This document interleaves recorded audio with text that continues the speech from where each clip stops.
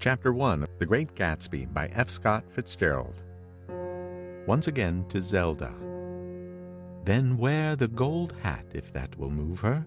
If you can bounce high, bounce for her too, till she cry, Lover, gold-hatted, high-bouncing lover, I must have you. Thomas Park D'Invilliers. Chapter 1. In my younger and more vulnerable years, my father gave me some advice that I've been turning over in my mind ever since.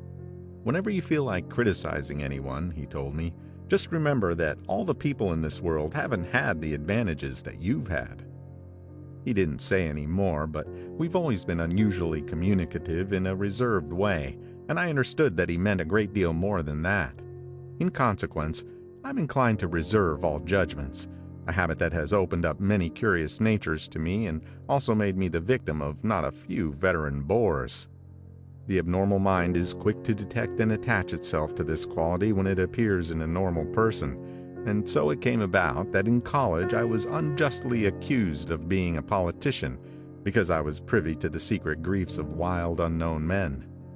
Most of the confidences were unsought.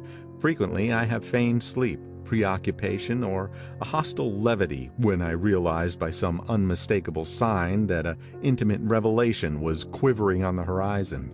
For the intimate revelations of young men, or at least the terms in which they express them, are usually plagiaristic and marred by obvious suppressions. Reserving judgments is a matter of infinite hope. I am still a little afraid of missing something if I forget that, as my father snobbishly suggested, and I snobbishly repeat, a sense of the fundamental decencies is parceled out unequally at birth. And after boasting this way of my tolerance, I come to the admission that it has a limit. Conduct may be founded on the hard rock or the wet marshes, but after a certain point, I don't care what it's founded on. When I came back from the East last autumn, I felt that I wanted the world to be in uniform and at a sort of moral attention forever. I wanted no more riotous excursions with privileged glimpses into the human heart. Only Gatsby, the man who gives his name to this book, was exempt from my reaction. Gatsby, who represented everything for which I have an unaffected scorn. If personality is an unbroken series of successful gestures, then there was something gorgeous about him, some heightened sensitivity to the promises of life, as if he were related to one of those intricate machines that register earthquakes 10,000 miles away. This responsiveness had nothing to do with that flabby impressionability which is dignified under the name of the creative temperament.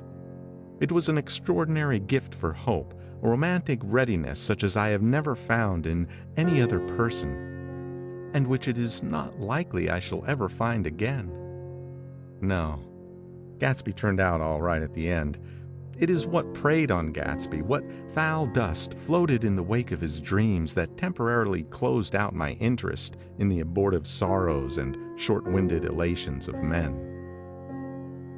My family have been prominent, well-to-do people in this Middle Western city for 3 generations. The Carraways are something of a clan, and we have a tradition that we're descended from the Dukes of 𝔾𝕣𝕖𝕒𝕒, but the actual founder of my line was my grandfather's brother, who came here in '51, sent a substitute to the Civil War, and started the wholesale hardware business that my father carries on today. I never saw this great-uncle, but I'm supposed to look like him, with special reference to the rather hard-boiled painting that hangs in Father's office. I graduated from New Haven in 1915, just a quarter of a century after my father, and a little later I participated in that delayed Teutonic migration known as the Great War. I enjoyed the counter-raid so thoroughly that I came back restless. Instead of being the warm center of the world, the Middle West now seemed like a ragged edge of the universe. So I decided to go east and learn the bond business. Everybody I knew was in the bond business, so I supposed it could support one more single man. All my aunts and uncles talked it over as if they were choosing a prep school for me, and finally said, "Why, yes," with very grave, hesitant faces. Father agreed to finance me for a year, and after various delays I came east permanently, I thought, in the spring of '22. The practical thing was to find rooms in the city, but it was a warm season and I had just left a country of wide lawns and friendly trees, so when a young man at the office suggested that we take a house together in a commuting town, it sounded like a great idea. He found the house, a weather-beaten cardboard bungalow at $80 a month, but at the last minute the firm ordered him to Washington, and I went out to the country alone. I had a dog, at least I had him for a few days until he ran away, and an old Dodge and a Finnish woman who made my bed and cooked breakfast and muttered Finnish wisdom to herself over the electric stove. It was lonely for a day or so, until one morning some man, more recently arrived than I, stopped me on the road. "How do you get to West Egg Village?" he asked helplessly. I told him, and as I walked on, I was lonely no longer. I was a guide, a pathfinder, an original settler. He had casually conferred on me the freedom of the neighborhood. And so, with the sunshine and the great bursts of leaves growing on the trees, just as things grow in fast movies, I had that familiar conviction that life was beginning over again with the summer. There was so much to read, for one thing, and so much fine health to be pulled down out of the young, breath-giving air. I bought a dozen volumes on banking and credit and investment securities, and they stood on my shelf in red and gold like new money from the mint, promising to unfold the shining secrets that only Midas and Morgan and Maecenas knew. And I had the high intention of reading many other books besides. I was rather literary in college. One year I wrote a series of very solemn and obvious editorials for the Yale News, and now I was going to bring back all such things into my life and become again that most limited of all specialists, the well-rounded man. This isn't just an epigram. Life is much more successfully looked at from a single window, after all. It was a matter of chance that I should have rented a house in one of the strangest communities in North America. It was on that slender, riotous island which extends itself due east of New York, and where there are, among other natural curiosities, two unusual formations of land. 20 miles from the city, a pair of enormous eggs, identical in contour and separated only by a courtesy bay, jut out into the most domesticated body of salt water in the Western Hemisphere, the Great Wet Barnyard of Long Island Sound. They are not perfect ovals, like the egg in the Columbus story. They are both crushed flat at the contact end, but their physical resemblance must be a source of perpetual wonder to the gulls that fly overhead. To the wingless, a more interesting phenomena is their dissimilarity in every particular, except shape and size. I lived at West Egg, the less fashionable of the two, though this is a most superficial tag to express the bizarre and not a little sinister contrast between them. My house was at the very tip of the egg, only 50 yards from the Sound, and squeezed between two huge places that rented for $12,000 or $15,000 a season. The one on my right was a colossal affair by any standard. It was a factual imitation of some Hôtel de Ville in Normandy, with a tower on one side spanking new under a thin beard of raw ivy, and a marble swimming pool, and more than 40 acres of lawn and garden. It was Gatsby's mansion, or rather, as I didn't know Mr. Gatsby, it was a mansion inhabited by a gentleman of that name. My own house was an eyesore, but it was a small eyesore, and it had been overlooked, so I had a view of the water, a partial view of my neighbor's lawn, and the consoling proximity of millionaires, all for $80 a month. Across the courtesy bay, the white palaces of fashionable East Egg glittered along the water, and the history of the summer really begins on the evening I drove over there to have dinner with the Tom Buchanans. Daisy was my second cousin once removed, and I'd known Tom in college. And just after the war, I spent 2 days with them in Chicago. Her husband, among various physical accomplishments, had been one of the most powerful ends that ever played football at New Haven. A national figure in a way, one of those men who reach such an acute limited excellence at 21 that everything afterwards savors of anticlimax. His family were enormously wealthy. Even in college, his freedom with money was a matter for reproach. But now he'd left Chicago and come east in a fashion that rather took your breath away. For instance, he'd brought down a string of polo ponies from Lake Forest. It was hard to realize that a man in my own generation was wealthy enough to do that. Why they came east, I don't know. They had spent a year in France for no particular reason, and then drifted here and there unrestfully wherever people played polo and were rich together. This was a permanent move, said Daisy over the telephone, but I didn't believe it. I had no sight into Daisy's heart, but I felt that Tom would drift on, forever seeking, a little wistfully, for that dramatic turbulence of some irrecoverable football game. And so it happened that on a warm, windy evening I drove over to East Egg to see two old friends whom I scarcely knew at all. Their house was even more elaborate than I expected, a cheerful red and white Georgian colonial mansion overlooking the bay. The lawn started at the beach and ran towards the front door for a quarter of a mile, jumping over sundials and brick walks and burning gardens. Finally, when it reached the house, drifting up the side in bright vines, as though from the momentum of its run. The front was broken by a line of French windows, glowing now with reflected gold and wide open to the warm, windy afternoon.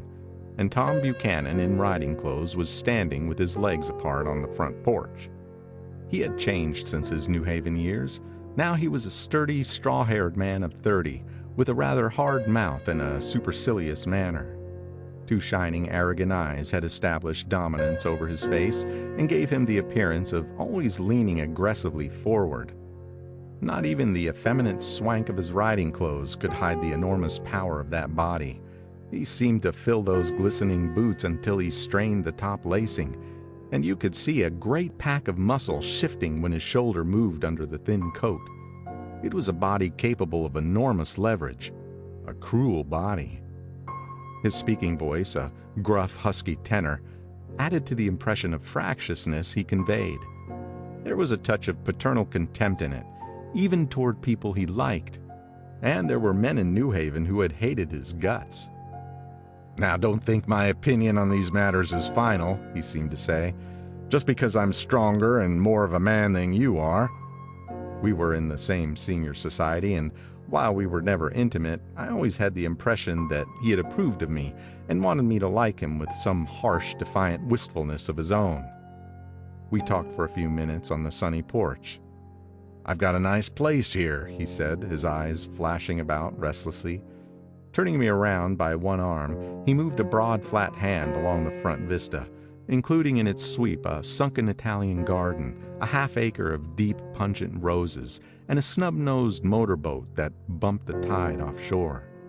"It belonged to 𝔸𝕦𝕝𝕝, the oil man." He turned me around again, politely and abruptly. "We'll go inside." He walked through a high hallway into a bright rosy-colored space, fragilely bound into the house by French windows at either end. The windows were ajar and gleaming white against the fresh grass outside that seemed to grow a little way into the house. A breeze blew through the room, blew curtains in at one end and out the other like pale flags, twisting them up toward the frosted wedding cake of the ceiling, and then rippled over the wine-colored rug, making a shadow on it as wind does on the sea. The only completely stationary object in the room was an enormous couch on which two young women were buoyed up as though upon an anchored balloon. They were both in white, and their dresses were rippling and fluttering as if they had just been blown back in after a short flight around the house. I must have stood for a few moments listening to the wisp and snap of the curtains and the groan of a picture on the wall. Then there was a boom as Tom Buchanan shut the rear windows, and the caught wind died out about the room, and the curtains and the rugs and the two young women ballooned slowly to the floor. The younger of the two was a stranger to me. She was extended full length at her end of the divan, completely motionless, and with her chin raised a little, as if she were balancing something on it which was quite likely to fall. If she saw me out of the corner of her eyes, she gave no hint of it. Indeed, I was almost surprised into murmuring an apology for having disturbed her by coming in. The other girl, Daisy, made an attempt to rise. She leaned slightly forward with a conscientious expression. Then she laughed, an absurd, charming little laugh, and I laughed too and came forward into the room. I'm paralyzed with happiness." She laughed again as if she said something very witty, and held my hand for a moment, looking up into my face, promising that there was no one in the world she so much wanted to see. That was a way she had. She hinted in a murmur that the surname of the balancing girl was Baker. I've heard it said that Daisy's murmur was only to make people lean toward her, an irrelevant criticism that made it no less charming. At any rate, Miss Baker's lips fluttered. She nodded at me almost imperceptibly, and then quickly tipped her head back again. The object she was balancing had obviously tottered a little, and given her something of a fright. Again, a sort of apology arose to my lips. Almost an exhibition of complete self-sufficiency draws a stunned tribute from me. I looked back at my cousin, who began to ask me questions in her low, thrilling voice. It was the kind of voice that the ear follows up and down, as if each speech is an arrangement of notes that will never be played again. Her face was sad and lovely, with bright things in it, bright eyes and a bright, passionate mouth. But there was an excitement in her voice that men who had cared for her found difficult to forget. A singing compulsion, a whispered, "Listen," a promise that she had done gay, exciting things just a while since, and that there were gay, exciting things hovering in the next hour. I told her how I had stopped off in Chicago for a day on my way east, and how a dozen people had sent their love through me. "Do they miss me?" she cried ecstatically. "The whole town is desolate. All the cars have left rear wheel painted black as a mourning wreath, and there's a persistent wail all night along the North Shore." "How gorgeous! Let's go back, Tom, tomorrow." Then she added irrelevantly, "You ought to see the baby." "I'd like to." "She's asleep. She's 3 years old. Haven't you ever seen her?" "Never." "Well, you ought to see her. She's—" Tom Buchanan, who had been hovering restlessly about the room, stopped and rested his hand on my shoulder. "What are you doing, Nick?" "I'm a bond man." "Who with?" I told him. "Never heard of them," he remarked decisively. This annoyed me. "You will," I answered shortly. "You will if you stay in the East." "Oh, I stay in the East, don't you worry," he said, glancing at Daisy and then back at me, as if he were alert for something more. "I'd be a goddamn fool to live anywhere else." At this point, Miss Baker said, "Absolutely," with such suddenness that I started. It was the first word she had uttered since I came into the room. Evidently it surprised her as much as it did me, for she yawned and, with a series of rapid, deft movements, stood up into the room. "I'm stiff," she complained. "I've been lying on that sofa for as long as I can remember." "Don't look at me," Daisy retorted. "I've been trying to get you to New York all afternoon." "No, thanks," said Miss Baker to the 4 cocktails just in front of the pantry. "I'm absolutely in training." Her host looked at her incredulously. "You are?" He took down his drink as if it were a drop in the bottom of a glass. "How you ever get anything done is beyond me." I looked at Miss Baker, wondering what it was she got done. I enjoyed looking at her. She was a slender, small-breasted girl with an erect carriage, which she accentuated by throwing her body backward at the shoulders like a young cadet. Her gray, sun-strained eyes looked back at me with polite reciprocal curiosity out of a wan, charming, discontented face. It occurred to me now that I had seen her, or a picture of her, somewhere before. "You live in the West Egg," she remarked contemptuously. "I know somebody there." "I don't know a single—" "You must know Gatsby." "Gatsby?" demanded Daisy. "What Gatsby?" Before I could reply that he was my neighbor, dinner was announced. Wedging his tense arm imperatively under mine, Tom Buchanan compelled me from the room as though he were moving a checker to another square. Slenderly, languidly, their hands set lightly on their hips, the 2 young women preceded us out onto the rosy-colored porch, open toward the sunset, where 4 candles flickered on the table in the diminished wind. "Why candles?" objected Daisy, frowning. She snapped them out with her fingers. "In 2 weeks it'll be the longest day in the year." She looked at us all radiantly. "Do you always watch for the longest day of the year and then miss it?" "I always watch for the longest day in the year and then miss it." "We ought to plan something," yawned Miss Baker, sitting down at the table as if she were getting into bed. "All right," said Daisy. "What'll we plan?" She turned to me helplessly. "What do people plan?" Before I could answer, her eyes fastened with an odd expression on her little finger. "Look," she complained. "I heard it." We all looked. The knuckle was black and blue. "You did it, Tom," she said accusingly. "I know you didn't mean to, but you did do it. That's what I get for marrying a brute of a man, a great big hulking physical specimen of a—" "I hate that word hulking," objected Tom crossly, "even in kidding." "Hulking," insisted Daisy. Sometimes she and Miss Baker talked at once, unobtrusively and with a bantering inconsequence that was never quite chatter, that was as cool as their white dresses and their impersonal eyes in the absence of all desire. They were here, and they accepted Tom and me, making only a polite, pleasant effort to entertain or to be entertained. They knew that presently dinner would be over, and a little later the evening too would be over and casually put away. It was sharply different from the West, where an evening was hurried from phase to phase toward its close, in a continually disappointed anticipation, or else in sheer nervous dread of the moment itself. "You make me feel uncivilized, Daisy," I confessed on my second glass of corky but rather impressive claret. "Can you talk about crops or something?" I meant nothing in particular by this remark, but it was taken up in an unexpected way. "Civilization's going to pieces," broke out Tom violently. "I've gotten to be a terrible pessimist about things. Have you read The Rise of the Colored Empires by this man Goddard?" "Why, no," I answered, rather surprised by his tone. "Well, it's a fine book, and everybody ought to read it. The idea is, if we don't look out, the white race will be utterly submerged. It's all scientific stuff. It's been proved." "Tom's getting very profound," said Daisy with an expression of unthoughtful sadness. "He reads deep books with long words in them. What was that word we—" "Well, these books are all scientific," insisted Tom, glancing at her impatiently. "This fellow has worked out the whole thing. It's up to us, who are the dominant race, to watch out, or these other races will have control of things." "We've got to beat them down," whispered Daisy, winking ferociously toward the fervent sun. "You ought to live in California," began Miss Baker, but Tom interrupted her by shifting heavily in his chair. "This idea is that we're Nordics. I am, and you are, and you are, and—" After an infinitesimal hesitation, he included Daisy with a slight nod, and she winked at me again.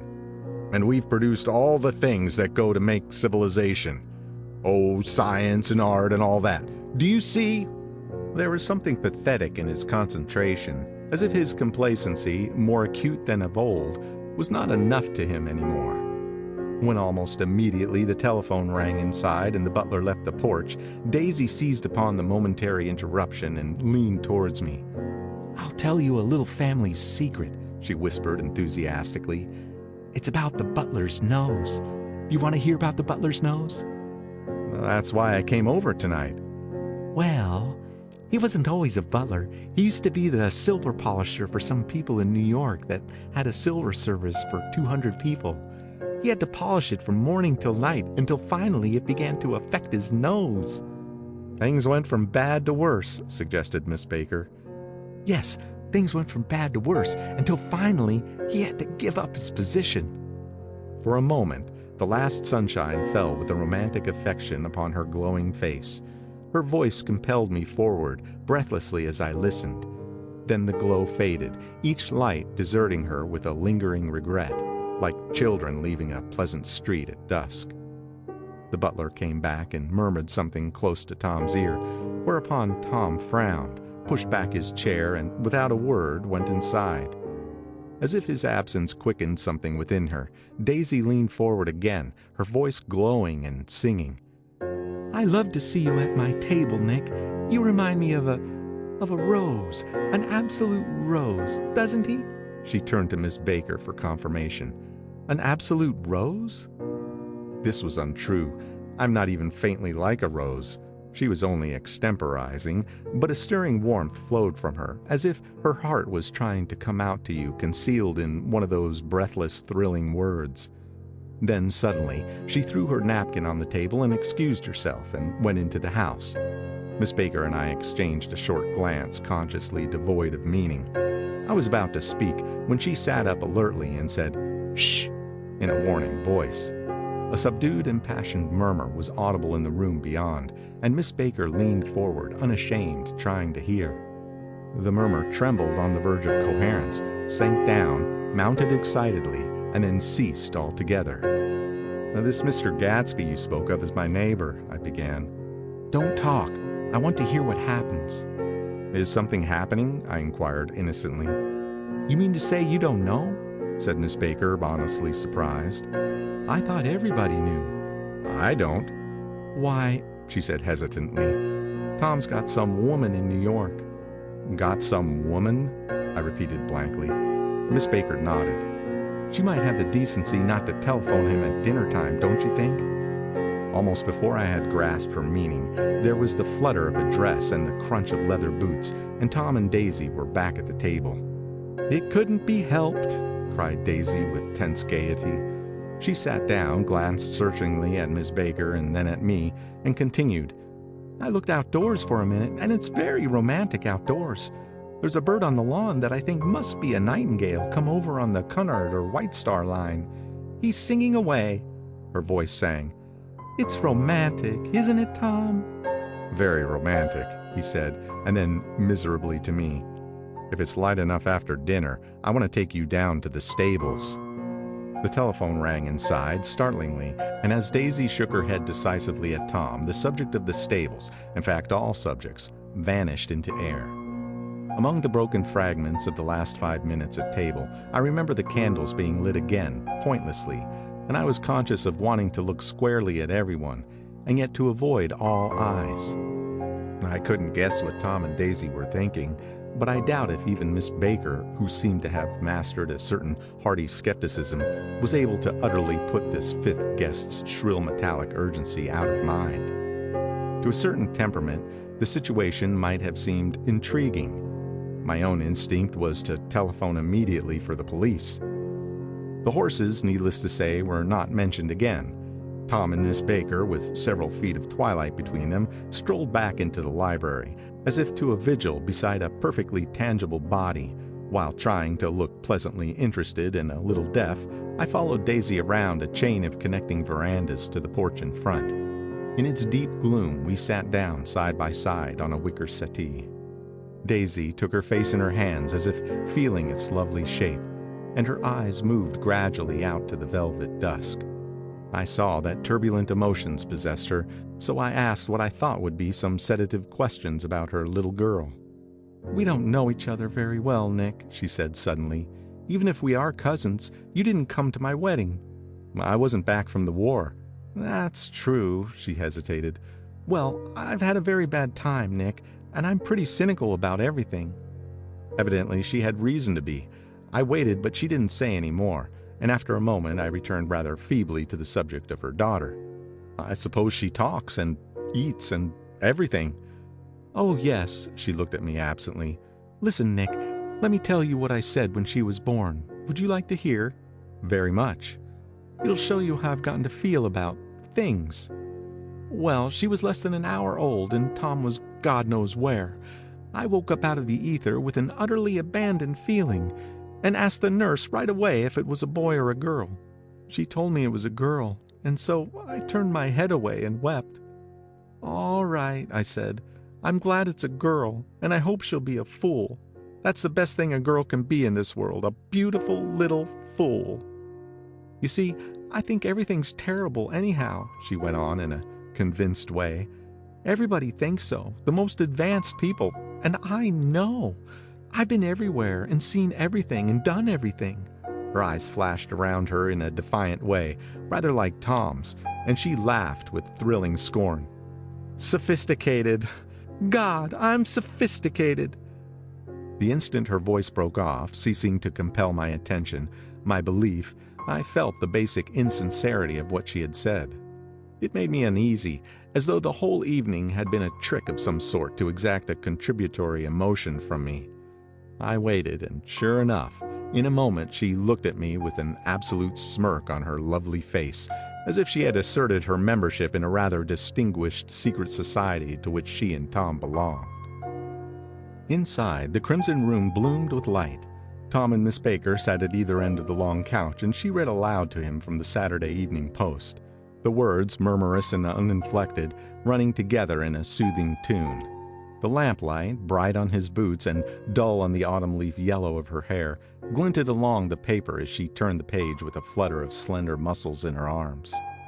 When we came in, she held us silent for a moment with a lifted hand. "To be continued," she said, tossing the magazine on the table, "in our very next issue." Her body asserted itself with a restless movement of her knee, and she stood up. 10 o'clock, she remarked, apparently finding the time on the ceiling. "Time for this good girl to go to bed." "Jordan's going to play in the tournament tomorrow," explained Daisy, "over at Westchester." "Oh, you're Jordan Baker." I knew now why her face was familiar. Its pleasing, contemptuous expression had looked out at me from many a rotogravure pictures of the sporting life at Asheville and Hot Springs and Palm Beach. I had heard some story of her, too, a critical, unpleasant story, but what it was I had forgotten long ago. "Good night," she said softly. "Wake me at 8, won't you?" "If you'll get up." "I will. Good night, Mr. Carraway. See you anon."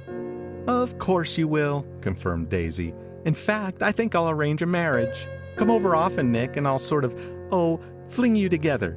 You know, lock you up accidentally in linen closets and push you out to sea in a boat and all that sort of thing." "Good night," called Miss Baker from the stairs. "I haven't heard a word." "She's a nice girl," said Tom after a moment. "They oughtn't to let her run around the country this way." "Who oughtn't to?" inquired Daisy coldly. "Her family." "Her family is one aunt about 1,000 years old. Besides, Nick's going to look after her, aren't you, Nick? She's going to spend lots of weekends out here this summer. I think the home influence will be very good for her." Daisy and Tom looked at each other for a moment in silence. "Is she from New York?" I asked quickly. "From Louisville. Our white girlhood was passed together there, our beautiful white—" "Did you give Nick a little heart-to-heart talk on the veranda?" demanded Tom suddenly. "Did I?" She looked at me. "I can't seem to remember. But I think we talked about the Nordic race. Yes, I'm sure we did. It sort of crept up on us, and first thing you know—" "Don't believe everything you hear, Nick," he advised me. I said lightly that I had heard nothing at all, and a few minutes later I got up to go home. They came to the door with me and stood side by side in a cheerful square of light. As I started my motor, Daisy peremptorily called, "Wait! I forgot to ask you something, and it's important. We heard you were engaged to a girl out west." "That's right," corroborated Tom kindly. "We heard that you were engaged." "It's a libel. I'm too poor." "But we heard it," insisted Daisy, surprising me by opening up again in a flower-like way. "We heard it from 3 people, so it must be true." Of course I knew what they were referring to, but I wasn't even vaguely engaged. The fact that gossip had published the banns was one of the reasons I had come east. You can't stop going with an old friend on account of rumors. And on the other hand, I had no intention of being rumored into marriage. Their interest rather touched me and made them less remotely rich. Nevertheless, I was confused and a little disgusted as I drove away. It seemed to me that the thing for Daisy to do was to rush out of the house, child in arms, but apparently there were no such intentions in her head. As for Tom, the fact that he had some woman in New York was really less surprising than that he had been depressed by a book. Something was making him nibble at the edge of stale ideas, as if his sturdy physical egotism no longer nourished his peremptory heart. Already it was deep summer on roadhouse roofs and in front of wayside garages, where new red petrol pumps sat out in pools of light, and when I reached my estate at West Egg, I ran the car under its shed and sat for a while on an abandoned grass roller in the yard. The wind had blown off, leaving a loud, bright night, with wings beating in the trees and a persistent organ sound as the full bellows of the earth blew the frogs full of life. The silhouette of a moving cat wavered across the moonlight, and turning my head to watch it, I saw that I was not alone. 50 feet away, a figure had emerged from the shadow of my neighbor's mansion and was standing with his hands in his pockets, regarding the silver pepper of the stars. Something in his leisurely movements and the secure position of his feet upon the lawn suggested that it was Mr. Gatsby himself, come out to determine what share was his of our local heavens. I decided to call to him. Miss Baker had mentioned him at dinner, and that would do for an introduction. But I didn't call for him, for he gave a sudden intimation that he was content to be alone. He stretched out his arms toward the dark water in a curious way, and far as I was from him, I could have sworn he was trembling. Involuntarily I glanced seaward, and distinguished nothing except a single green light, minute and far away, that might have been the end of a dock. When I looked once more for Gatsby, he had vanished, and I was alone again in the unquiet darkness. End of Chapter 1. Chapter 2 of The Great Gatsby by F. Scott Fitzgerald. Chapter 2. About halfway between West Egg and New York, the motor road hastily joins the railroad and runs beside it for a quarter of a mile, so as to shrink away from a certain desolate area of land. This is a valley of ashes, a fantastic farm where ashes grow like wheat into ridges and hills and grotesque gardens, where ashes take the forms of houses and chimneys and rising smoke, and finally, with a transcendent effort, of ash-gray men who move dimly and already crumbling through the powdery air.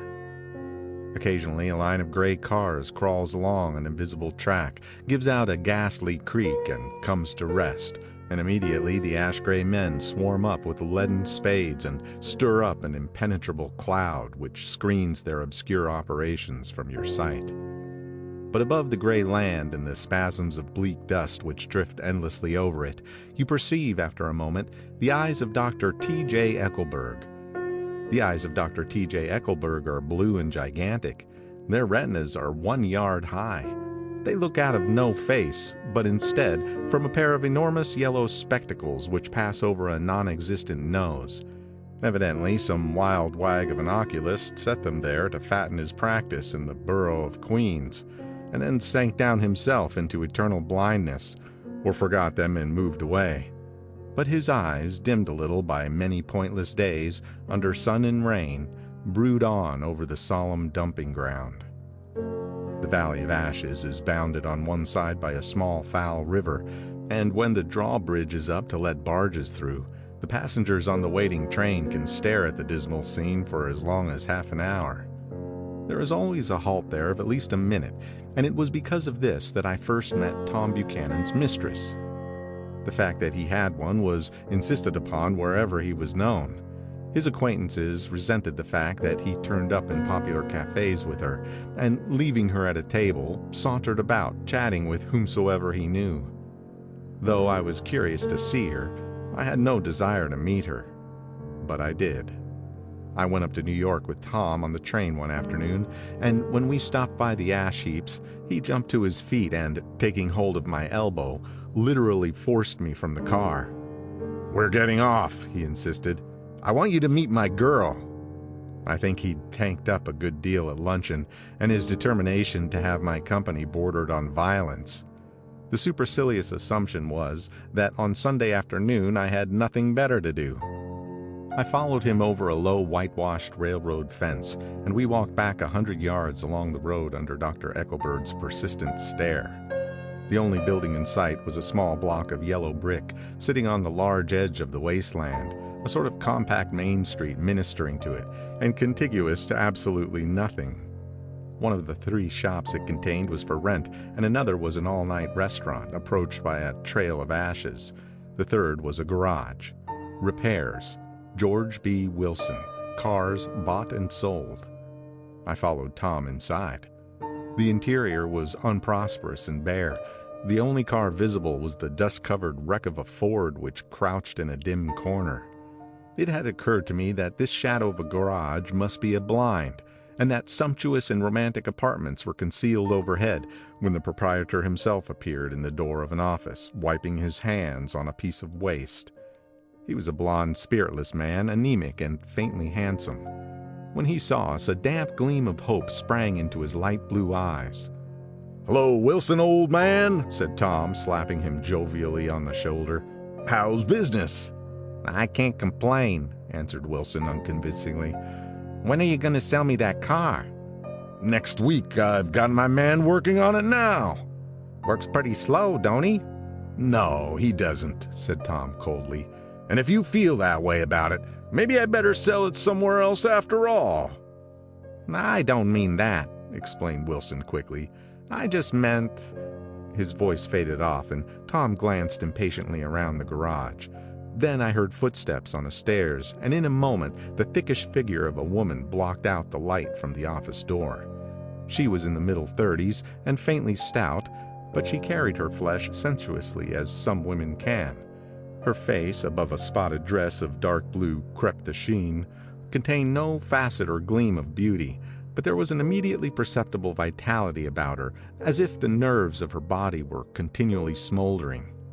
She smiled slowly, and, walking through her husband as if he were a ghost, shook hands with Tom, looking him flush in the eye. Then she wet her lips and, without turning around, spoke to her husband in a soft, coarse voice. "Get some chairs, why don't you, so somebody can sit down?" "Oh, sure," agreed Wilson hurriedly, and went toward the little office, mingling immediately with the cement color of the walls. A white ashen dust veiled his dark suit and his pale hair as it veiled everything in the vicinity, except his wife, who moved close to Tom. "I want to see you," said Tom intently. "Get on the next train." "All right." "I'll meet you by the newsstand on the lower level." She nodded and moved away from him just as George Wilson emerged with 2 chairs from his office door. We waited for her down the road and out of sight. It was a few days before the 4th of July, and a gray, scrawny Italian child was setting torpedoes in a row along the railroad track. "Terrible place, isn't it?" said Tom, exchanging a frown with Dr. 𝔾𝕒𝕒𝕒𝕒. "Awful. It does her good to get away." "Doesn't her husband object?" "Wilson? He thinks she goes to see her sister in New York. He's so dumb, he doesn't know he's alive." So Tom Buchanan and his girl and I went up together to New York. Or not quite together, for Mrs. Wilson sat discreetly in another car. Tom deferred that much to the sensibilities of those East Eggers who might be on the train.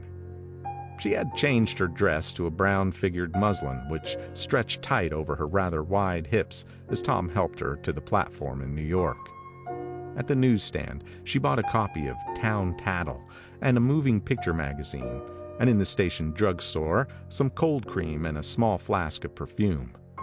Upstairs, in the solemn echoing drive, she let 4 taxicabs drive away before she selected a new one, lavender-colored with gray upholstery, and in this we slid out from the mass of the station into the glowing sunshine.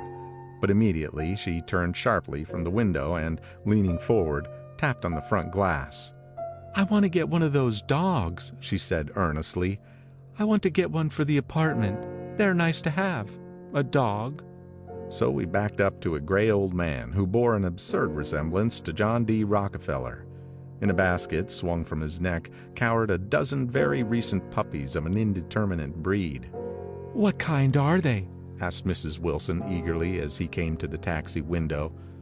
"All kinds. What kind do you want, lady?" "I'd like to get one of those police dogs. I don't suppose you got that kind." The man peered doubtfully into the basket, plunged in his hand, and drew one up, wriggling by the back of the neck. "That's no police dog," said Tom. "No, it's not exactly a police dog," said the man with disappointment in his voice. "It's more of an Airedale." He passed his hand over the brown wash rag of a back. "Look at that coat. Some coat. That's a dog that'll never bother you with catching cold." "I think it's cute," said Mrs. Wilson enthusiastically. "How much is it?" "That dog?" He looked at it admiringly. "That dog will cost you $10. The Airedale, undoubtedly there was an Airedale concerned in it somewhere, though its feet were startlingly white, changed hands and settled down into Mrs. Wilson's lap, where she fondled the weatherproof coat with rapture. "Is it a boy or a girl?" she asked delicately. "That dog? That dog's a boy." "It's a bitch," said Tom derisively. "Here's your money. Go and buy 10 more dogs with it." We drove over to Fifth Avenue, warm and soft, almost pastoral, on the summer Sunday afternoon. I wouldn't have been surprised to see a great flock of white sheep turn the corner. "Hold on," I said. "I have to leave you here." "No, you don't," interposed Tom quickly. "Myrtle'll be hurt if you don't come up to the apartment. Won't you, Myrtle?" "Come on," she urged. "I'll telephone my sister Catherine. She's said to be very beautiful by people who ought to know." "Well, I'd like to, but—" We went on, cutting back again over the park toward the West Hundreds. At 158th Street, the cab stopped at one slice in a long white cake of apartment houses. Throwing a regal homecoming glance around the neighborhood, Mrs. Wilson gathered up her dog and her other purchases and went haughtily in. "I'm going to have the McKees come up," she announced as we rose in the elevator. "And of course, I've got to call up my sister, too." The apartment was on the top floor, a small living room, a small dining room, a small bedroom, and a bath. The living room was crowded to the doors with a set of tapestried furniture entirely too large for it, so that to move about was to stumble continually over scenes of ladies swinging in the gardens of Versailles. The only picture was an over-enlarged photograph, apparently a hen sitting on a blurred rock. Looked at from a distance, however, the hen resolved itself into a bonnet, and the countenance of a stout old lady beamed down into the room. Several old copies of Town Tattle lay on the table, together with a copy of Simon Called Peter, and some of the small scandal magazines of Broadway. Mrs. Wilson was first concerned with the dog. A reluctant elevator boy went for a box full of straw and some milk, to which he added, on his own initiative, a tin of large, hard dog biscuits, one of which decomposed apathetically in the saucer of milk all afternoon. Meanwhile, Tom brought out a bottle of whiskey from a locked bureau door. I have been drunk just twice in my life, and the second time was that afternoon, so everything that happened has a dim, hazy cast over it, although until after 8 o'clock the apartment was full of cheerful sun. Sitting on Tom's lap, Mrs. Wilson called up several people on the telephone. Then there were no cigarettes, and I went out to buy some at the drugstore on the corner. When I came back, they had both disappeared, so I sat down discreetly in the living room and read a chapter of Simon Called Peter. Either it was terrible stuff or the whiskey distorted things, because it didn't make any sense to me. Just as Tom and Myrtle, after the first drink Mrs. Wilson and I called each other by our first names, reappeared, company commenced to arrive at the apartment door. The sister, Catherine, was a slender, worldly girl of about 30, with a solid, sticky bob of red hair and a complexion powdered milky white. Her eyebrows had been plucked and then drawn on again at a more rakish angle, but the efforts of nature toward the restoration of the old alignment gave a blurred air to her face. When she moved about, there was an incessant clicking as innumerable pottery bracelets jingled up and down upon her arms. She came in with such a proprietary haste and looked around so possessively at the furniture that I wondered if she lived here. But when I asked her, she laughed immoderately, repeated my question aloud, and told me she lived with her girlfriend at a hotel. Mr. McKee was a pale, feminine man from the flat below. He had just shaved, for there was a white spot of lather on his cheekbone, and he was most respectful of his greeting to everyone in the room. He informed me that he was in the artistic game, and I gathered later that he was a photographer and had made the dim enlargement of Mrs. Wilson's mother, which hovered like an ectoplasm on the wall. His wife was shrill, languid, handsome, and horrible. She told me with pride that her husband had photographed her 127 times since they had been married. Mrs. Wilson had changed her costume some time before and was now attired in an elaborate afternoon dress of cream-colored chiffon, which gave out a continual rustle as she swept about the room. With the influence of the dress, her personality had also undergone a change. The intense vitality that had been so remarkable in the garage was converted into impressive hauteur. Her laughter, her gestures, her assertions became more violently affected moment by moment, and as she expanded, the room grew smaller around her, until she seemed to be revolving on a noisy, creaking pivot through the smoky air. "My dear," she told her sister in a high, mincing shout, "most of these fellows will cheat you every time. All they think of is money. I had a woman up here last week to look at my feet, and when she gave me the bill, you'd have thought she had my appendicitis out." "What was the name of the woman?" asked Mrs. McKee. "Mrs. Eberhardt. She goes around looking at people's feet in their own homes." "I like your dress," remarked Mrs. McKee. "I think it's adorable." Mrs. Wilson rejected the compliment by raising her eyebrow in disdain. "It's just a crazy old thing," she said. "I just slip it on sometimes when I don't care what I look like." "But it looks wonderful on you, if you know what I mean," pursued Mrs. McKee. "If Chester could only get you in that pose, I think he can make something of it." We all looked in silence at Mrs. Wilson, who removed a strand of hair from over her eyes and looked back at us with a brilliant smile. Mr. McKee regarded her intently with his head on one side, and then moved his hand back and forth slowly in front of his face. "I should change the light," he said after a moment. "I'd like to bring out the modeling of the features, and I'd try to get hold of all that back hair." "I wouldn't think of changing the light," cried Mrs. McKee. "I think it's—" Her husband said, "Shh," and we all looked at the subject again, whereupon Tom Buchanan yawned audibly and got to his feet. "You McKees have something to drink," he said. "Get some more ice and mineral water, Myrtle, before everybody goes to sleep." "I told that boy about the ice." Myrtle raised her eyebrows in despair at the shiftlessness of the lower orders. "These people, you have to keep after them all the time." She looked at me and laughed pointlessly. Then she flounced over to the dog, kissed it with ecstasy, and swept into the kitchen, implying that a dozen chefs awaited her orders there. "I've done some nice things out on Long Island," asserted Mr. McKee. Tom looked at him blankly. "2 of them we have framed downstairs." "2 what?"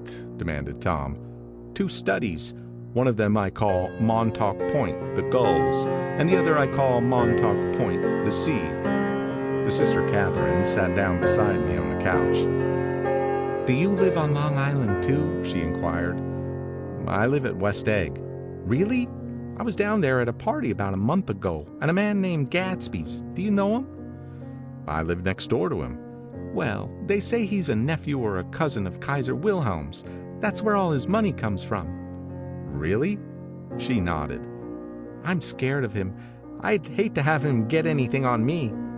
This absorbing information about my neighbor was interrupted by Mrs. McKee's pointing suddenly at Catherine. "Chester, I think you could do something with her," she broke out, but Mr. McKee only nodded in a bored way and turned his attention to Tom. "I like to do more work on Long Island if I could get the entry. All I ask is that they should give me a start." "Ask Myrtle," said Tom, breaking into a short shout of laughter as Mrs. Wilson entered with a tray. "She'll give you a letter of introduction, won't you, Myrtle?" "Do what?" she asked, startled. "You'll give McKee a letter of introduction to your husband so he can do some studies on him." His lips moved silently for a moment as he invented George B. Wilson at the gasoline pump, or something like that. Catherine leaned close to me and whispered in my ear, "Neither of them can stand the person they're married to." "Can't they?" "Can't stand them." She looked at Myrtle and then at Tom. "What I say is, why go on living with them if they can't stand them? If I was them, I'd get a divorce and get married to each other right away." "Doesn't she like Wilson either?" The answer to this was unexpected. It came from Myrtle, who had overheard the question, and it was violent and obscene. "You see," cried Catherine triumphantly. She lowered her voice again. "It's really his wife that keeps them apart. She's a Catholic, and they don't believe in divorce." Daisy was not a Catholic, and I was a little shocked at the elaborateness of the lie. "When they do get married," continued Catherine, "they're going west to live for a while until it blows over." "It'd be more discreet to go to Europe." "Oh, you like Europe?" she exclaimed surprisingly. "I just got back from Monte Carlo." "Really?" "Just last year. I went over there with another girl." "Stay long?" "No, we just went to Monte Carlo and back. We went by way of Marseille. We had over $1,200 when we started, but we got gypped out of it all in 2 days in the private rooms. We had an awful time getting back, I can tell you. God, how I hated that town." The late afternoon sky bloomed in the window for a moment like the blue honey of the Mediterranean. Then the shrill voice of Mrs. McKee called me back into the room. "I almost made a mistake, too," she declared vigorously. "I almost married a little kike who'd been after me for years. I knew he was below me. Everybody kept saying to me, 'Lucille, that man's way below you.' But if I hadn't met Chester, he'd have got me for sure." "Yes, but listen," said Myrtle Wilson, nodding her head up and down. "At least you didn't marry him." "I know I didn't." "Well, I married him," said Myrtle ambiguously, "and that's the difference between your case and mine." "Why did you, Myrtle?" demanded Catherine. "Nobody forced you to." Myrtle considered. "I married him because I thought he was a gentleman," she said finally. "I thought he knew something about breeding, but he wasn't fit to lick my shoe." "You were crazy about him for a while," said Catherine. "Crazy about him?" cried Myrtle incredulously. "Who said I was crazy about him? I never was any more crazy about him than I was about that man there." She pointed suddenly at me, and everyone looked at me accusingly. I tried to show by my expression that I expected no affection. "The only crazy I was when I married him. I knew right away I made a mistake. He borrowed somebody's best suit to get married in and never told me about it, and the man came after it one day when he was out. 'Oh, is that your suit?' I said. This is the first I ever heard about it, but I gave it to him, and then I lay down and cried to beat the band all afternoon." "She really ought to get away from him," resumed Catherine to me. "They've been living over that garage for 11 years, and Tom's the first sweetie she ever had." The bottle of whiskey, a second one, was now in constant demand by all present, excepting Catherine, who felt just as good on nothing at all. Tom rang for the janitor and sent him for some celebrated sandwiches, which were a complete supper in themselves. I wanted to get out and walk eastward toward the park through the soft twilight, but each time I tried to go I became entangled in some wild, strident argument which pulled me back, as if with ropes, into my chair. Yet high over the city our line of yellow windows must have contributed their share of human secrecy to the casual watcher in the darkening streets. And I saw him, too, looking up and wondering. I was within and without, simultaneously enchanted and repelled by the inexhaustible variety of life. Myrtle pulled her chair close to mine, and suddenly her warm breath poured over me the story of her first meeting with Tom. "It was on the two little seats facing each other that are always the last ones left on the train. I was going up to New York to see my sister and spend the night. He had on a dress suit and patent leather shoes, and I couldn't keep my eyes off him. But every time he looked at me, I had to pretend to be looking at the advertisement over his head. When we came into the station, he was next to me, and his white shirt front pressed against my arm, and so I told him I'd have to call a policeman. But he knew I lied. I was so excited that when I got into the taxi with him, I didn't hardly know I wasn't getting into a subway train. All I kept thinking about over and over was, 'You can't live forever, you can't live forever.'" She turned to Mrs. McKee, and the room rang full of her artificial laughter. "My dear," she cried, "I'm going to give you this dress as soon as I'm through with it. I've got to get another one tomorrow. I'm going to make a list of all the things I've got to get. A massage, and a wave, and a collar for the dog, and one of those cute little ashtrays where you touch a spring, and a wreath with a black silk bow for Mother's grave that'll last all summer. I've got to write down a list so I won't forget all the things I got to do." It was 9 o'clock. Almost immediately afterward I looked at my watch and found it was 10. Mr. McKee was asleep on the chair with his fists clenched in his lap, like a photograph of a man in action. Taking out my handkerchief, I wiped from his cheek the spot of dried lather that had worried me all the afternoon. The little dog was sitting on the table looking with blind eyes through the smoke, and from time to time groaning faintly. People disappeared, reappeared, made plans to go somewhere, and then lost each other, searched for each other, found each other a few feet away. Sometime toward midnight, Tom Buchanan and Mrs. Wilson stood face to face discussing, in impassioned voices, whether Mrs. Wilson had any right to mention Daisy's name. "Daisy, Daisy, Daisy," shouted Mrs. Wilson. "I'll say it whenever I want to. Daisy, Making a short, deft movement, Tom Buchanan broke her nose with his open hand. Then there were bloody towels upon the bathroom floor, and women's voices scolding, and high over the confusion, a long broken wail of pain.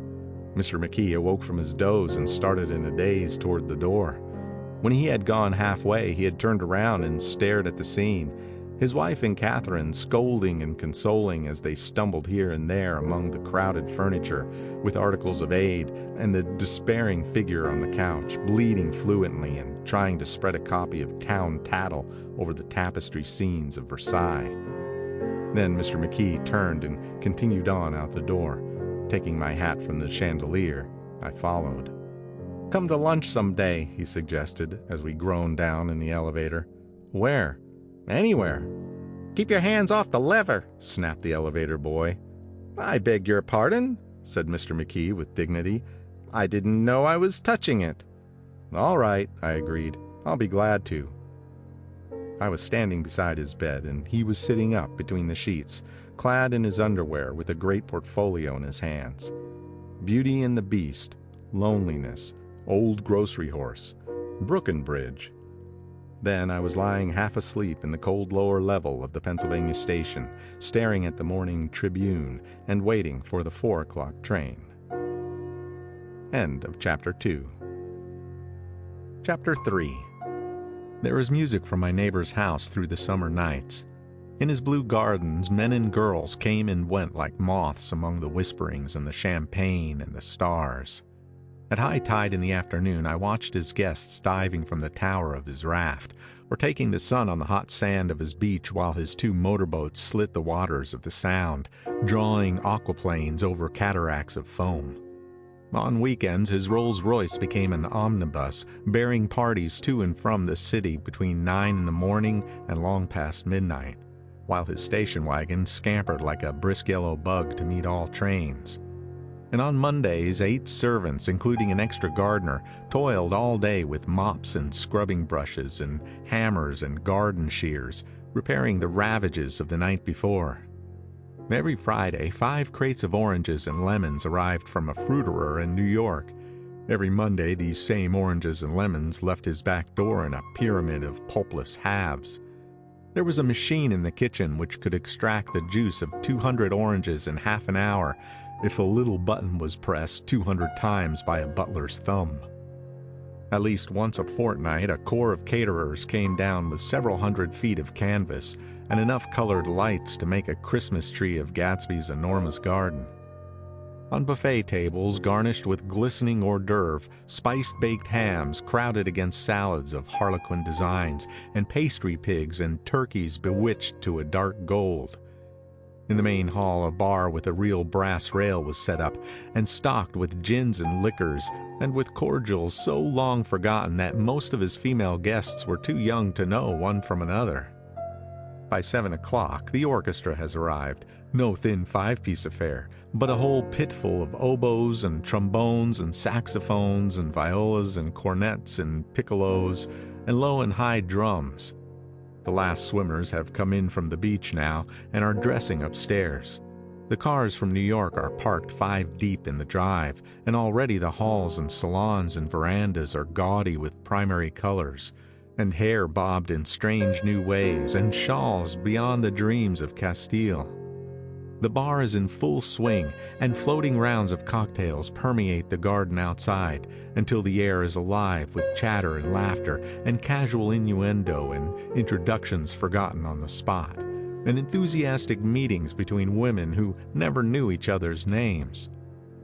The lights grow brighter as the earth lurches away from the sun, and now the orchestra is playing yellow cocktail music, and the opera of voices pitches a key higher. Laughter is easier minute by minute, spilled with prodigality, tipped out at a cheerful word.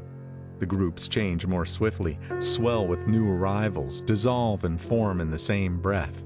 Already there are wanderers, confident girls who weave here and there among the stouter and more stable, become for a sharp, joyous moment the center of a group, and then, excited with triumph, glide on through the sea change of faces and voices and color under the constantly changing light. Suddenly, one of these gypsies in trembling opal seizes a cocktail out of the air, dumps it down for courage, and moving her hands like Frisco, dances out alone on the canvas platform. A momentary hush. The orchestra leader varies his rhythm obligingly for her, and there is a burst of chatter as the erroneous news goes around that she is Gilda Gray's understudy from the Follies. The party has begun. I believe that on the first night I went to Gatsby's house, I was one of the few guests who had actually been invited. People were not invited. They went there. They got into automobiles which bore them out to Long Island, and somehow they ended up at Gatsby's door. Once there, they were introduced by somebody who knew Gatsby, and after that they conducted themselves according to the rules of behavior associated with an amusement park. Sometimes they came and went without having met Gatsby at all, came for the party with a simplicity of heart that was its own ticket of admission. I had been actually invited. A chauffeur in uniform of robin's egg blue crossed my lawn early that Saturday morning with a surprisingly formal note from his employer. The honor would be entirely Gatsby's, it said, if I would attend his little party that night. He had seen me several times and had intended to call on me long before, but a peculiar combination of circumstances had prevented it. Signed, Jay Gatsby, in a majestic hand. Dressed up in white flannels, I went over to his lawn a little after 7 and wandered around rather ill at ease among swirls and eddies of people I didn't know, though here and there was a face I had noticed on the commuting train. I was immediately struck by the number of young Englishmen dotted about, all well dressed, all looking a little hungry, and all talking in low, earnest voices to solid and prosperous Americans. I was sure that they were selling something, bonds or insurance or automobiles. They were at least agonizingly aware of the easy money in the vicinity and convinced that it was theirs for a few words in the right key. As soon as I arrived, I made an attempt to find my host, but the 2 or 3 people of whom I asked his whereabouts stared at me in such an amazed way and denied so vehemently any knowledge of his movements that I slunk off in the direction of the cocktail table, the only place in the garden where a single man could linger without looking purposeless and alone. I was on my way to get roaring drunk from sheer embarrassment when Jordan Baker came out of the house and stood at the head of the marble steps, leaning a little backward and looking with contemptuous interest down into the garden. Welcome or not, I found it necessary to attach myself to someone before I should begin to address cordial remarks to the passer-by. "Hello!" I roared, advancing toward her. My voice seemed unnaturally loud across the garden. "I thought you might be here," she responded absently as I came up. "I remembered you lived next door to—" She held my hand impersonally as a promise that she'd take care of me in a minute, and gave ear to 2 girls in twin yellow dresses who stopped at the foot of the steps. "Hello!" they cried together. "Sorry you didn't win." That was for the golf tournament. She had lost in the finals the week before. "You don't know who we are," said one of the girls in yellow, "but we met you here about a month ago." "You've dyed your hair since then," remarked Jordan, and I started, but the girls had moved casually on, and her remark was addressed to the premature moon, produced like the supper, no doubt, out of a caterer's basket. With Jordan's slender golden arm resting on mine, we descended the steps and sauntered about the garden. A tray of cocktails floated at us through the twilight, and we sat down at a table with the 2 girls in yellow and 3 men, each one introduced to us as Mr. Mumble. "Do you come to these parties often?" inquired Jordan of the girl beside her. "The last one was the one I met you at," answered the girl in an alert, confident voice. She turned to her companion. "Wasn't it for you, Lucille?" It was for Lucille, too. "I like to come," Lucille said. "I never care what I do so long as I always have a good time. When I was here last, I tore my gown on a chair, and he asked me my name and address. Inside of a week, I got a package from Crorier's with a new evening gown in it."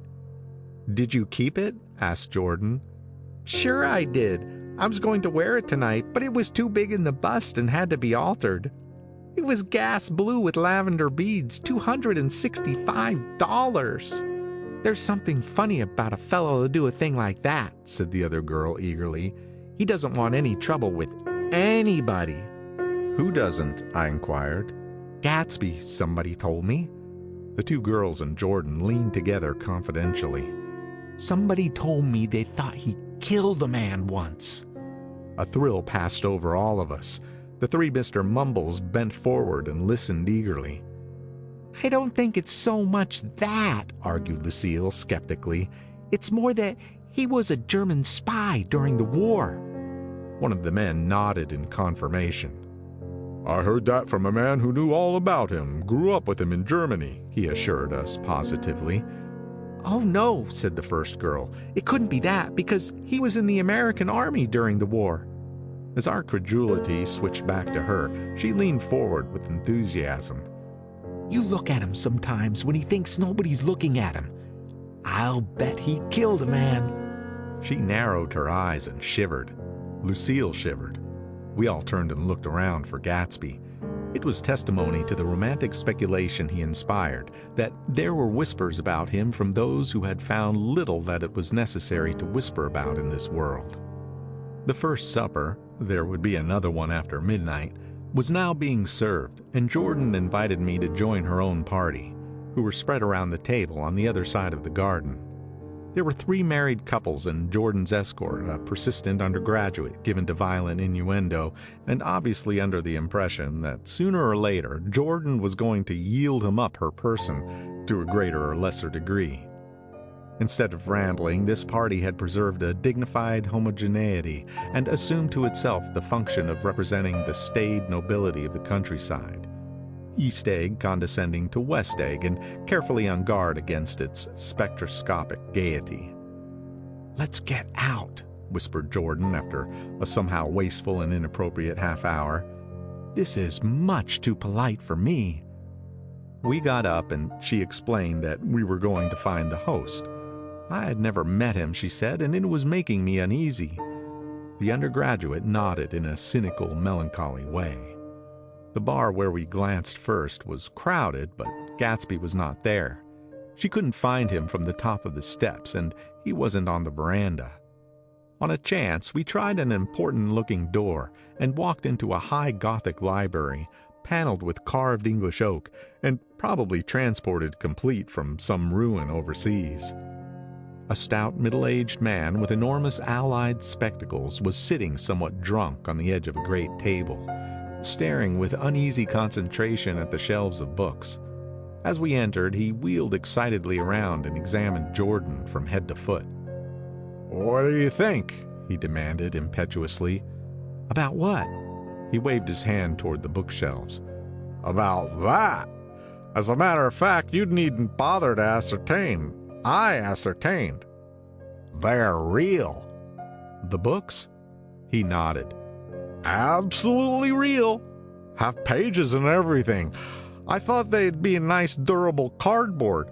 Matter of fact, they're absolutely real. Pages and... Here, let me show you."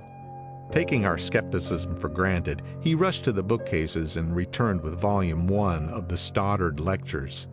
"See?" he cried triumphantly. "It's a bona fide piece of printed matter. It fooled me. This fellow's a regular Belasco. It's a triumph. What thoroughness! What realism! Knew when to stop, too. Didn't cut the pages. But what do you want? What do you expect?" He snatched the book from me and replaced it hastily on its shelf, muttering that if one brick was removed, the whole library was liable to collapse. "Who brought you?" he demanded. "Or did you just come?" "I was brought. Most people were brought." Jordan looked at him alertly, cheerfully, without answering. "I was brought by a woman named Roosevelt," he continued. "Mrs. Claude Roosevelt. Do you know her? I met her somewhere last night. I've been drunk for about a week now, and I thought it might sober me up to sit in a library." "Has it?" "A little bit, I think. I can't tell yet. I've only been here an hour. Did I tell you about the books? They're real. They're..." "You told us." We shook hands with him gravely and went back outdoors. There was dancing now on the canvas in the garden, old men pushing young girls backwards into eternal graceless circles, superior couples holding each other tortuously, fashionably, and keeping in the corners, and a great number of single girls dancing individually or relieving the orchestra for a moment of the burden of the banjo or the traps. By midnight, the hilarity had increased. A celebrated tenor had sung in Italian, and a notorious contralto had sung in jazz, and between the numbers, people were doing stunts all over the garden, while happy, vacuous bursts of laughter rose toward the summer sky. A pair of stage twins, who turned out to be the girls in yellow, did a baby act in costume, and champagne was served in glasses bigger than finger bowls. The moon had risen higher, and floating in the sound was a triangle of silver scales, trembling a little to the stiff, tinny drops of the banjos on the lawn. I was still with Jordan Baker. We were sitting at a table with a man of about my age and a rowdy little girl who gave way upon the slightest provocation to uncontrollable laughter. I was enjoying myself now. I had taken 2 finger bowls of champagne, and the scene had changed before my eyes into something significant, elemental, and profound. At a lull in the entertainment, the man looked at me and smiled. "Your face is familiar," he said politely. "Were you in the 1st Division during the war?" "Why, yes, I was in the 28th Infantry." "I was in the 16th until June 1918. I knew I'd seen you somewhere before."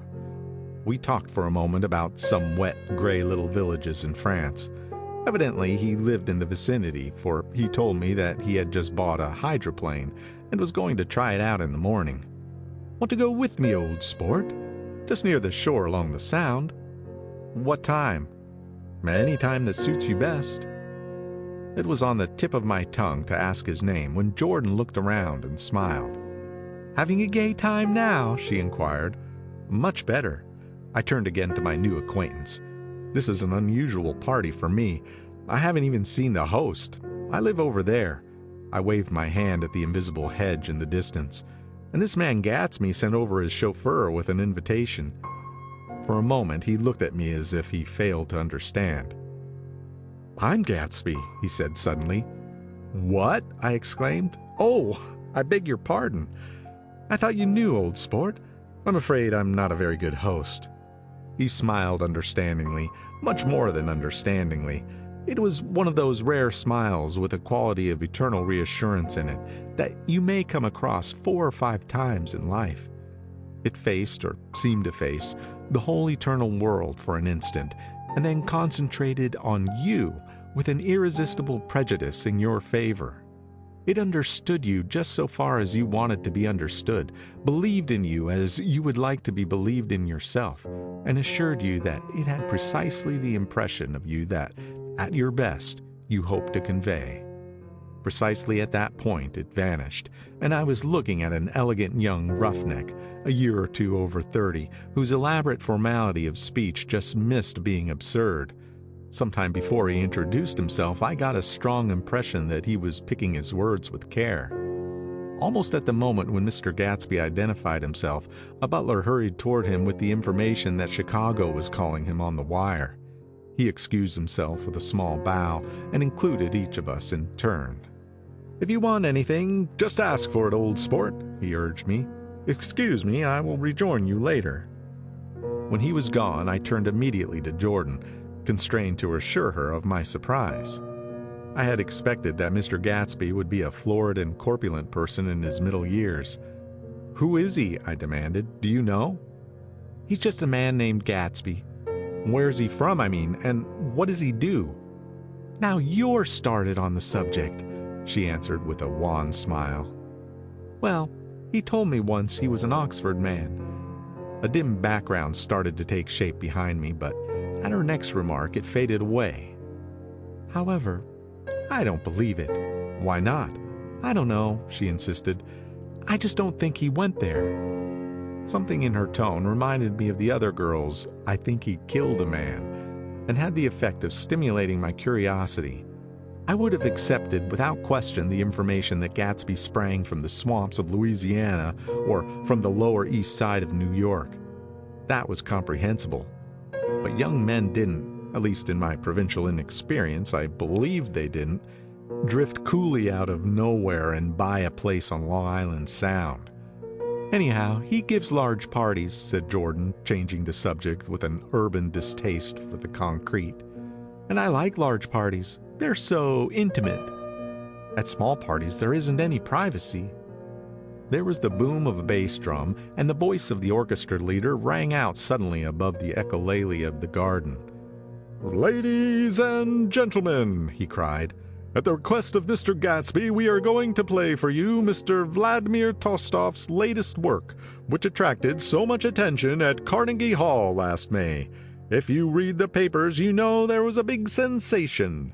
He smiled with jovial condescension and added, "Some sensation," whereupon everybody laughed. "The piece is known," he concluded lustily, "as Vladimir Tostof's Jazz History of the World." The nature of Mr. Tostof's composition eluded me, because just as it began my eyes fell on Gatsby, standing alone on the marble steps and looking from one group to another with approving eyes. His tanned skin was drawn attractively tight on his face, and his short hair looked as though it were trimmed every day. I could see nothing sinister about him. I wondered if the fact that he was not drinking helped to set him off from his guests, for it seemed to me that he grew more correct as the fraternal hilarity increased. When the Jazz History of the World was over, girls were putting their hands on men's shoulders in a puppyish, convivial way. Girls were swooning backwards playfully into men's arms, even into groups, knowing that someone would arrest their falls. But no one swooned backwards on Gatsby, and no French bob touched Gatsby's shoulder, and no singing quartets were formed with Gatsby's head for the link. "I beg your pardon." Gatsby's butler was suddenly standing beside us. "Miss Baker," he inquired, "I beg your pardon, but Mr. Gatsby would like to speak to you alone." "With me?" she exclaimed in surprise. "Yes, madame." She got up slowly and raised her eyebrows at me in astonishment, and followed the butler toward the house. I noticed that she wore her evening dress, all her dresses, like sports clothes. There was a jauntiness about her movements as if she had first learned to walk upon golf courses on clean, crisp mornings. I was alone, and it was almost 2. For some time, confused and intriguing sounds had issued from a long, many-windowed room which overhung the terrace. Eluding Jordan's undergraduate, who was now engaged in an obstetrical conversation with 2 chorus girls, and who implored me to join him, I went inside. The large room was full of people. One of the girls in yellow was playing the piano, and beside her stood a tall, red-haired young lady from a famous chorus engaged in song.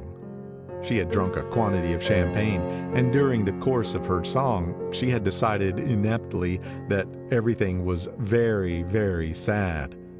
She was not only singing, she was weeping too. Whenever there was a pause in the song, she filled it with gasping, broken sobs, and then took up the lyric again in a quavering soprano. The tears coursed down her cheeks, not freely, however, for when they came into contact with her heavily beaded eyelashes, they assumed an inky color and pursued the rest of their way in slow black rivulets. A humorous suggestion was made that she sing the notes on her face, whereupon she threw up her hands, sank into a chair, and went off into a deep, vinous sleep. "She had a fight with the man who says he's her husband," explained a girl at my elbow. I looked around. Most of the remaining women were now having fights with men said to be their husbands. Even Jordan's party, the quartet from East Egg, were rent asunder by dissension. One of the men was talking with curious intensity to a young actress, and his wife, after attempting to laugh at the situation in a dignified and indifferent way, broke down entirely and resorted to flank attacks. At intervals, she appeared suddenly at his side like an angry diamond and hissed, "You promised!" into his ear. The reluctance to go home was not confined to wayward men. The hall was at present occupied by 2 deplorably sober men and their highly indignant wives. The wives were sympathizing with each other in slightly raised voices. "Whenever he sees I'm having a good time, he wants to go home." "Never heard of anything so selfish in my life." "We're always the first ones to leave." "So we are." "Well, we're almost one of the last tonight," said one of the men sheepishly. "The orchestra left half an hour ago." In spite of the wives' agreement that such malevolence was beyond credibility, the dispute ended in a short struggle, and both wives were lifted, kicking, into the night. As I waited for my hat in the hall, the door of the library opened and Jordan Baker and Gatsby came out together. He was saying some last word to her, but the eagerness in his manner tightened abruptly into formality as several people approached him to say goodbye. Jordan's party were calling impatiently to her from the porch, but she lingered for a moment to shake hands. "I've just learned the most amazing thing," she whispered. "How long were we in there?" "Why, about an hour." "It was simply amazing," she repeated abstractedly. "But I swore I wouldn't tell it, and here I am tantalizing you." She yawned gracefully in my face. "Please come and see me. Phone book under the name of Mrs. Sigourney Howard, my aunt." She was hurrying off as she talked. Her brown hand waved a jaunty salute as she melted into her party at the door. Rather ashamed that on my first appearance I had stayed so late, I enjoyed the last of Gatsby's guests who were clustered around him. I wanted to explain that I had hunted for him early in the evening and to apologize for not having known him in the garden. "Don't mention it," he enjoined me eagerly. "Don't give it another thought, old sport." The familiar expression held no more familiarity than the hand which reassuringly brushed my shoulder. "And don't forget, we're going up in the hydroplane tomorrow morning at 9 o'clock. Then the butler, behind his shoulder.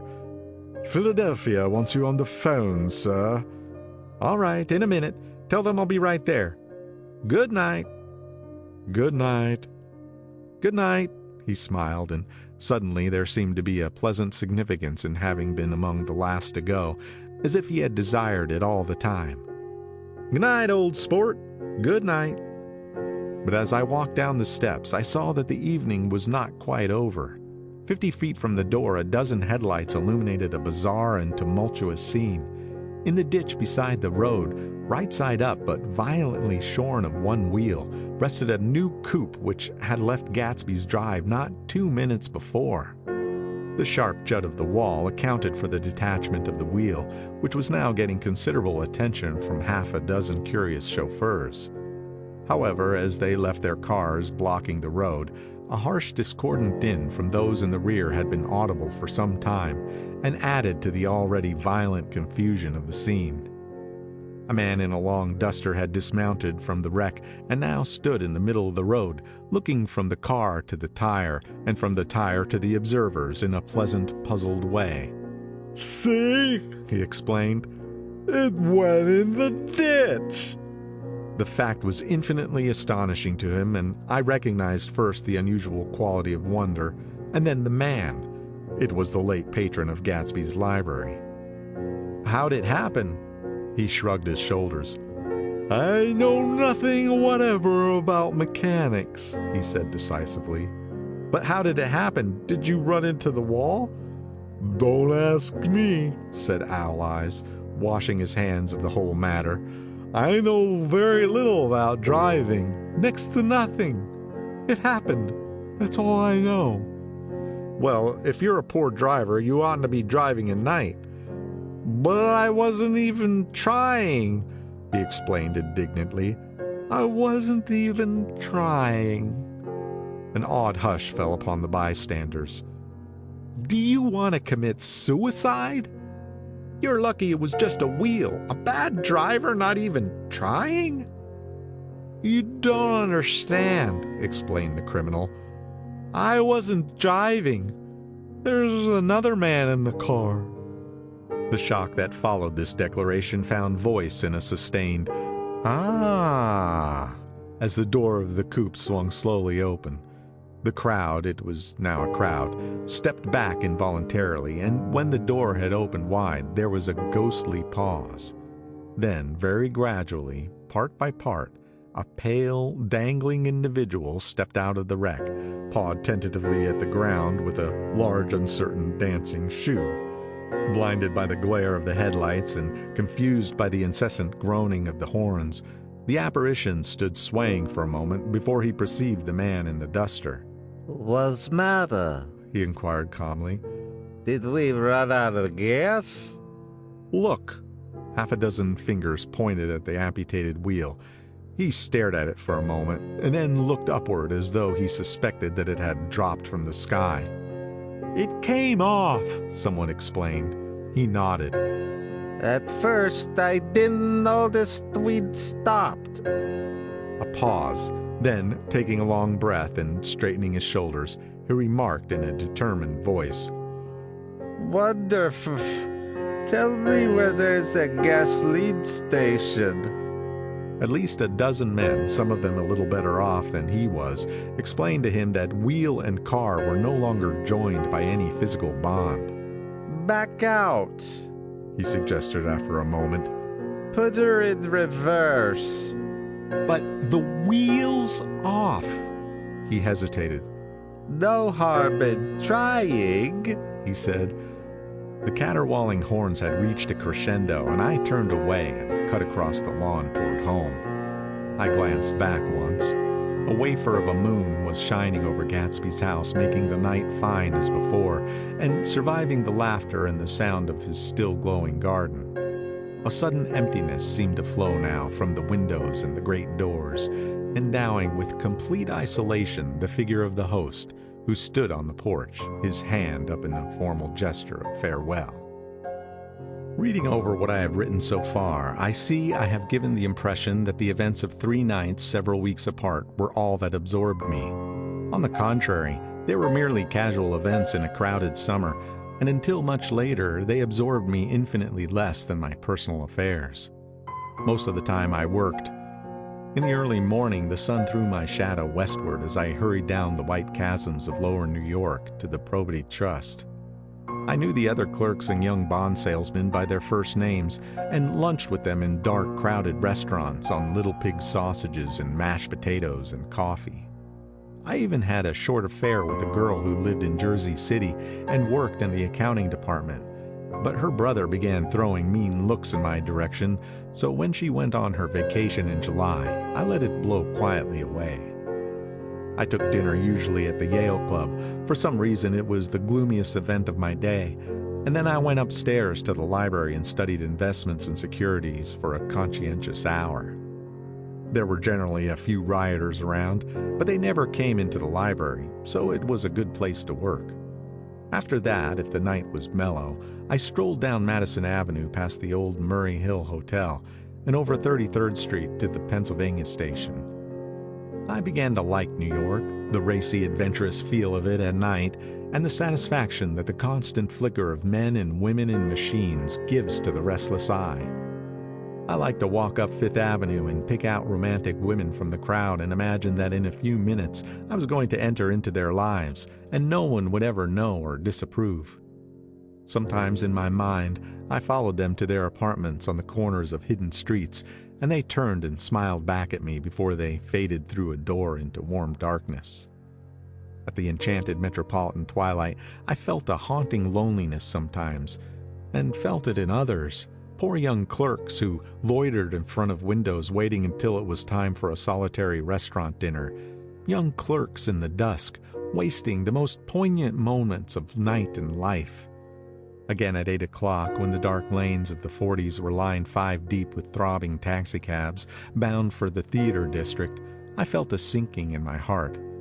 Forms leaned together in the taxis as they waited, and voices sang, and there was laughter from unheard jokes, and lighted cigarettes made unintelligible circles inside. Imagining that I too was hurrying towards gaiety and sharing their intimate excitement, I wished them well. For a while I lost sight of Jordan Baker, and then in midsummer I found her again. At first I was flattered to go places with her because she was a golf champion and everyone knew her name. Then it was something more. I wasn't actually in love, but I felt a sort of tender curiosity. The bored, haughty face that she turned to the world concealed something.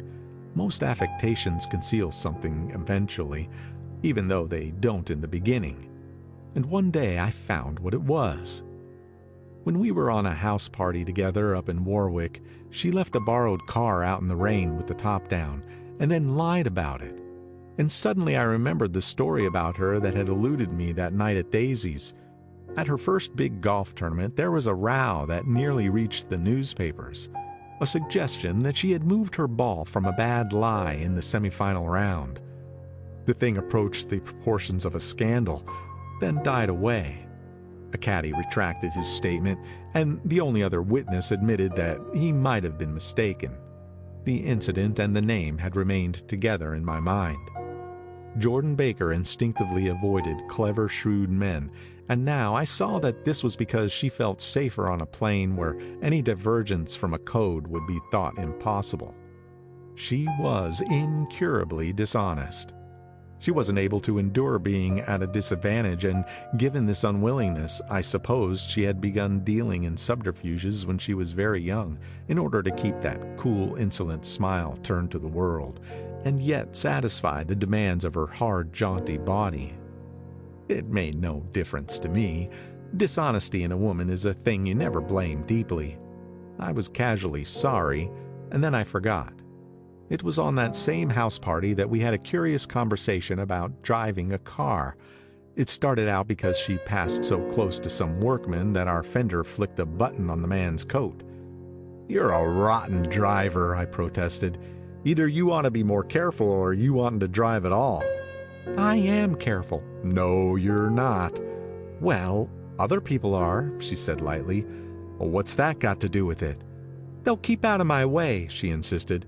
"It takes two to make an accident." "Suppose you met somebody just as careless as yourself." "I hope I never will," she answered. "I hate careless people. That's why I like you." Her gray, sun-strained eyes stared straight ahead, but she had deliberately shifted our relations, and for a moment I thought I loved her. But I am slow thinking and full of interior rules that act as brakes on my desires, and I knew that first I had to get myself definitely out of that tangle back home. I've been writing letters once a week and signing them "Love, Nick," and all I could think of was how, when that certain girl played tennis, a faint mustache of perspiration appeared on her upper lip. Nevertheless, there was a vague understanding that had to be tactfully broken off before I was free. Everyone suspects himself of at least one of the cardinal virtues, and this is mine. I am one of the few honest people that I've ever known. End of Chapter 3. Chapter 4. On Sunday morning, while church bells rang in the villages along shore, the world and its mistress returned to Gatsby's house and twinkled hilariously on his lawn. "He's a bootlegger," said the young ladies, moving somewhere between his cocktails and his flowers. "One time he killed a man who had found out that he was nephew to von Hindenburg and second cousin to the devil. Reach me a rose, honey, and pour me a last drop into that there crystal glass."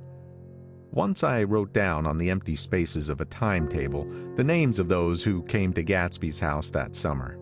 It is an old timetable now, disintegrating at its folds, and headed "This schedule in effect July 5th, 1922. But I can still read the gray names, and they will give you a better impression than my generalities of those who accepted Gatsby's hospitality and paid him the subtle tribute of knowing nothing whatever about him.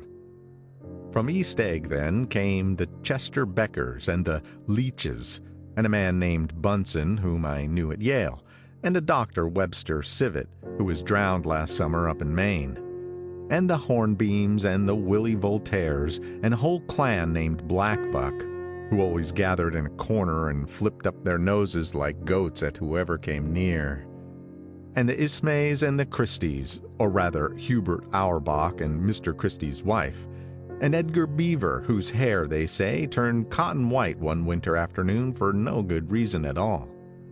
Clarence Endive was from East Egg, as I remember.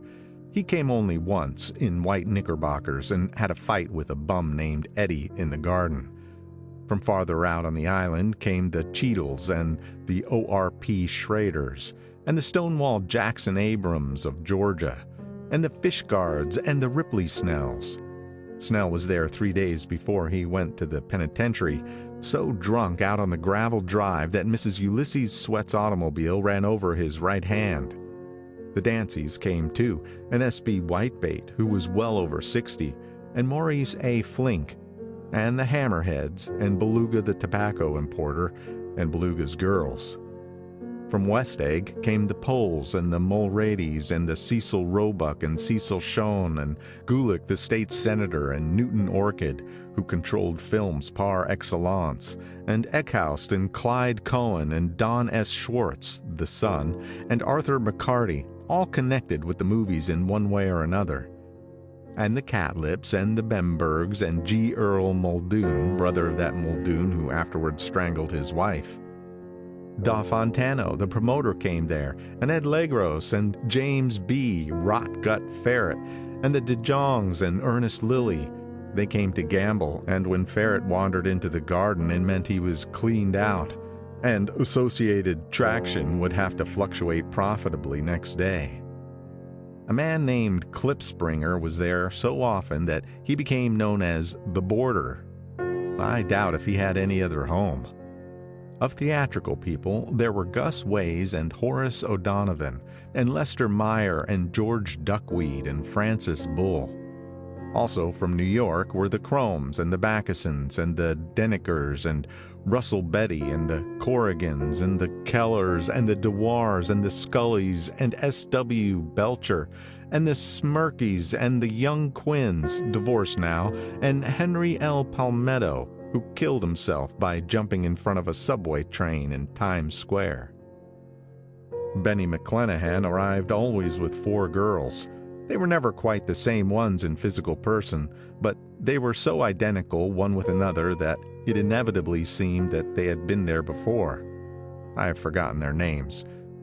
Jacqueline, I think, or else Consuela, or Gloria, or Judy, or June, and their last names were either the melodious names of flowers and months, or the sterner ones of the great American capitalists, whose cousins, if pressed, they would confess themselves to be. In addition to all these, I can remember that Faustina O'Brien came there at least once, and the Bedecker girls, and young Brewer, who had his nose shot off in the war, and Mr. Albruchsberger and Miss Hagg, his fiancée, and Ardita Fitzpeters and Mr. P. Jewett, once head of the American Legion, with a man reputed to be her chauffeur, and a prince of something who we called Duke, and whose name, if I ever knew it, I have forgotten. All these people came to Gatsby's house in the summer. At 9 o'clock one morning late in July, Gatsby's gorgeous car lurched up the rocky drive to my door and gave out a burst of melody from its 3-noted horn. It was the first time he had called on me, though I had gone to 2 of his parties, mounted in his hydroplane, and, at his urgent invitation, made frequent use of his beach. "Good morning, old sport. You're having lunch with me today, and I thought we'd ride up together." He was balancing himself on the dashboard of his car, with that resourcefulness of movement that is so peculiarly American. That comes, I suppose, with the absence of lifting work in youth, and even more with the formless grace of our nervous sporadic games. This quality was continually breaking through his punctilious manner in the shape of restlessness. He was never quite still. There was always a tapping foot somewhere, or the impatient opening and closing of a hand. He saw me looking with admiration at his car. "It's pretty, isn't it, old sport?" He jumped off and gave me a better view. "Have you ever seen it before?" I'd seen it. Everybody had seen it. It was a rich cream color, bright with nickel, swollen here and there in its monstrous length with triumphant hat boxes and supper boxes and tool boxes, and terraced with a labyrinth of windshields that mirrored a dozen suns. Sitting down behind many layers of glass in a sort of green leather conservatory, we started to town. I talked with him perhaps half a dozen times in the past month and found, to my disappointment, that he had little to say.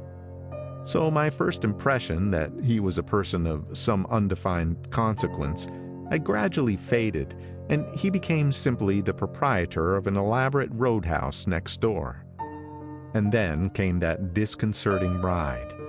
We hadn't reached West Egg Village before Gatsby began leaving his elegant sentences unfinished and slapping himself indecisively on the knee of his caramel-colored suit. "Look here, old sport," he broke out surprisingly. "What's your opinion of me, anyhow?" A little overwhelmed, I began the generalized evasions which that question deserves. "Well, I'm going to tell you something about my life," he interrupted. "I don't want you to get a wrong idea of me from all these stories you hear." So he was aware of the bizarre accusations that flavored conversation in his halls. "I'll tell you God's truth." His right hand suddenly ordered divine retribution to stand by. "I am the son of some wealthy people in the Middle West, all dead now. I was brought up in America but educated at Oxford because all my ancestors have been educated there for many years. It is a family tradition." He looked at me sideways, and I knew why Jordan Baker had believed he was lying. He hurried the phrase, "educated at Oxford," or swallowed it or choked on it, as though it had bothered him before. And with this doubt, his whole statement fell to pieces, and I wondered if there was something a little sinister about him after all. "What part of the Middle West?" I inquired casually. "San Francisco." "I see. My family all died, and I came into a good deal of money." His voice was solemn, as if the memory of the sudden extinction of a clan still haunted him. For a moment I suspected that he was pulling my leg, but a glance at him convinced me otherwise. "After that I lived like a young Rajah in all the capitals of Europe, Paris, Venice, Rome, collecting jewels, chiefly rubies, hunting big game, painting a little, things for myself only, and trying to forget something very sad that had happened to me long ago." With an effort, I managed to restrain my incredulous laughter. The very phrases were worn so threadbare that they evoked no image except that of a turbaned character, leaking sawdust at every pore as he pursued a tiger through the Bois de Boulogne. "Then came the war, old sport. It was a great relief, and I tried, very hard, to die. But I seemed to bear the enchanted life. I accepted a commission as first lieutenant when it began. In the Argonne Forest I took the remains of my machine-gun battalion so far forward that there was a half-mile gap on either side of us where the infantry couldn't advance. We stayed 2 days and 2 nights, 130 men with 16 Lewis guns, and when the infantry came up at last, they found the insignia of 3 German divisions among the piles of dead. I was promoted to be a major, and every Allied government gave me a decoration. Even Montenegro, little Montenegro down on the Adriatic Sea." Little Montenegro? He lifted up the words and nodded at them, with his smile. The smile comprehended Montenegro's troubled history and sympathized with the brave struggles of the Montenegrin people. It appreciated fully the chain of national circumstances which had elicited this tribute from Montenegro's warm little heart. My incredulity was submerged in fascination now. It was like skimming hastily through a dozen magazines. He reached in his pocket, and a piece of metal slung in ribbon fell into my palm. "That's the one from Montenegro." To my astonishment, the thing had an authentic look. "Ordere di Danilo," ran the circular legend. "Montenegro Nicholas Rex." "Turn it." "Major Jay Gatsby," I read, "for valor extraordinary. Here's another thing I always carry, a souvenir of Oxford days. It was taken at Trinity Quad. The man on my left is now the Earl of Doncaster." It was a photograph of half a dozen young men in blazers loafing in an archway through which were visible a host of spires. There was Gatsby, looking a little, not much, younger, with a cricket bat in his hand. Then it was all true. I saw the skins of tigers flaming in his palace on the Grand Canal. I saw him opening a chest of rubies to ease, with their crimson-lighted depths, the gnawings of his broken heart. "I'm going to make a big request of you today," he said, pocketing his souvenirs with satisfaction. "So I thought you ought to know something about me. I didn't want you to think I was just some nobody. You see, I usually find myself among strangers because I drift here and there, trying to forget the sad things that happened to me." He hesitated. "You'll hear about it this afternoon." "At lunch?" "No, this afternoon. I happened to find out that you're taking Miss Baker to tea." "Do you mean that you're in love with Miss Baker?" "No, old sport, I'm not. But Miss Baker had kindly consented to speak to you about this matter." I hadn't the faintest idea what "this matter" was, but I was more annoyed than interested. I hadn't asked Jordan to tea in order to discuss Mr. Jay Gatsby. I was sure the request would be something utterly fantastic. And for a moment I was sorry I'd ever set foot upon his overpopulated lawn. He wouldn't say another word. His correctness grew on him as we neared the city. We passed Port Roosevelt, where there was a glimpse of red-belted ocean-going ships, and sped along a cobbled slum lined with the dark, undeserted saloons of the faded gilt 1900s. Then the Valley of Ashes opened out on both sides of us, and I had a glimpse of Mrs. Wilson straining at the garage pump with panting vitality as we went by. With fenders spread like wings, we scattered light through half Astoria. Only half, for as we twisted among the pillars of the elevated, I heard the familiar jug-jug spat of a motorcycle, and a frantic policeman rode alongside. "All right, old sport," called Gatsby. We slowed down. Taking a white card from his wallet, we waved it before the man's eyes. "Right you are," agreed the policeman, tipping his cap. "Know you next time, Mr. Gatsby. Excuse me." "What was that?" I inquired. "The picture of Oxford?" "I was able to do the commissioner a favor once, and he sends me a Christmas card every year." Over the great bridge, with the sunlight through the girders making a constant flicker upon the moving cars, with the city rising up across the river in white heaps and sugar lumps, all built with a wish out of non-olfactory money. The city seen from the Queensboro Bridge is always the city seen for the first time, in its first wild promise of all the mystery and the beauty in the world. A dead man passed us in a hearse heaped with blooms, followed by 2 carriages with drawn blinds, and by more cheerful carriages for friends. The friends looked out at us with the tragic eyes and short upper lips of southeastern Europe, and I was glad that the sight of Gatsby's splendid car was included in their somber holiday. As we crossed Blackwell's Island, a limousine passed us, driven by a white chauffeur, in which sat 3 modish Negroes, 2 bucks and a girl. I laughed aloud as the yolks of their eyeballs rolled toward us in haughty rivalry. Anything can happen now that we've slid over this bridge, I thought. Anything at all. Even Gatsby could happen without any particular wonder. Roaring noon. In a well-fanned 42nd Street cellar, I met Gatsby for lunch. Blinking away the brightness of the street outside, my eyes picked him out obscurely in the anteroom, talking to another man. "Mr. Carraway, this is my friend, Mr. Wolfsheim." A small flat-nosed Jew raised his large head and regarded me with 2 fine growths of hair which luxuriated in either nostril. After a moment I discovered his tiny eyes in the half-darkness. "So I took one look at him," said Mr. Wolfsheim, shaking my hand earnestly. "And what do you think I did?" "What?" I inquired politely. But evidently he was not addressing me, for he dropped my hand and covered Gatsby with his expressive nose. "I handed the money to Catspaw, and I said, 'All right, Catspaw, don't pay him a penny until he shuts his mouth.' He shut it then and there." Gatsby took an arm of each of us and moved forward into the restaurant, whereupon Mr. Wolfsheim swallowed a new sentence he was starting and lapsed into a somnambulatory abstraction. "Eyeballs?" asked the head waiter. "This is a nice restaurant here," said Mr. Wolfsheim, looking at the Presbyterian nymphs on the ceiling. "But I like across the street better." "Yes, highballs," agreed Mr. Gatsby, and then to Mr. Wolfsheim, "It's too hot over there." "Hot and small, yes," said Mr. Wolfsheim, "but full of memories." "What place is that?" I asked. The old metropole.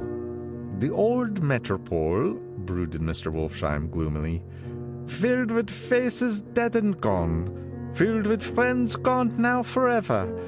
I can't forget so long as I live the night they shot Rosie Rosenthal there. It was 6 of us at the table, and Rosie had eaten drunk a lot all evening.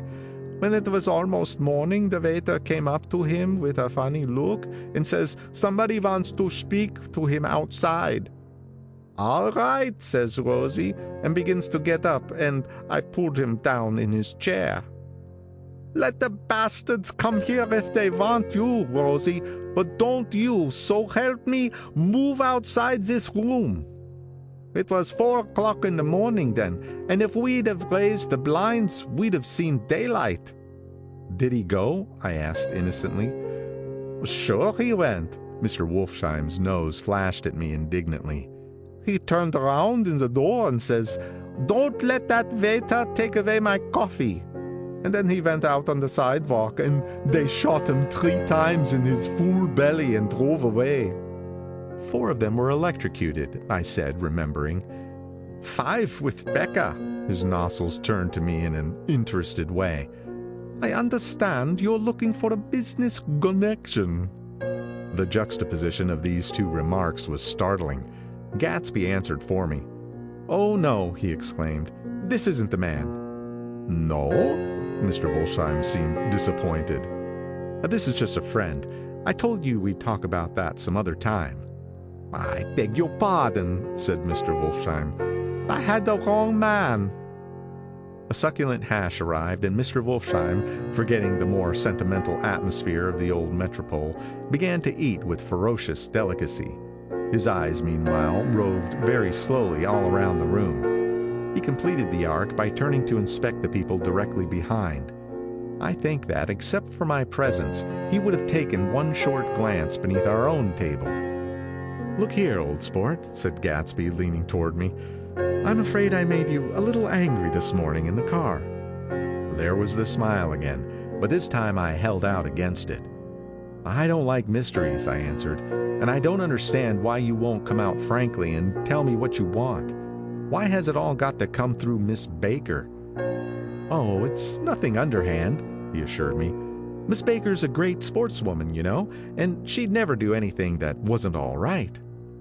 Suddenly he looked at his watch, jumped up, and hurried from the room, leaving me with Mr. Wolfsheim at the table. "He has to telephone," said Mr. Wolfsheim, following him with his eyes. "Fine fellow, isn't he? Handsome to look at, and a perfect gentleman." "Yes." "He's an Oxford man." "Oh." "He went to Oxford College in England. You know Oxford College?" "I've heard of it." "It's one of the most famous colleges in the world." "Have you known Gatsby for a long time?" I inquired. "Several years," he answered in a gratified way. "I made the pleasure of his acquaintance after the war, but I knew I had discovered a man of fine breeding after I talked with him an hour. I said to myself, 'There is the kind of man you'd like to take home and introduce to your mother and sister.'" He paused. "I see you're looking at my cuff buttons." I hadn't been looking at them, but I did now. They were composed of oddly familiar pieces of ivory. "Finest specimens of human molars," he informed me. "Well," I inspected them. "That's a very interesting idea." "Yeah." He flipped his sleeves up under his coat. "Yeah, Gatsby's very careful about the women. He would never so much as look at a friend's wife." When the subject of this instinctive trust returned to the table and sat down, Mr. Wolfsheim drank his coffee with a jerk and got to his feet. "I have enjoyed my lunch," he said, "and I'm going to run off from you 2 young men before I outstay my welcome." "Don't hurry, Meyer," said Gatsby without enthusiasm. Mr. Wolfsheim raised his hand in a sort of benediction. "You're very polite, but I belong to another generation," he announced solemnly. "You sit here and discuss your sports and your young ladies and your—" He supplied an imaginary noun with another wave of his hand. "As for me, I'm 50 years old, and I won't impose myself on you any longer." As he shook hands and turned away, his tragic nose was trembling. I wondered if I had said anything to offend him. "He becomes very sentimental sometimes," explained Gatsby. "This is one of his sentimental days. He's quite a character around New York, a denizen of Broadway." "Who is he, anyhow? An actor?" "No." "A dentist? Meyer Wolfsheim?" "No, he's a gambler." Gatsby hesitated, then added coolly, "He's the man who fixed the World Series back in 1919. "Fixed the World Series?" I repeated. The idea staggered me. I remembered, of course, that the World Series had been fixed in 1919, but if I had thought of it at all, I would have thought of it as a thing that merely happened, the end of some inevitable chain. It never occurred to me that one man could start to play with the fate of 50 million people, with the single-mindedness of a burglar blowing a safe. "How did he happen to do that?" I asked after a minute. "He just saw the opportunity." "Why isn't he in jail?" "They can't get him, old sport. He's a smart man."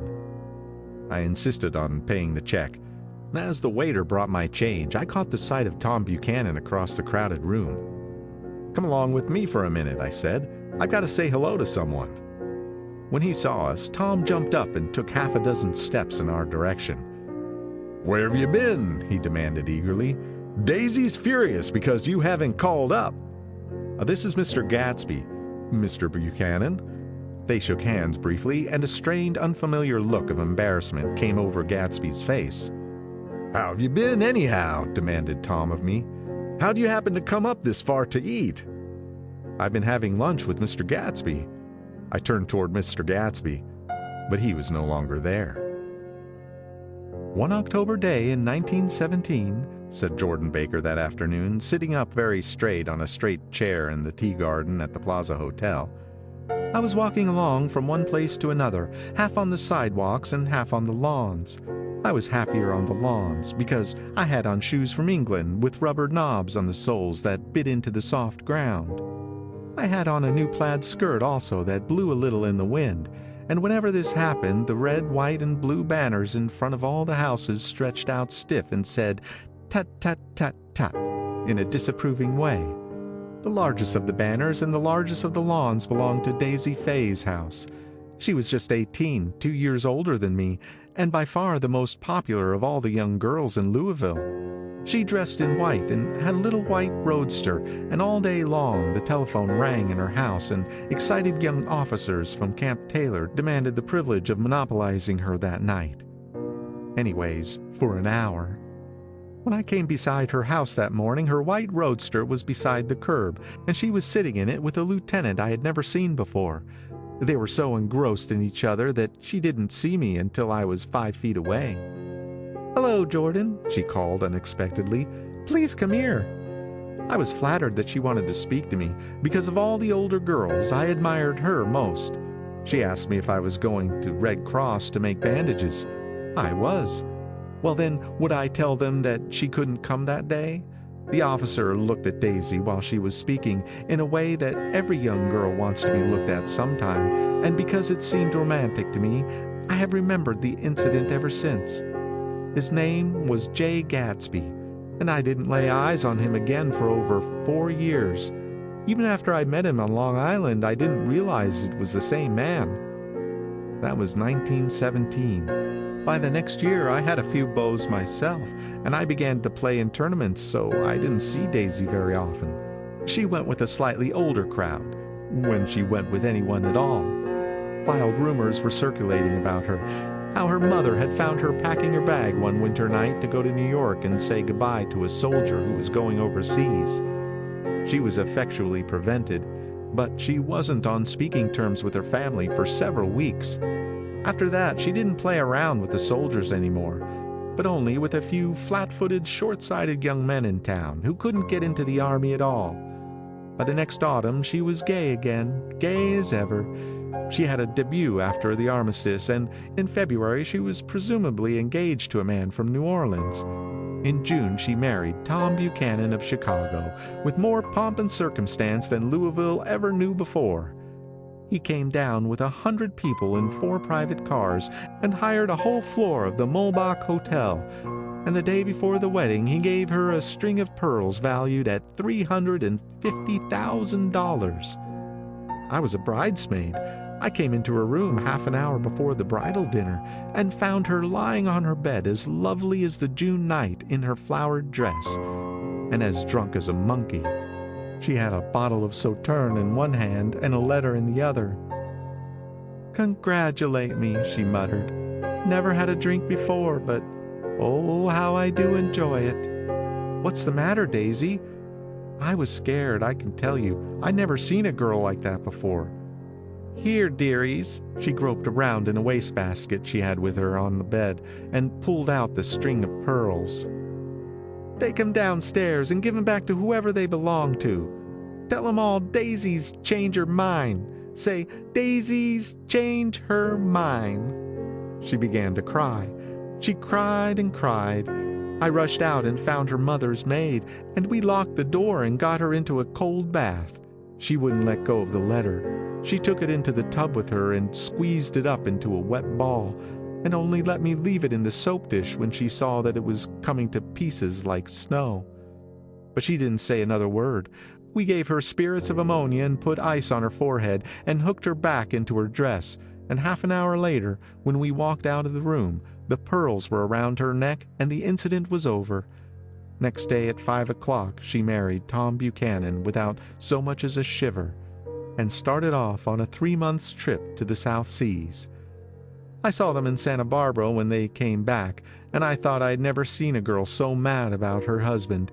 If he left the room for a minute, she'd look around uneasily and say, "Where's Tom gone?" and wear the most abstracted expression until she saw him coming in the door.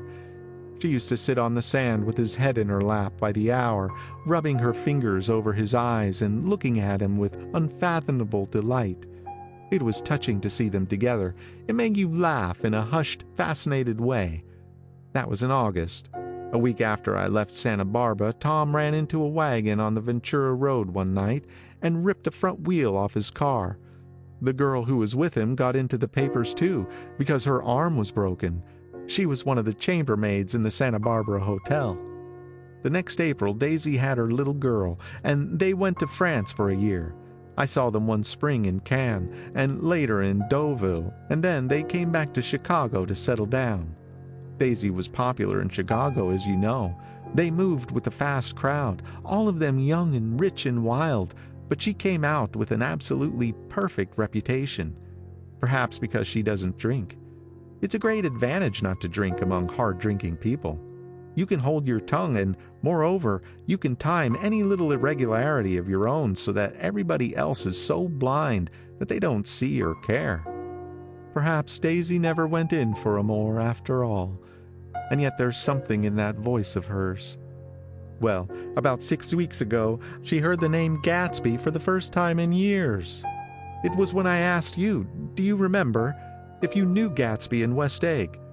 After you had gone home, she came into my room and woke me up and said, "What Gatsby?" And when I described him, I was half asleep. She said in the strangest voice that it must be the man she used to know.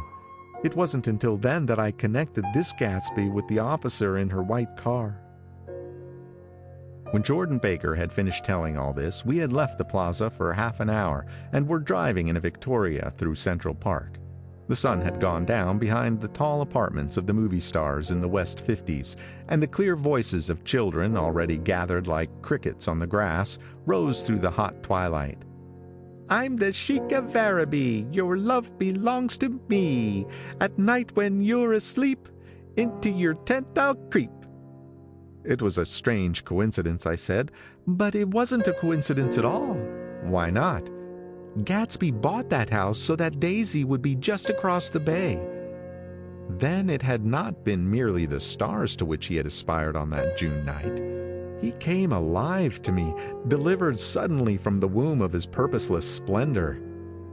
"He wants to know," continued Jordan, "if you'll invite Daisy to your house some afternoon, and then let him come over."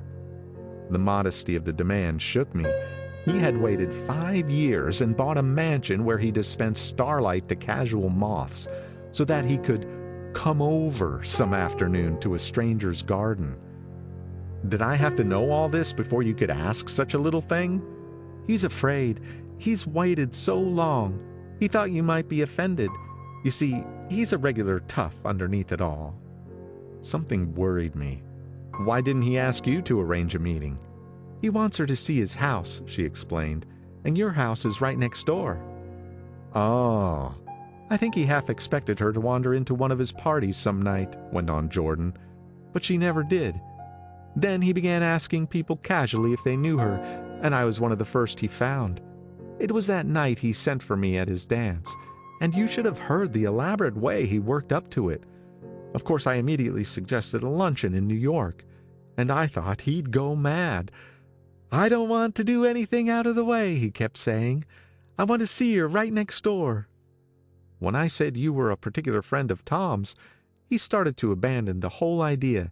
He doesn't know very much about Tom, though he says he's read a Chicago paper for years just on the chance of catching a glimpse of Daisy's name. It was dark now, and as we dipped under a little bridge, I put my arm around Jordan's golden shoulder and drew her toward me and asked her to dinner. Suddenly, I wasn't thinking of Daisy and Gatsby anymore, but of this clean, hard, limited person who dealt in universal skepticism and who leaned back jauntily just within the circle of my arm. A phrase began to beat in my ears with a sort of heady excitement. There are only the pursued, the pursuing, the busy, and the tired. And Daisy ought to have something in her life, murmured Jordan to me. Does she want to see Gatsby? She's not to know about it. Gatsby doesn't want her to know. You're just supposed to invite her to tea. We passed a barrier of dark trees and then the facade of 59th Street. A block of delicate pale light beamed down into the park. Unlike Gatsby and Tom Buchanan, I had no girl whose disembodied face floated along the dark cornices of blinding signs, and so I drew up the girl beside me, tightening my arms. Her wan, scornful mouth smiled, and so I drew her up again closer, this time to my face. End of Chapter 4. Chapter 5. When I came home to West Egg that night, I was afraid for a moment that my house was on fire. 2 o'clock and the whole corner of the peninsula was blazing with light, which fell unreal on the shrubbery and made thin elongating glints upon the roadside wires. Turning a corner, I saw that it was Gatsby's house, lit from tower to cellar. At first I thought it was another party, a wild rout that had resolved itself into hide-and-go-seek or sardines in the box, with all the house thrown open to the game. But there wasn't a sound, only wind in the trees which blew the wires and made the lights go off and on again as if the house had winked into the darkness. As my taxi groaned away, I saw Gatsby walking toward me across his lawn. "Your place looks like the World's Fair," I said. "Does it?" He turned his eyes toward it absently. "I've been glancing into some of the rooms. Let's go to Coney Island, old sport, in my car." "It's too late." "Well, suppose we take a plunge in the swimming pool. I haven't made use of it all summer." "I've got to go to bed." "All right." He waited, looking at me with suppressed eagerness. "I talked with Miss Baker," I said after a moment. "I'm going to call up Daisy tomorrow, invite her over here to tea." "Oh, that's all right," he said carelessly. "I don't want to put you to any trouble." "What day would suit you?" "What day would suit you?" he corrected me quickly. "I don't want to put you to any trouble, you see. How about the day after tomorrow?" He considered for a moment, then with reluctance, "I want to get the grass cut," he said. We both looked down at the grass. There was a sharp line where my ragged lawn ended and the darker, well-kept expanse of his began. I suspected that he meant my grass. "There's another little thing," he said uncertainly, and hesitated. "Would you rather put it off for a few days?" I asked. "Oh, it isn't about that. At least," he fumbled with a series of beginnings. Why, look here, old sport. You don't make much money, do you?" "Not very much." This seemed to reassure him, and he continued more confidently. "I thought you didn't. if you'll pardon my... You see, I carry on a little business on the side, a sort of sideline, you understand. I thought that if you don't make very much, you're selling bonds, aren't you, old sport? Trying to. Well, this would interest you. It wouldn't take up much of your time, and you might pick up a nice bit of money. It happens to be a rather confidential sort of thing. I realize now that under different circumstances that conversation might have been one of the crises of my life. But because the offer was obviously and tactlessly for a service to be rendered, I had no choice except to cut him off there. "I've got my hands full," I said. "I'm much obliged, but I couldn't take on any more work." "You wouldn't have to do any business with Wolfsheim."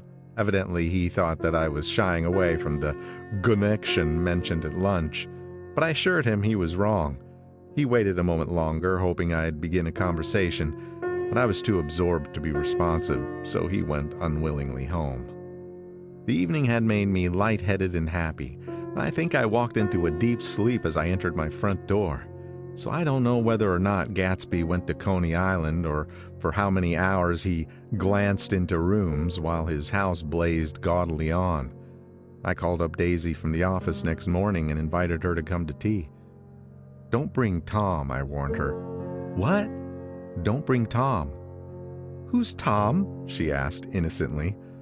The day agreed upon was pouring rain. At 11 o'clock, a man in a raincoat dragging a lawnmower tapped at my front door and said that Mr. Gatsby had sent him over to cut my grass.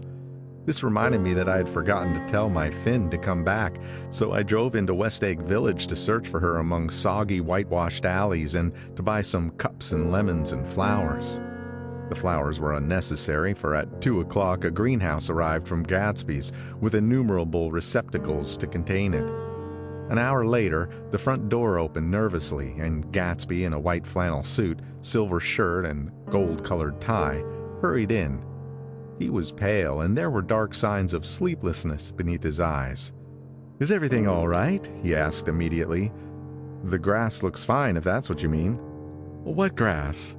he inquired blankly. "Oh, the grass in the yard." He looked out the window at it, but judging from his expression, I don't believe he saw a thing. "Looks very good," he remarked vaguely. "One of the papers said they thought the rain would stop about 4. I think it was the Journal. Have you got everything you need in the shape of tea?" I took him into the pantry, where he looked a little reproachfully at the Finn. Together we scrutinized the 12 lemon cakes from the delicatessen shop. "Will they do?" I asked. Of course, they're fine." And he added hollowly, "Old sport." The rain cooled about 3:30 to a damp mist, through which occasional thin drops swam like dew. Gatsby looked with vacant eyes through a copy of Clay's Economics, starting at the finished tread that shook the kitchen floor, and peering towards the bleared windows from time to time as if a series of invisible but alarming happenings were taking place outside. Finally he got up and informed me, in an uncertain voice, that he was going home. "Why's that?" "Nobody's coming to tea. It's too late." He looked at his watch as if there was some pressing demand on his time elsewhere. "I can't wait all day." "Don't be silly. It's just 2 minutes to 4. He sat down miserably as if I had pushed him, and simultaneously there was the sound of a motor turning into my lane. We both jumped up, and, a little harrowed myself, I went out into the yard. Under the dripping bare lilac trees a large open car was coming up the drive. It stopped. Daisy's face, tipped sideways beneath a 3-cornered lavender hat, looked out at me with a bright, ecstatic smile.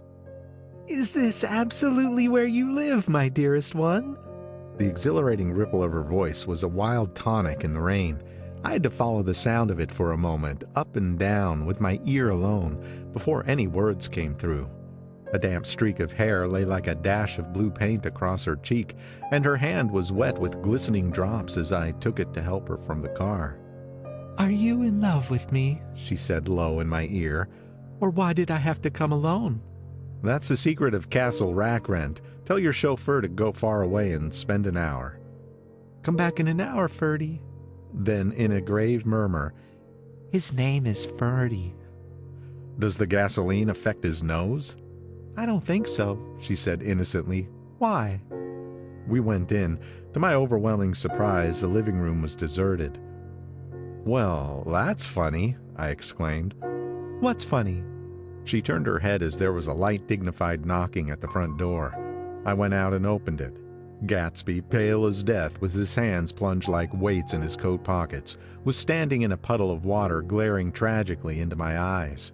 With his hands still in his coat pockets, he stalked by me into the hall, turned sharply as if he were on a wire, and disappeared into the living room. It wasn't a bit funny. Aware of the loud beating of my own heart, I pulled the door to against the increasing rain. For half a minute there wasn't a sound. Then from the living room I heard a sort of choking murmur and part of a laugh, followed by Daisy's voice on a clear artificial note. "I certainly am awfully glad to see you again." A pause. It endured horribly. I had nothing to do in the hall, so I went into the room. Gatsby, his hands still in his pockets, was reclined against the mantelpiece in a strained counterfeit of perfect ease, even of boredom. His head leaned back so far that it rested against the face of a defunct mantelpiece clock, and from this position his distraught eyes stared down at Daisy, who was sitting, frightened but graceful, on the edge of a stiff chair. "We've met before," muttered Gatsby. His eyes glanced momentarily at me, and his lips parted with an abortive attempt at a laugh. Luckily, the clock took this moment to tilt dangerously at the pressure of his head, whereupon he turned and caught it with trembling fingers and set it back in place. Then he sat down rigidly, his elbows on the arm of the sofa and his chin in his hand. "I'm sorry about the clock," he said. My own face had now assumed a deep tropical burn. I couldn't muster up a single commonplace out of the 1,000 in my head. "It's an old clock," I told him idiotically.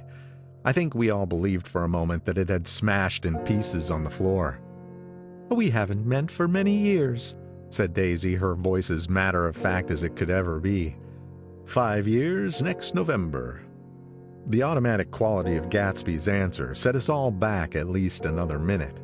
I had them both on their feet with a desperate suggestion that they help me make tea in the kitchen, when the demoniac Finn brought it in on a tray.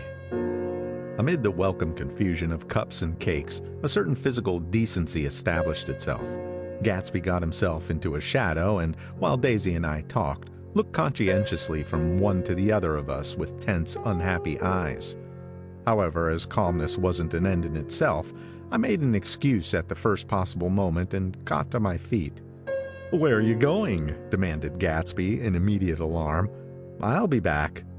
I've got to speak to you about something before you go."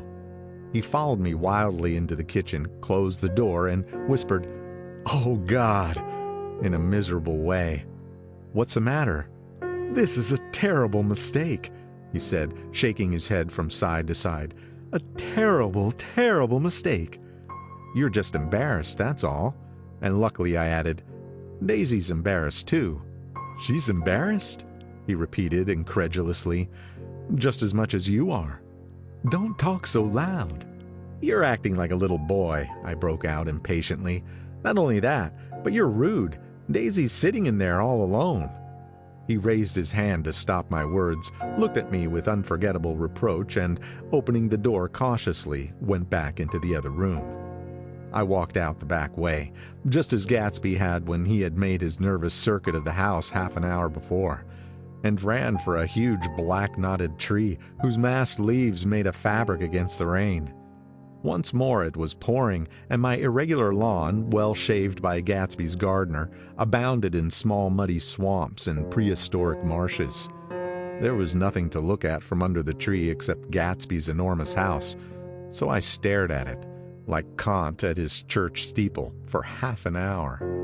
A brewer had built it early in the period craze, a decade before, and there was a story that he'd agreed to pay 5 years' taxes on all the neighboring cottages if the owners would have their roofs thatched with straw. Perhaps their refusal took the heart out of his plan to found a family, so he went into an immediate decline. His children sold his house with the black wreath still on the door. Americans, while willing, even eager, to be serfs, have always been obstinate about being peasantry. After half an hour, the sun shone again, and the grocer's automobile rounded Gatsby's drive with the raw material for his servant's dinner. I felt sure he wouldn't eat a spoonful. A maid began opening the upper windows of his house, appeared momentarily in each, and, leaning from the large central bay, spat meditatively into the garden. It was time I went back. While the rain continued, it had seemed like the murmur of their voices, rising and swelling a little now and then with gusts of emotion. But in the new silence, I felt that silence had fallen within the house, too. I went in, after making every possible noise in the kitchen short of pushing over the stove, but I don't believe they heard a sound. They were sitting at either end of the couch, looking at each other as if some question had been asked, or was in the air, and every vestige of embarrassment was gone. Daisy's face was smeared with tears, and when I came in she jumped up and began wiping at it with her handkerchief before a mirror. But there was a change in Gatsby that was simply confounding. He literally glowed.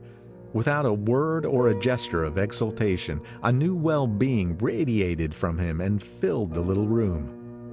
"Oh, hello, old sport," he said as if he hadn't seen me for years. I thought for a moment he was going to shake hands. "It stopped raining, has it?" When he realized what I was talking about, that there were twinkle bells of sunshine in the room, he smiled like a weatherman, like an ecstatic patron of recurrent light, and repeated the news to Daisy. "Well, what do you think of that? It stopped raining." "I'm glad, Jay." Her throat, full of aching, grieving beauty, told only of her unexpected joy. "I want you and Daisy to come over to my house," he said. "I'd like to show her around." "You're sure you want me to come?" "Absolutely, old sport." Daisy went upstairs to wash her face. Too late, I thought, with humiliation of my towels, while Gatsby and I waited on the lawn. "My house looks well, doesn't it?" he demanded. "See how the whole front of it catches the light?" I agreed that it was splendid. "Yes." His eyes went over at every arched door and square tower. "It took me just 3 years to earn the money that bought it." "I thought you inherited your money." "I did, old sport," he said automatically, "but I lost most of it in the big panic, the panic of the war." I think he hardly knew what he was saying, for when I asked him what business he was in, he answered, "That's my affair," before he realized that it wasn't an appropriate reply. "Oh, I've been in several things," he corrected himself. "I was in the drug business and that I was in the oil business, but I'm not in either one now." He looked at me with more attention. "Do you mean you've been thinking over what I proposed the other night?" Before I could answer, Daisy came out of the house and 2 rows of brass buttons on her dress gleamed in the sunlight. "That huge place there?" she cried, pointing. "Do you like it?" "I love it, but I don't see how you live there all alone." "I keep it always full of interesting people day and night, people who do interesting things, celebrated people." Instead of taking the shortcut along the Sound, we went down to the road and entered by the big postern.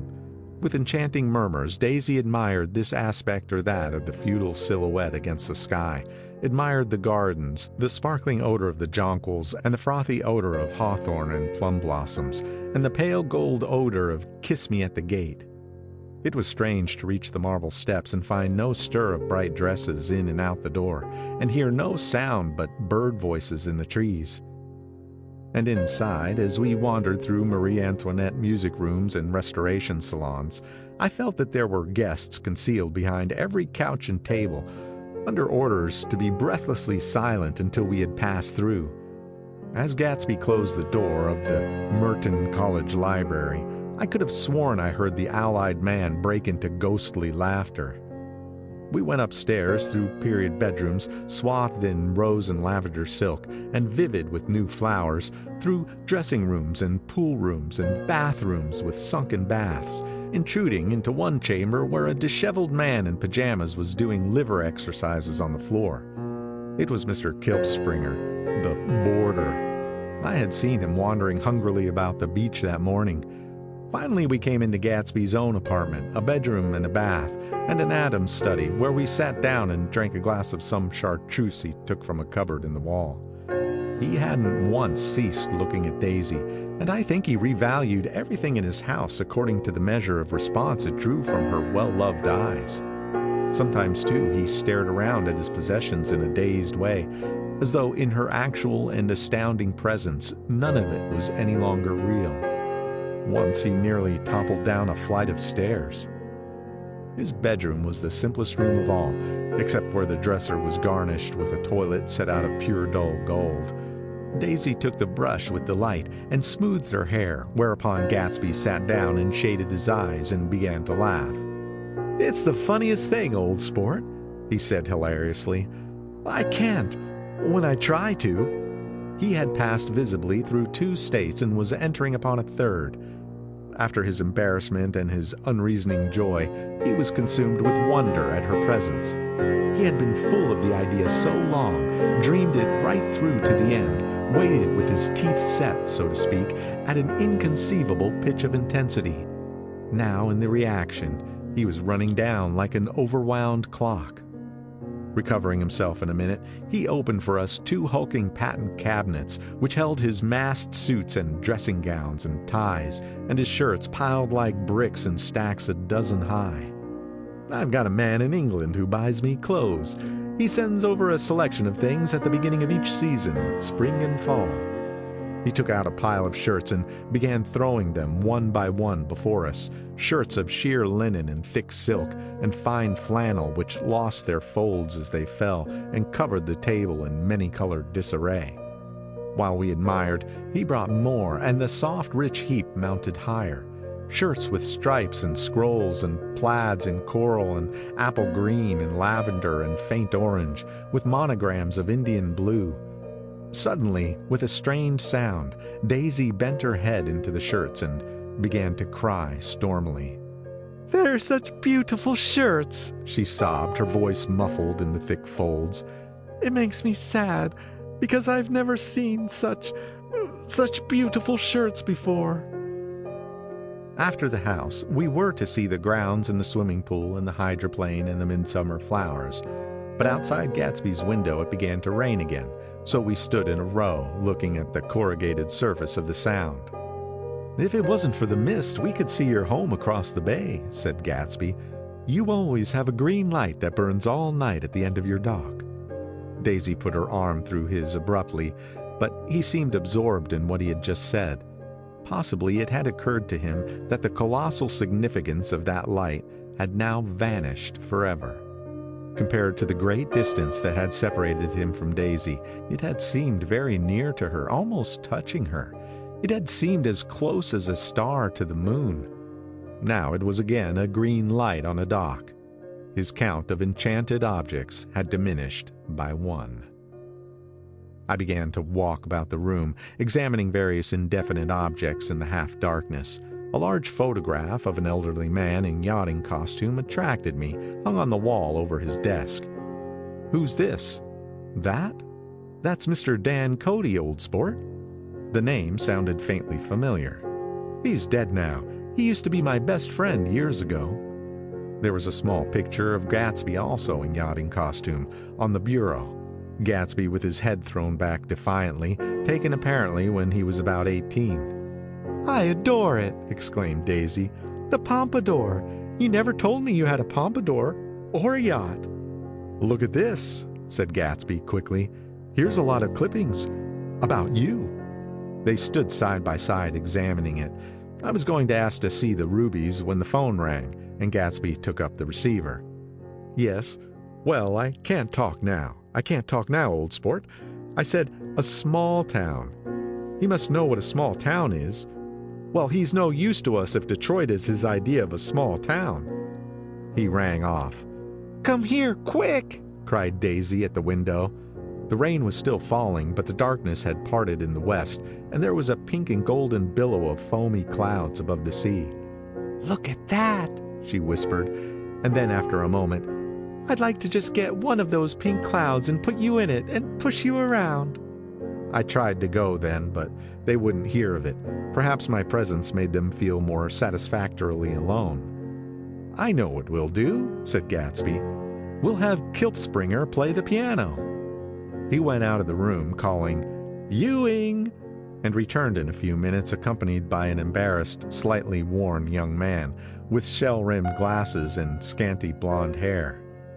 He was now decently clothed in a sports shirt, open at the neck, sneakers, and duck trousers of a nebulous hue. "Did we interrupt your exercise?" inquired Daisy politely. I was asleep," cried Mr. 𝔾𝕒𝕒𝕚𝕝 in a spasm of embarrassment. "That is, I'd been asleep, then I got up." "𝔾𝕒𝕒𝕚 plays the piano," said Gatsby, cutting him off. "Don't you, Ewing, old sport?" "I don't play well.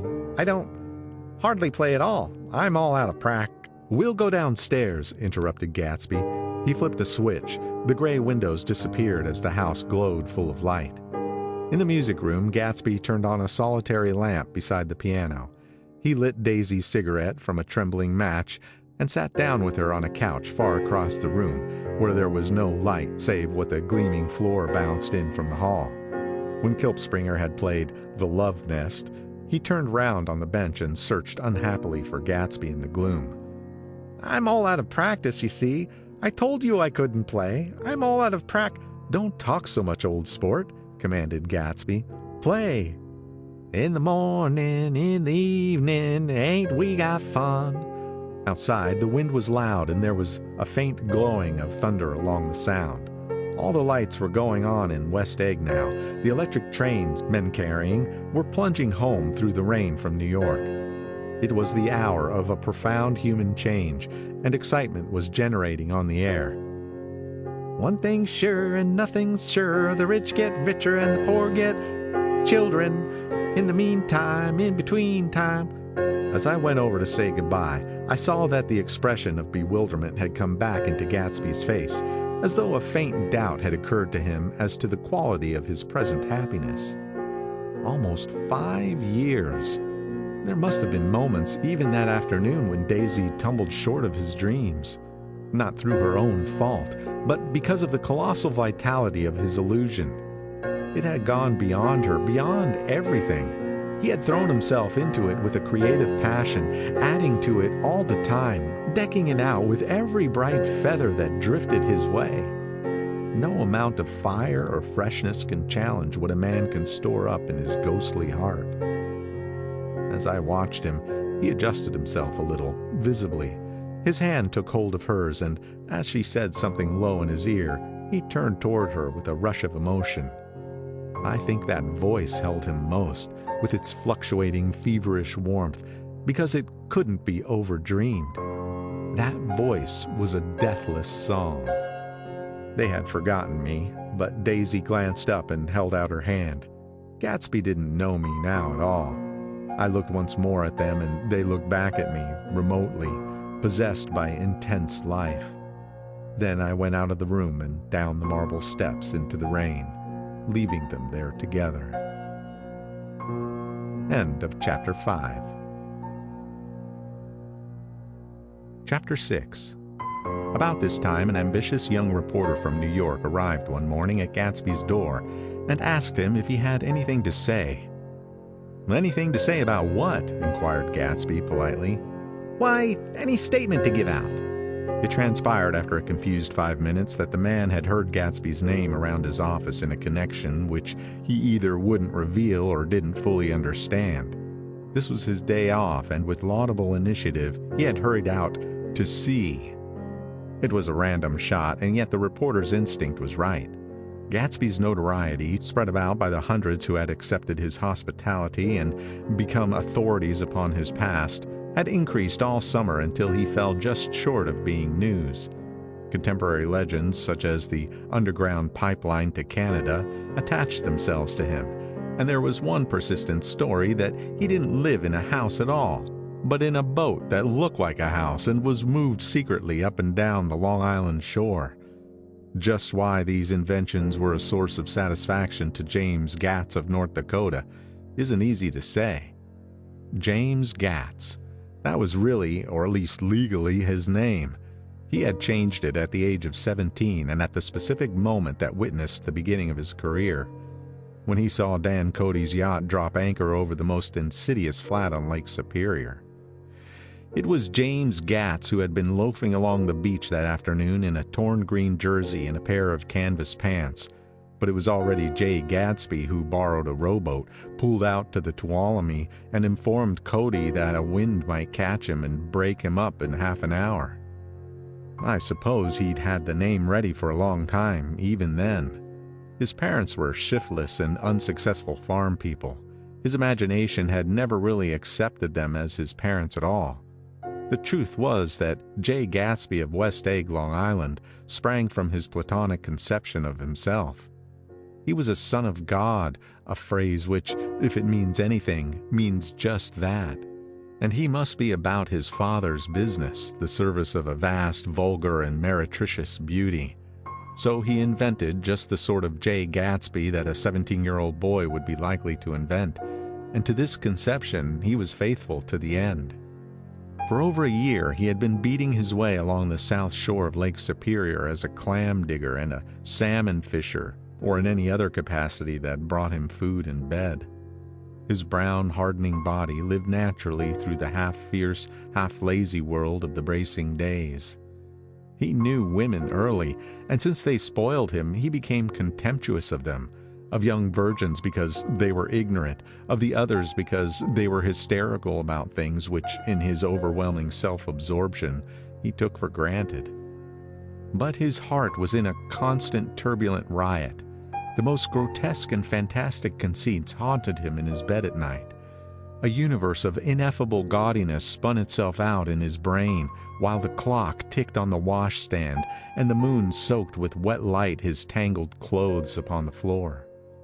Each night he added to the pattern of his fancies until drowsiness closed down upon some vivid scene with an oblivious embrace.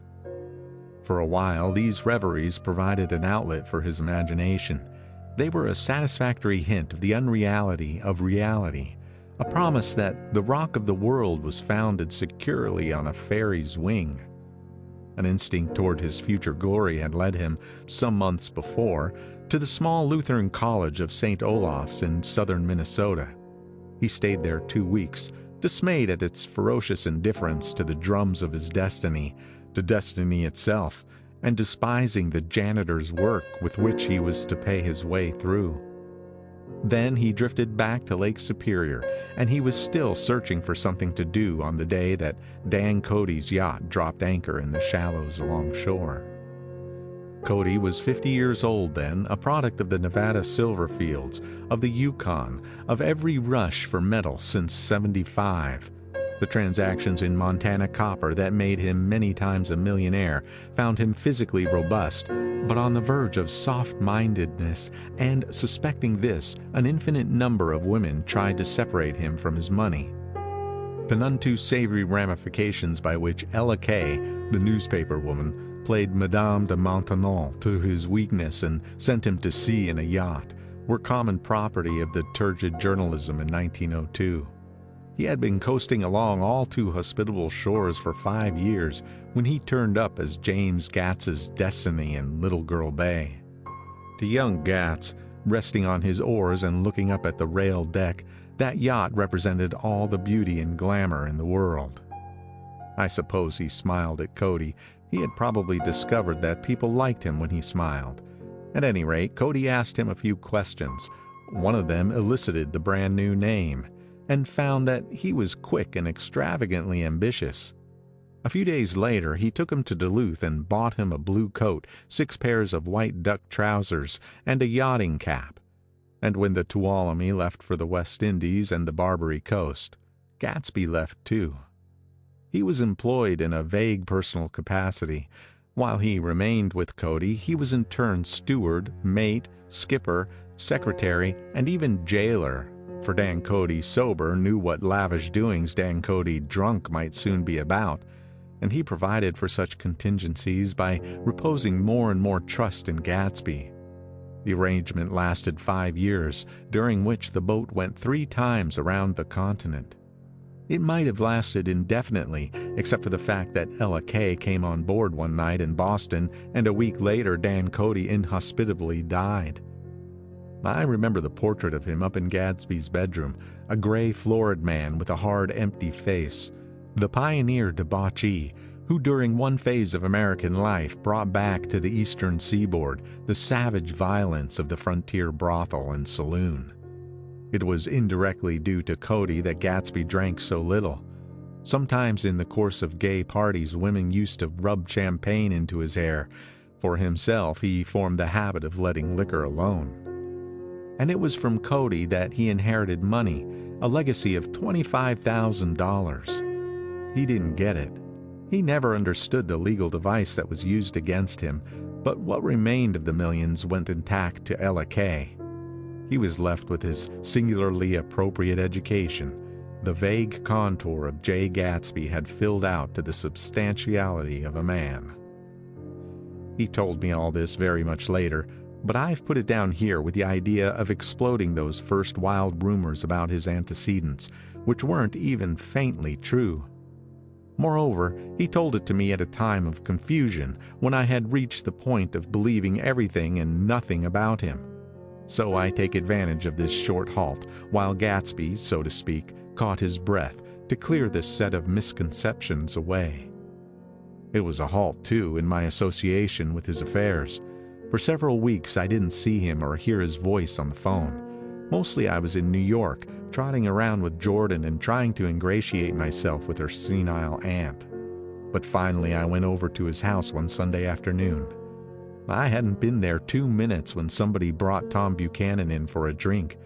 I was startled, naturally, but the really surprising thing was that it hadn't happened before. There were a party of 3 on horseback, Tom and a man named Sloan, and a pretty woman in brown riding habit who had been there previously. "I'm delighted to see you," said Gatsby, standing on his porch. "I'm delighted you dropped in." As though they cared. "Sit right down, have a cigarette or a cigar." He walked around the room quickly, ringing bells. "I'll have something to drink for you in just a minute." He was profoundly affected by the fact that Tom was there. But he would be uneasy anyhow until he had given them something, realizing in a vague way that that was all they came for. Mr. Sloan wanted nothing. "A lemonade? No thanks. A little champagne? Nothing at all, thanks. I'm sorry." "Did you have a nice ride?" "Very good roads around here. I suppose the automobiles—" "Yeah." Moved by an irresistible impulse, Gatsby turned to Tom, who had accepted the introduction as a stranger. "I believe we've met somewhere before, Mr. Buchanan." "Oh, yes," said Tom, gruffly polite, but obviously not remembering. "So we did. I remember very well." "About 2 weeks ago." "That's right. You were with Nick here." "I know your wife," continued Gatsby almost aggressively. "That's so." Tom turned to me. "You live near here, Nick?" "Next door." "That's so." Mr. Sloan didn't enter into the conversation, but lounged back haughtily in his chair. The woman said nothing either, until unexpectedly, after 2 highballs, she became cordial. "We'll all come over to your party next, Mr. Gatsby," she suggested. "What do you say?" "Certainly, I'd be delighted to have you." "Be very nice," said Mr. Sloan without gratitude. "Well, think ought to be starting home." "Please don't hurry," Gatsby urged them. He had control of himself now, and he wanted to see more of Tom. Why don't you stay for supper? I wouldn't be surprised if some other people dropped in from New York." "You come to supper with me," said the lady enthusiastically. "Both of you." This included me. Mr. Sloan got to his feet. "Come along," he said, but to her only. "I mean it," she insisted. "I'd love to have you. Lots of room." Gatsby looked at me questioningly. He wanted to go, and he didn't see that Mr. Sloan had determined he shouldn't. "I'm afraid I won't be able to," I said. "Well, you come," she urged, concentrating on Gatsby. Mr. Sloan murmured something close to her ear. "We won't be late if we start now," she insisted aloud. "I haven't got a horse," said Gatsby. "I used to ride in the army, but I never bought a horse. I'll have to follow you in my car. Excuse me for just a minute." The rest of us walked out on the porch, where Sloan and the lady began an impassioned conversation aside. "My God, I believe the man's coming," said Tom. "Doesn't he know she doesn't want him?" She says she does want him. She has a big dinner party and he won't know a soul there. He frowned. I wonder where in the devil he met Daisy. By God, I may be old-fashioned in my ideas, but women run around too much these days to suit me. They meet all kinds of crazy fish. Suddenly, Mr. Sloane and the lady walked down the steps and mounted their horses. "Come on," said Mr. Sloane to Tom. "We're late. We've got to go." And then to me, "Tell him we couldn't wait, will you?" Tom and I shook hands. The rest of us exchanged a cool nod, and they trotted quickly down the drive, disappearing under the August foliage, just as Gatsby, with hat and light overcoat in hand, came out the front door. Tom was evidently perturbed at Daisy's running round alone, for on the following Saturday night he came with her to Gatsby's party. Perhaps his presence gave the evening its peculiar quality of oppressiveness. It stands out in my memory from Gatsby's other parties that summer. There were the same people, at least the same sort of people, the same profusion of champagne, the same many-colored, many-keyed commotion, but I felt an unpleasantness in the air, a pervading harshness that hadn't been there before. Or perhaps I had merely grown used to it, grown to accept West Egg as a world complete in itself, with its own standards and its own great figures, second to nothing because it had no consciousness of being so. And now I was looking at it again, through Daisy's eyes. It is invariably saddening to look through new eyes at things upon which you have expended your own powers of adjustment. They arrived at twilight, and as we strolled out among the sparkling hundreds, Daisy's voice was playing murmurous tricks in her throat. "These things excite me so," she whispered. "If you want to kiss me any time during the evening, Nick, just let me know and I'll be glad to arrange it for you. Just mention my name, or present a green card. I'm giving out green." "Look around," suggested Gatsby. "I'm looking around. I'm having a marvelous—" "You must see the faces of many people you've heard about." Tom's arrogant eyes roamed the crowd. "We don't go around very much," he said. "In fact, I was just thinking I don't know a soul here."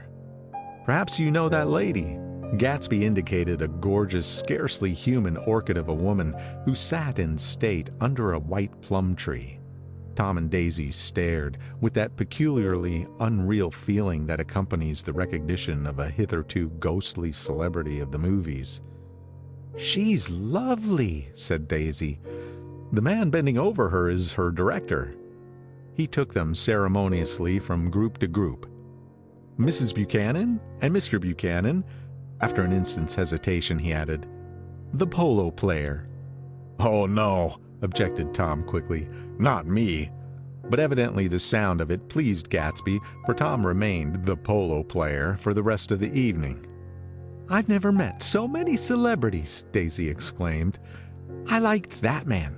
What was his name, with the sort of blue nose?" Gatsby identified him, adding that he was a small producer. "Well, I liked him anyhow." "I'd a little rather not be a polo player," said Tom pleasantly. "I'd rather look at all these famous people in oblivion." Daisy and Gatsby danced. I remember being surprised by his graceful conservative foxtrot. I had never seen him dance before.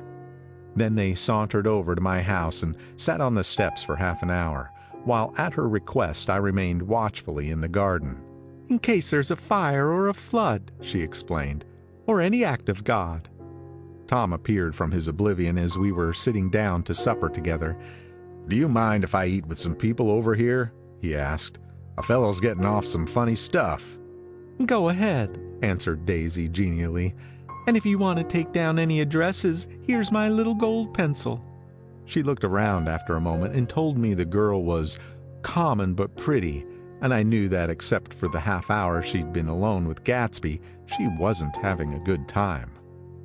We were at a particularly tipsy table. That was my fault. Gatsby had been called to the phone, and I'd enjoyed these same people only 2 weeks before. But what had amused me then turned septic on the air now. "How do you feel, Miss Baedeker?" The girl addressed was trying unsuccessfully to slump against my shoulder. At this inquiry she sat up and opened her eyes. "Wha?" A massive and lethargic woman who had been urging Daisy to play golf with her at a local club tomorrow spoke in Miss Bedecker's defense. "Oh, she's all right now. When she had 5 or 6 cocktails, she always starts screaming like that. I tell her she ought to leave it alone." "I do leave it alone," affirmed the accused hollowly. "We heard you yelling, so I said to Doc Civet here, 'There's somebody that needs your help, Doc.'" "She's much obliged, I'm sure," said another friend without gratitude. "But you got her dress all wet when you stuck her head in the pool." "Anything I hate is to get my head stuck in a pool," mumbled Miss Bedecker. "They almost drowned me once over in New Jersey." "Then you ought to leave it alone," countered Doc Civic. "Speak for yourself," cried Miss Bedecker violently. "Your hand shakes. I wouldn't let you operate on me." It was like that. Almost the last thing I remember was standing with Daisy and watching the moving picture director and his star. They were still under the white plum tree and their faces were touching except for a pale thin ray of moonlight between. It occurred to me that he had been very slowly bending toward her all evening to attain his proximity, and even while I watched, I saw him stoop one ultimate degree and kiss at her cheek. "I like her," said Daisy. "I think she's lovely." But the rest offended her, and inarguably because it wasn't a gesture but an emotion. She was appalled by West Egg, this unprecedented place that Broadway had begotten upon a Long Island fishing village, appalled by its raw vigor that chafed under the old euphemisms, and by the too obtrusive fate that herded its inhabitants along a shortcut from nothing to nothing. She saw something awful in the very simplicity she failed to understand. I sat on the front steps with them while they waited for their car.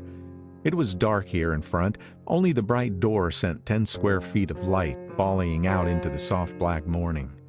Sometimes a shadow moved against a dressing room blind above, gave way to another shadow, an indefinite procession of shadows who rouged and powdered in an invisible glass. "Who is this Gatsby, anyhow?" demanded Tom suddenly. "Some big bootlegger?" "Where'd you hear that?" I inquired. "I didn't hear it. I imagined it. A lot of these newly rich people are just big bootleggers, you know." "Not Gatsby," I said shortly. He was silent for a moment. The pebbles of the drive crunched under his feet. "Well, he certainly must have strained himself to get this menagerie together." A breeze stirred the gray haze of Daisy's fur collar. "At least they are more interesting than the people we know," she said with an effort. "You didn't look so interested." "Well, I was." Tom laughed and turned to me. "Did you notice Daisy's face when that girl asked her to put her under a cold shower?" Daisy began to sing with the music in a husky rhythmic whisper, bringing out a meaning in each word that it had never had before and would never have again. When the melody rose, her voice broke up sweetly, following it in a way contralto voices have, and each change tipped out a little of her warm human magic upon the air. "Lots of people come who haven't been invited," she said suddenly. "That girl hadn't been invited. They simply forced their way in, and he's too polite to object." "I'd like to know who he is and what he does," insisted Tom, "and I think I'll make a point of finding out." "I can tell you right now," she answered. "He owns some drugstores, a lot of drugstores. He built them up himself." The dilatory limousine came rolling up the drive. "Good night, Nick," said Daisy. Her glance left me and sought the lighted top of the steps, where 3 o'clock in the morning, a neat, sad little waltz of that year, was drifting out the open door. After all, in the very casualness of Gatsby's party, there were romantic possibilities totally absent from her world. What was it up there in the song that seemed to be calling her back inside? What would happen now in the dim, incalculable hours?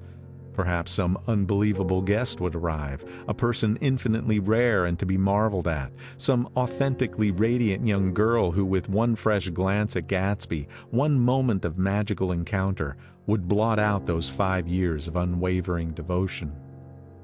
I stayed late that night. Gatsby asked me to wait until he was free, and I lingered in the garden until the inevitable swimming party had run up, chilled and exalted, from the black beach until the lights were extinguished in the guest rooms overhead. When he came down the steps at last, the tanned skin was drawn unusually tight on his face, and his eyes were bright and tired. "She didn't like it," he said immediately. "Of course she did."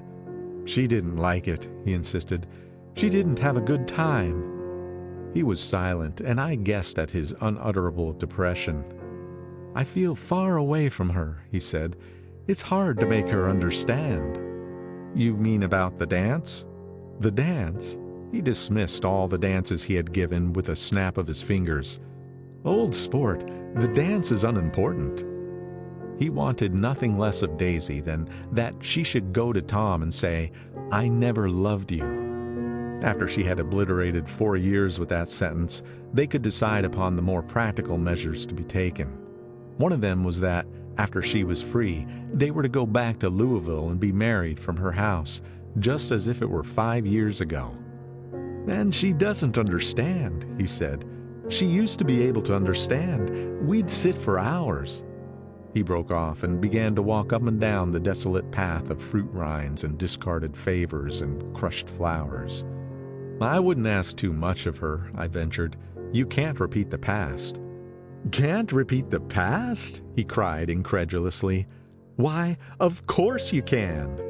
He looked around him wildly, as if the past were lurking here in the shadow of his house, just out of reach of his hand. "I'm going to fix everything just the way it was before," he said, nodding determinedly. "She'll see." He talked a lot about the past, and I gathered that he wanted to recover something, some idea of himself perhaps, that had gone into loving Daisy. His life had been confused and disoriented since then, but if he could once return to a certain starting place and go over it all slowly, he could find out what that thing was. One autumn night 5 years before, they had been walking down the street when the leaves were falling, and they came to a place where there were no trees and the sidewalk was white with moonlight. They stopped here and turned toward each other. Now it was a cool night with that mysterious excitement in it which comes at the 2 changes of the year. The quiet lights in the houses were humming out into the darkness, and there was a stir and bustle among the stars. Out of the corner of his eye, Gatsby saw that the blocks of the sidewalks really formed a ladder and mounted to a secret place above the trees. He could climb to it if he climbed alone, and once there, he could suck on the pap of life, gulp down the incomparable milk of wonder.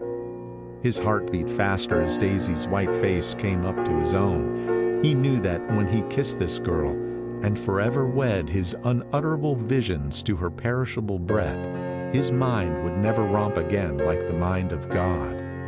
So he waited, listening for a moment longer to the tuning fork that had been struck upon a star.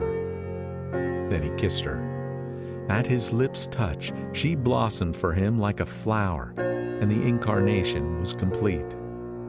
Through all he said, even through his appalling sentimentality, I was reminded of something, an elusive rhythm, a fragment of lost words that I had heard somewhere a long time ago. For a moment, a phrase tried to take shape in my mouth, and my lips parted like a dumb man's, as though there was more struggling upon them than a wisp of startled air. But they made no sound, and what I had almost remembered was uncommunicable forever. End of Chapter 6.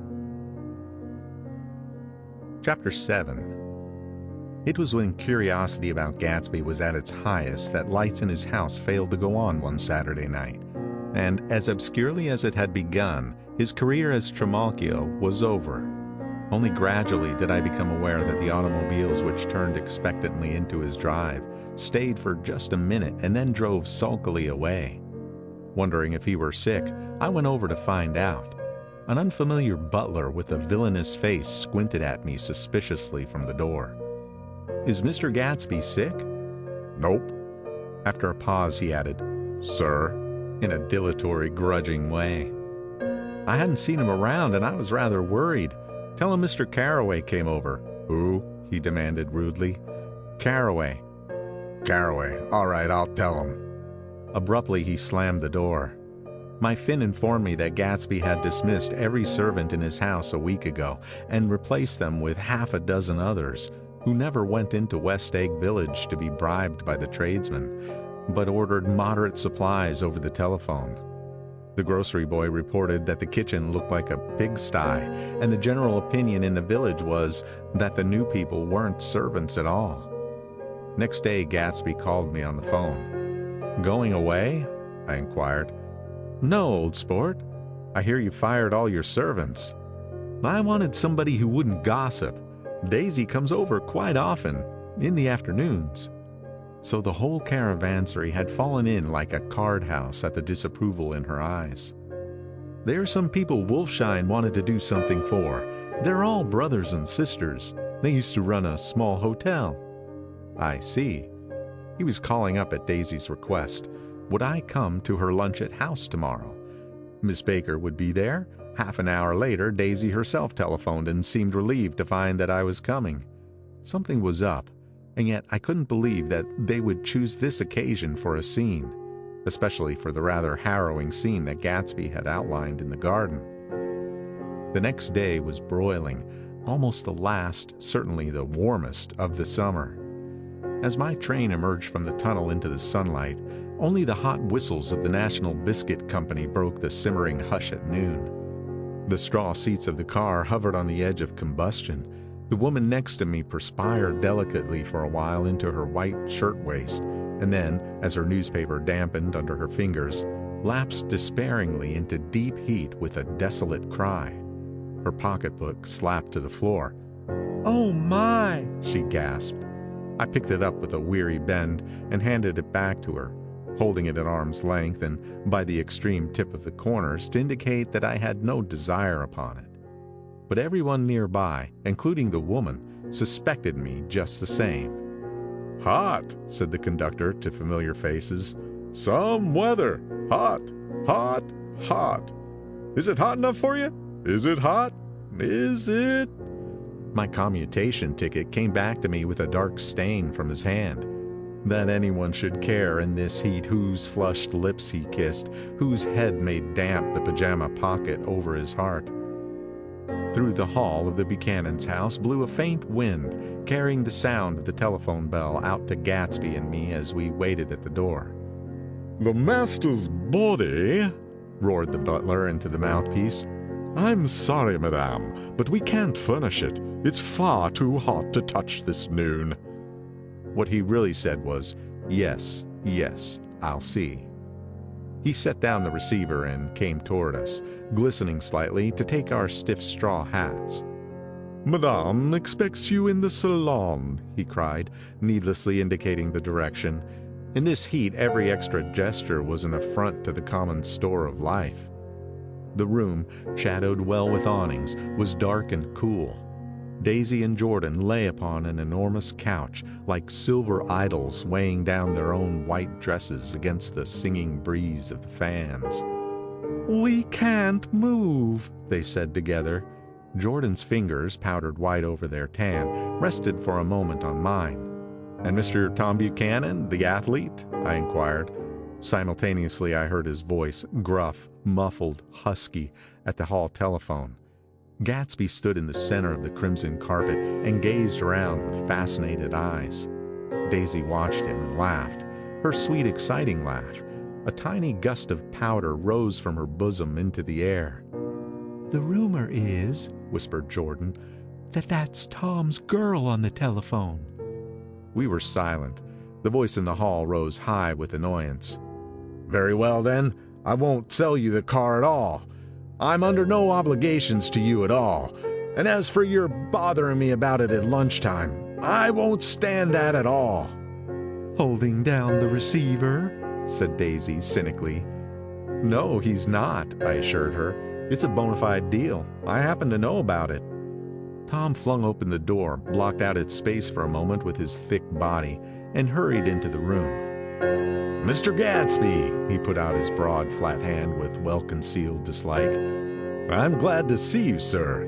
"Make us a cold drink," cried Daisy. As he left the room again, she got up and went over to Gatsby and pulled his face down, kissing him on the mouth. "You know I love you," she murmured. "You forget there's a lady present," said Jordan. Daisy looked around doubtfully. "You kiss Nick, too. What a low, vulgar girl." "I don't care," cried Daisy, and began to clog on the brick fireplace. Then she remembered the heat and sat down guiltily on the couch just as a freshly laundered nurse leading a little girl came into the room. "Blessed precious," she crooned, holding out her arms. "Come to your own mother that loves you." The child, relinquished by the nurse, rushed across the room and rooted shyly into her mother's dress. "The blessed precious. Did mother get powder on your old yellowy hair? Stand up now and say, 'Howdy-do.'" Gatsby and I, in turn, leaned down and took the small, reluctant hand. Afterward, he kept looking at the child with surprise. I don't think he had ever really believed in its existence before. "I got dressed before luncheon," said the child, turning eagerly to Daisy. "That's because your mother wanted to show you off." Her face bent into the single wrinkle of the small white neck. "You dream, you absolute little dream." "Yes," admitted the child calmly. "Aunt Jordan's got on a white dress, too." "How do you like mother's friends?" Daisy turned her around so that she faced Gatsby. "Do you think they're pretty?" "Where's Daddy?" "She doesn't look like her father," explained Daisy. "She looks like me. She's got my hair and shape of the face." Daisy sat back upon the couch. The nurse took a step forward and held out her hand. "Come, Pammy." "Goodbye, sweetheart." With a reluctant backward glance, the well-disciplined child held to her nurse's hand and was pulled out the door, just as Tom came back, preceding 4 gin rickeys that clicked full of ice. Gatsby took up his drink. "They certainly look cool," he said with visible tension. We drank in long, greedy swallows. "I read somewhere that the sun's getting hotter every year," said Tom genially. "It seems that pretty soon the Earth's going to fall into the sun. Or wait a minute, it's just the opposite. The sun's getting colder every year. Come outside," he suggested to Gatsby. "I'd like you to have a look at the place." I went with them out to the veranda. On the green Sound, stagnant in the heat, one small sail crawled slowly toward the fresher sea. Gatsby's eyes followed it momentarily. He raised his hand and pointed across the bay. "I'm right across from you." "So you are." Our eyes lifted over the rose beds and the hot lawn and the weedy refuse of the dog days along shore. Slowly, the white wings of the boat moved against the blue cool limit of the sky. Ahead lay the scalloped ocean and the abounding Blessed Isles. "There's sport for you," said Tom, nodding. "I like to be out there with him for about an hour." We had luncheon in the dining room, darkened too against the heat, and drank down nervous gaiety with the cold ale. "What'll we do with ourselves this afternoon?" cried Daisy. "And the day after that, and the next 30 years?" "Don't be morbid," Jordan said. "Life starts all over again when it gets crisp in the fall." "But it's too hot," insisted Daisy on the verge of tears. "And everything's so confused. Let's all go to town." Her voice struggled on through the heat, beating against it, molding its senselessness into forms. "I've heard of making a garage out of a stable," Tom was saying to Gatsby. "But I'm the first man who ever made a stable out of a garage." "Who wants to go to town?" demanded Daisy insistently. Gatsby's eyes floated toward her. "Ah," she cried. "You look so cool." Their eyes met, and they stared together at each other, alone in space. With an effort, she glanced down at the table. "You always look so cool," she repeated. She had told him that she loved him, and Tom Buchanan saw. He was astounded. His mouth opened a little, and he looked at Gatsby, and then back at Daisy as if he had just recognized her as someone he knew a long time ago. "You resemble the advertisement of the Man," she went on innocently. "You know the advertisement of the Man?" "All right," Tom broke in quickly. "I'm perfectly willing to go to town. Come on, we're all going to town." He got up, his eyes still flashing between Gatsby and his wife. No one moved. "Come on." His temper cracked a little. "What's the matter anyhow? If we're going to town, let's start." His hand, trembling with his effort at self-control, bore to his lips the last of his glass of ale. Daisy's voice got us to our feet and out to the blazing gravel drive. "Are we just going to go?" she objected. "Like this? Aren't we going to let anyone smoke a cigarette first?" "Everybody's smoked all through lunch." "Oh, let's have fun," she begged him. "It's too hot to fuss." He didn't answer. "Have it your own way," she said. "Come on, Jordan." They went upstairs to get ready while we three men stood there shuffling the hot pebbles with our feet. A silver curve of the moon hovered already in the western sky. Gatsby started to speak, changed his mind, but not before Tom wheeled and faced him expectantly. "Have you got your stables here?"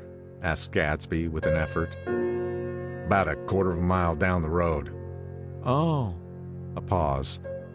"I don't see the idea of going to town," broke out Tom savagely. "Women get these notions in their heads." "Shall we take anything to drink?" called Daisy from an upper window. "I'll get some whiskey," answered Tom. He went inside. Gatsby turned to me rigidly. "I can't say anything in his house, old sport." "She's got an indiscreet voice," I remarked. "It's full of—" I hesitated. "Her voice is full of money," he said suddenly. That was it. I never understood it before. It was full of money. That was the inexhaustible charm that rose and fell in it, the jingle of it, the symbol's song of it. High in a white palace, the king's daughter, the golden girl. Tom came out of the house wrapping a quart bottle in a towel, followed by Daisy and Jordan wearing small tight hats of metallic cloth and carrying light capes over their arms. "Shall we go in my car?" suggested Gatsby. He felt the hot green leather of the seat. "I ought to have left it in the shade." "Is it a standard shift?" demanded Tom. "Yes." "Well, you take my coupe and let me drive your car to town." The suggestion was distasteful to Gatsby. "I don't think there's much gas," he objected. "Plenty of gas," said Tom boisterously. He looked at the gauge. "And if it runs out, I can stop at a drugstore. You can buy anything at a drugstore nowadays." A pause followed this apparently pointless remark. Daisy looked at Tom frowning, and an indefinable expression, at once definitely unfamiliar and vaguely recognizable, as if I had only heard it described in words, passed over Gatsby's face. "Come on, Daisy," said Tom, pressing her with his hand toward Gatsby's car. "I'll take you in this circus wagon." He opened the door, but she moved out from the circles of his arm. "You take Nick and Jordan. We'll follow you in the coupe." She walked close to Gatsby, touching his coat with her hand. Jordan and Tom and I got into the front seat of Gatsby's car.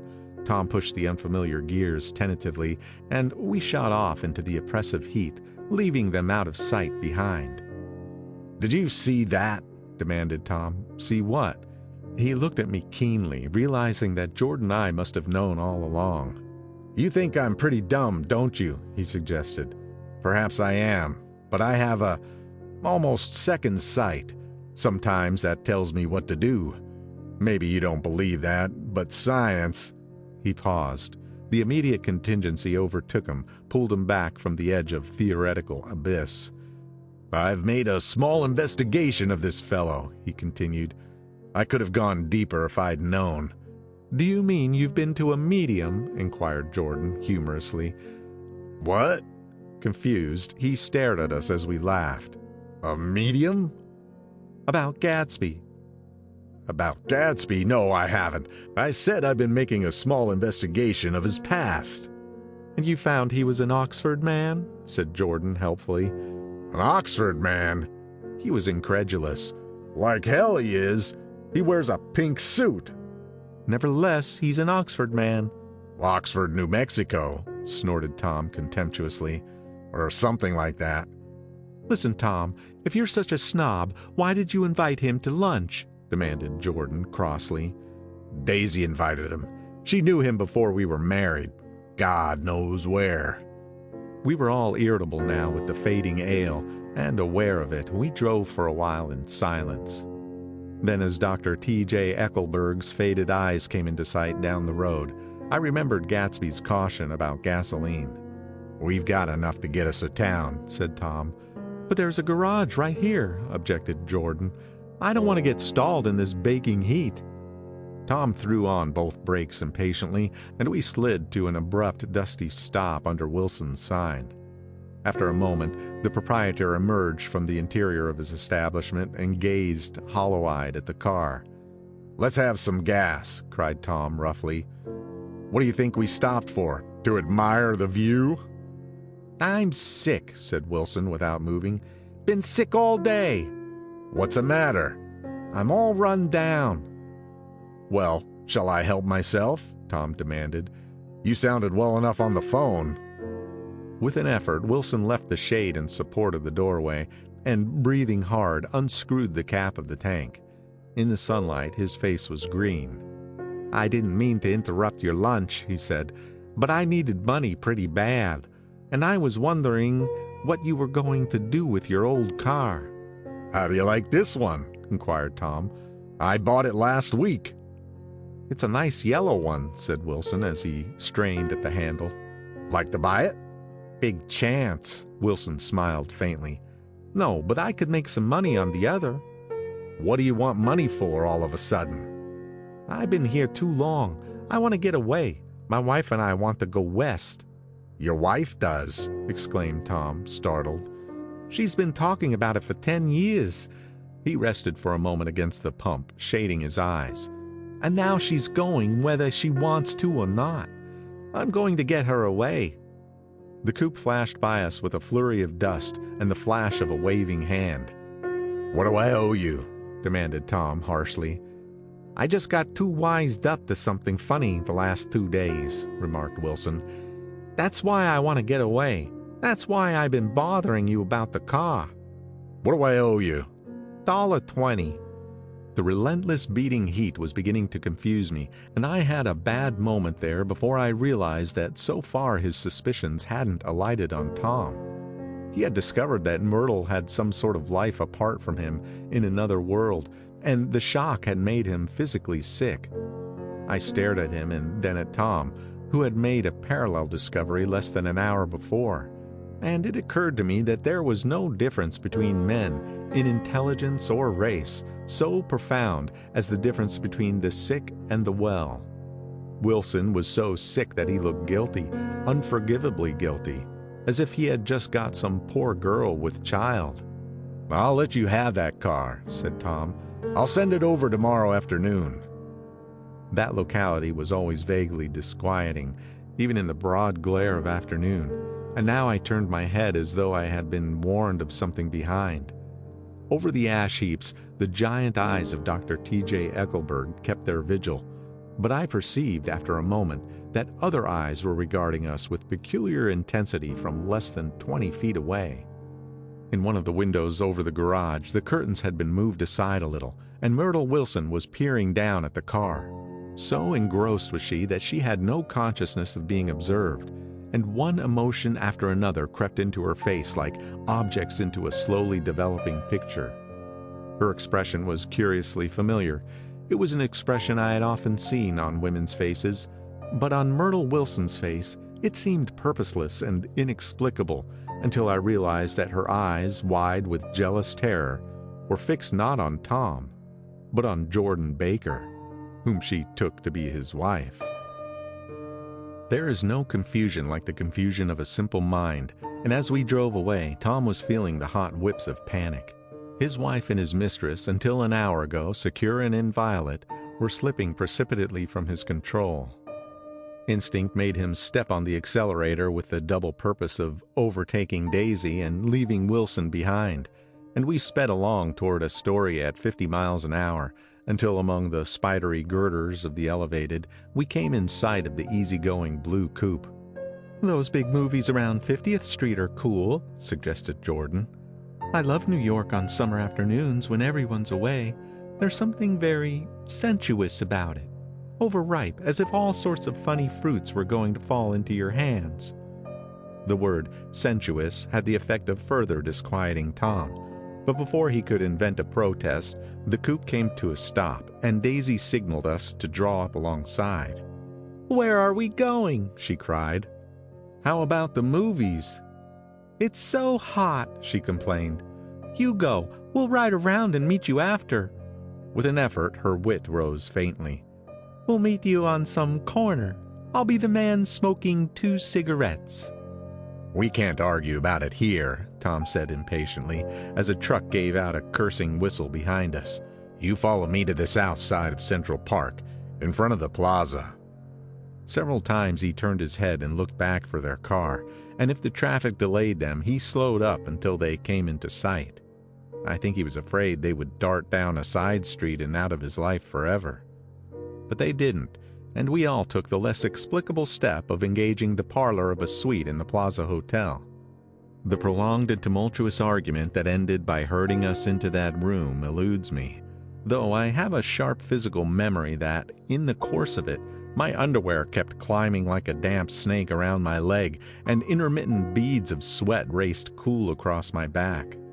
The notion originated with Daisy's suggestion that we hire 5 bathrooms and take cold baths, and then assumed more tangible form as a place to have a mint julep. Each of us said over and over that it was a crazy idea. We all talked at once to a baffled clerk and thought, or pretended to think, that we were being very funny. The room was large and stifling, and though it was already 4 o'clock, opening the windows admitted only a gust of hot shrubbery from the park. Daisy went to the mirror and stood with her back to us, fixing her hair. "It's a swell suite," whispered Jordan respectfully, and everyone laughed. "Open another window," commanded Daisy without turning around. "There aren't any more." "Well, we'd better telephone for an axe." "The thing to do is forget about the heat," said Tom impatiently. "You make it 10 times worse by crabbing about it." He unrolled the bottle of whiskey from the towel and put it on the table. "Why not let her alone, old sport?" remarked Gatsby. "You're the one that wanted to come to town." There was a moment of silence. The telephone book slipped from its nail and splashed to the floor, whereupon Jordan whispered, "Excuse me." But this time no one laughed. "I'll pick it up," I offered.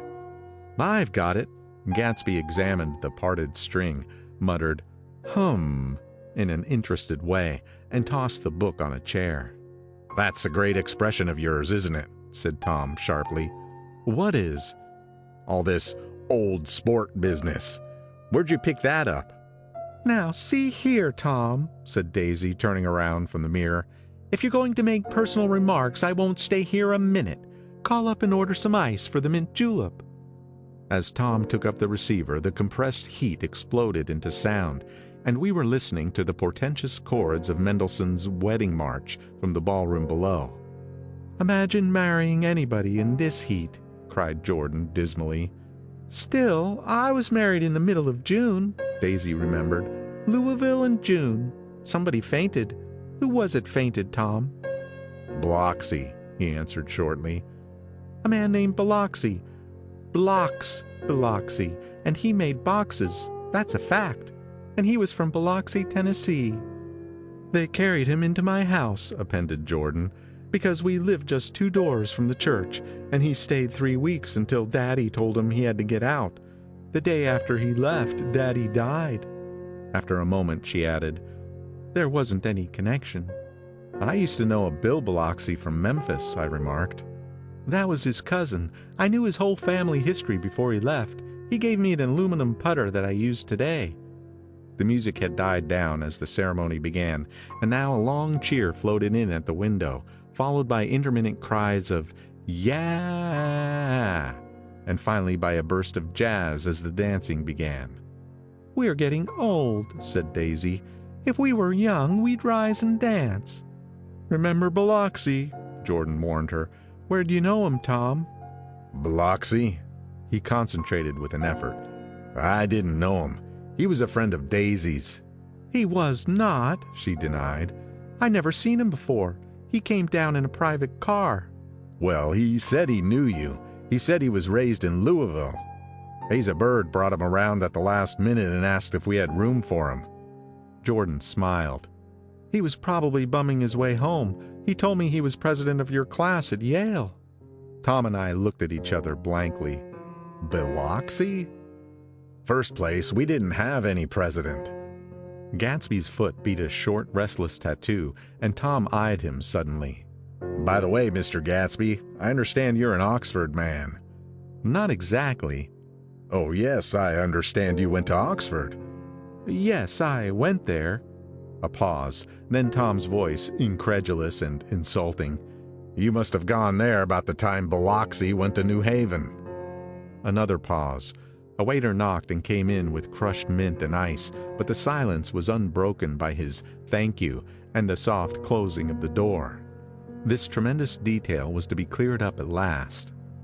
"I told you I went there," said Gatsby. "I heard you, but I'd like to know when." "It was in 1919. I only stayed 5 months. That's why I can't really call myself an Oxford man."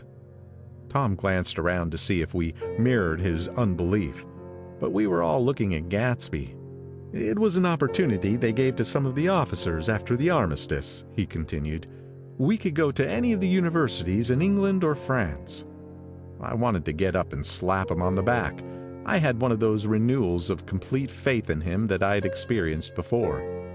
Daisy rose, smiling faintly, and went to the table. "Open the whiskey, Tom," she ordered, "and I'll make you a mint julep. Then you won't seem so stupid to yourself. Look at the mint." "Wait a minute," snapped Tom. "I want to ask Mr. Gatsby one more question." "Go on," Gatsby said politely.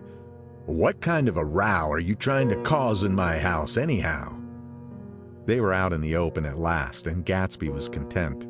"He isn't causing a row." Daisy looked desperately from one to the other. "You're causing a row. Please have a little self-control." "Self-control?" Tom repeated incredulously.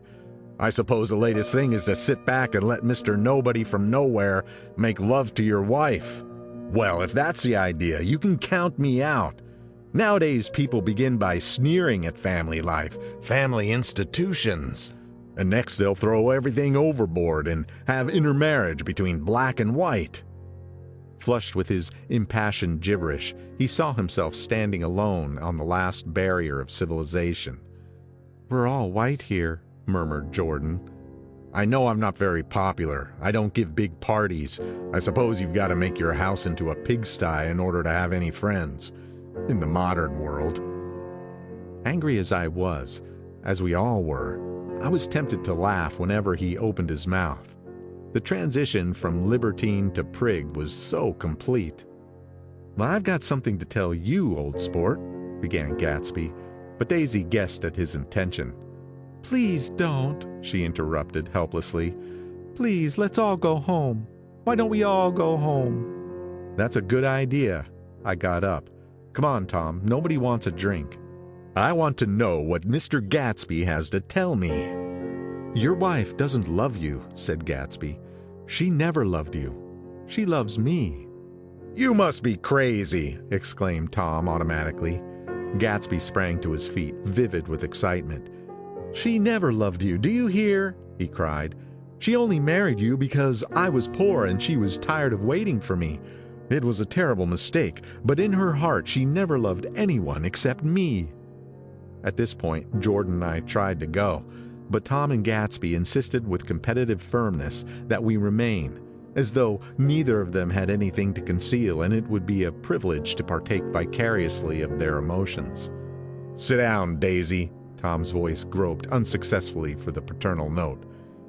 "What's been going on? I want to hear all about it." "I told you what's been going on," said Gatsby. "Going on for 5 years, and you didn't know." Tom turned to Daisy sharply.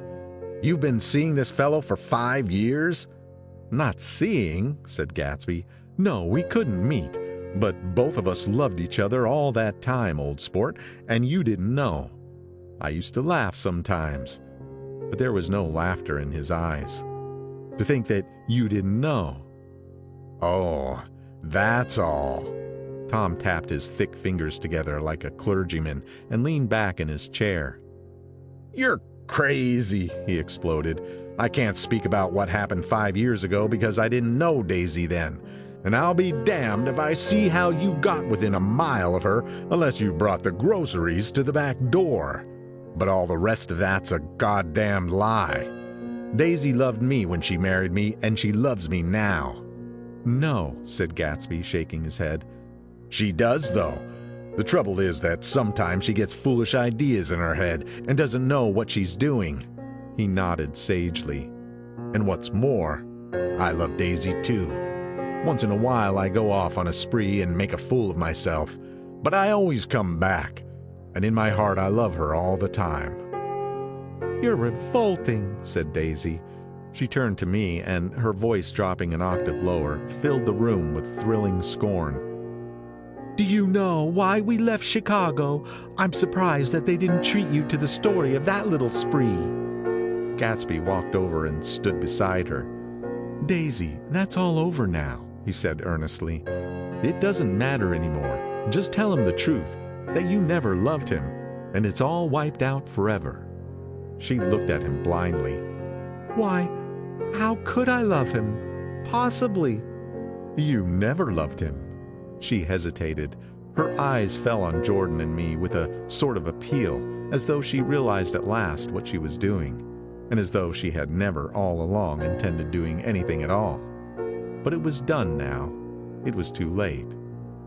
"I never loved him," she said with perceptible reluctance.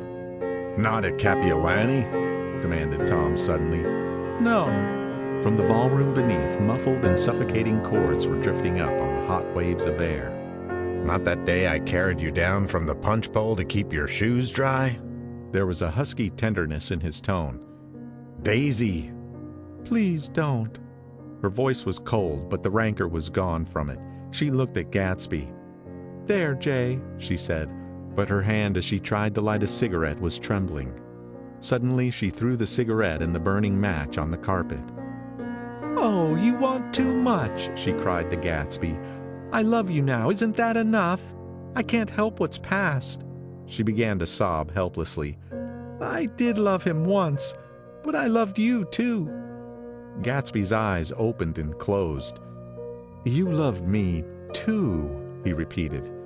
"Even that's a lie," said Tom savagely.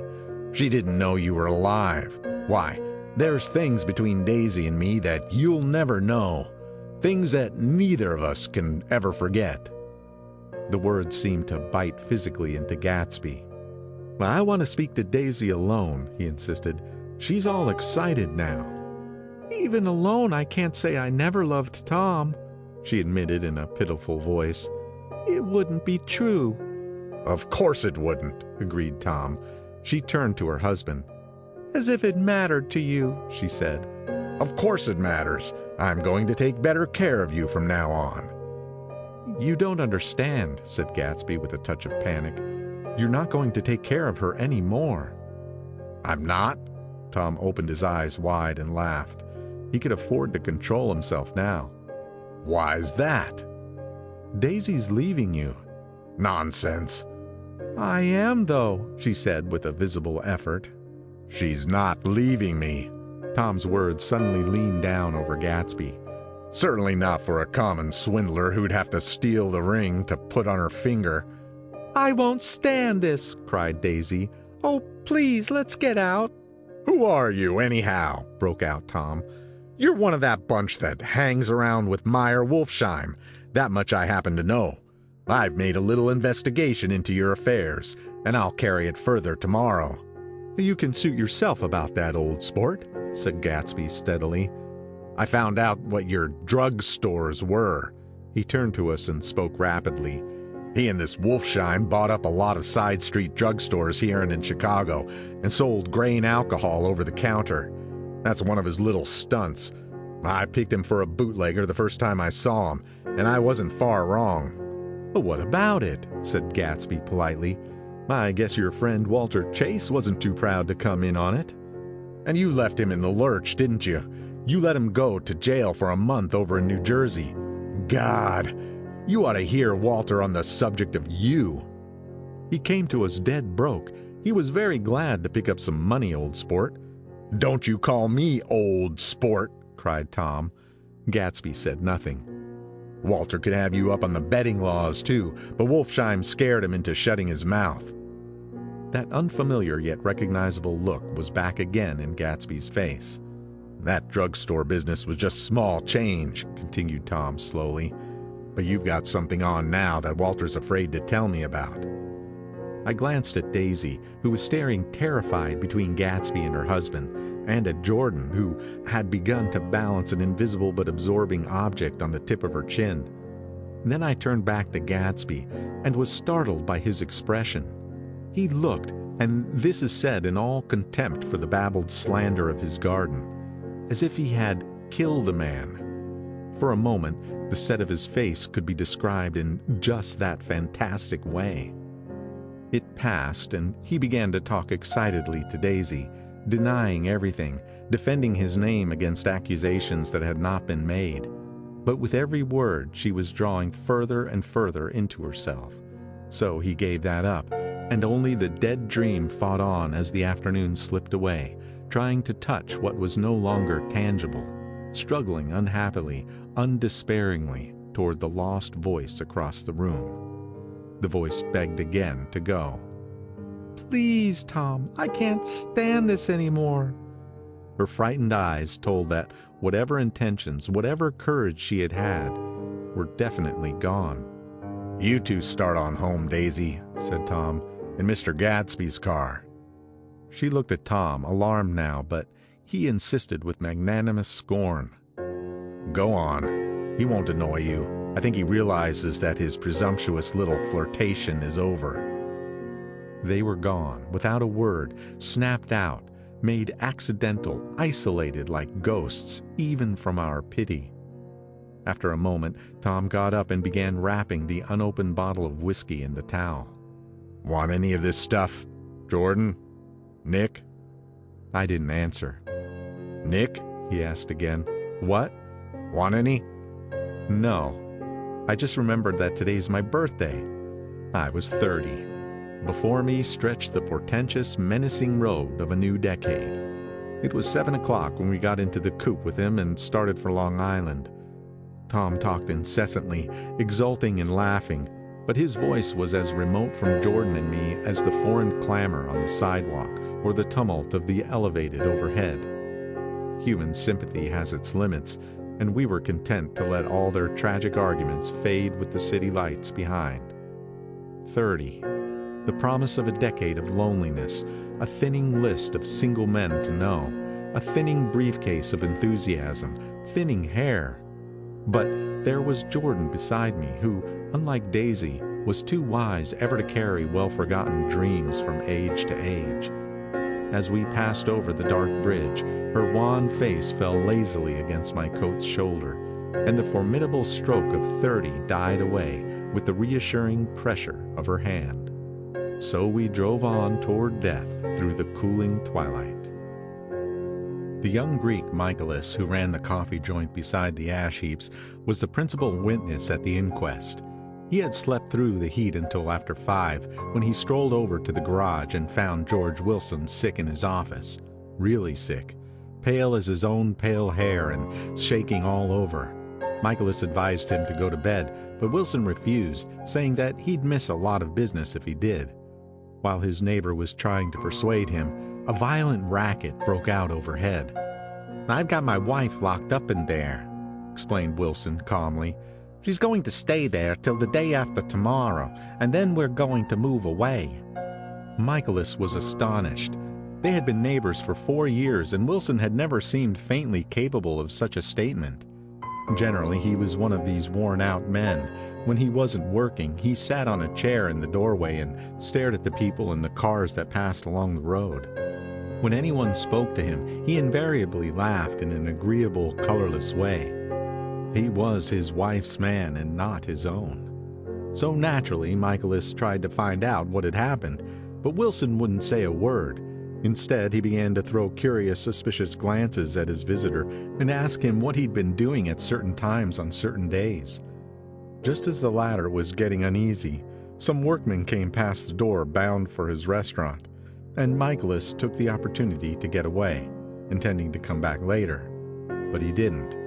He supposed he forgot to, that's all. When he came outside again, a little after 7, he was reminded of the conversation because he heard Mrs. Wilson's voice, loud and scolding, downstairs in the garage. "Beat me," he heard her cry. "Throw me down and beat me, you dirty little coward." A moment later, she rushed out into the dusk, waving her hands and shouting. Before he could move from his door, the business was over. The death car, as the newspapers called it, didn't stop. It came out of the gathering darkness, wavered tragically for a moment, and then disappeared around the next bend. 𝔸𝕝𝕝 wasn't even sure of its color. He told the first policeman that it was light green. The other car, the one going toward New York, came to rest 100 yards beyond, and its driver hurried back to where Myrtle Wilson, her life violently extinguished, knelt in the road and mingled her thick dark blood with the dust. Michaelis and this man reached her first, but when they had torn open her shirtwaist, still damp with perspiration, they saw that her left breast was swinging loose like a flap, and there was no need to listen for the heart beneath. The mouth was wide open and ripped a little at the corners, as though she had choked a little in giving up the tremendous vitality she had stored so long. We saw the 3 or 4 automobiles in the crowd when we were still some distance away. "Wreck," said Tom. "That's good. Wilson have a little business at least." He slowed down, but still without any intention of stopping.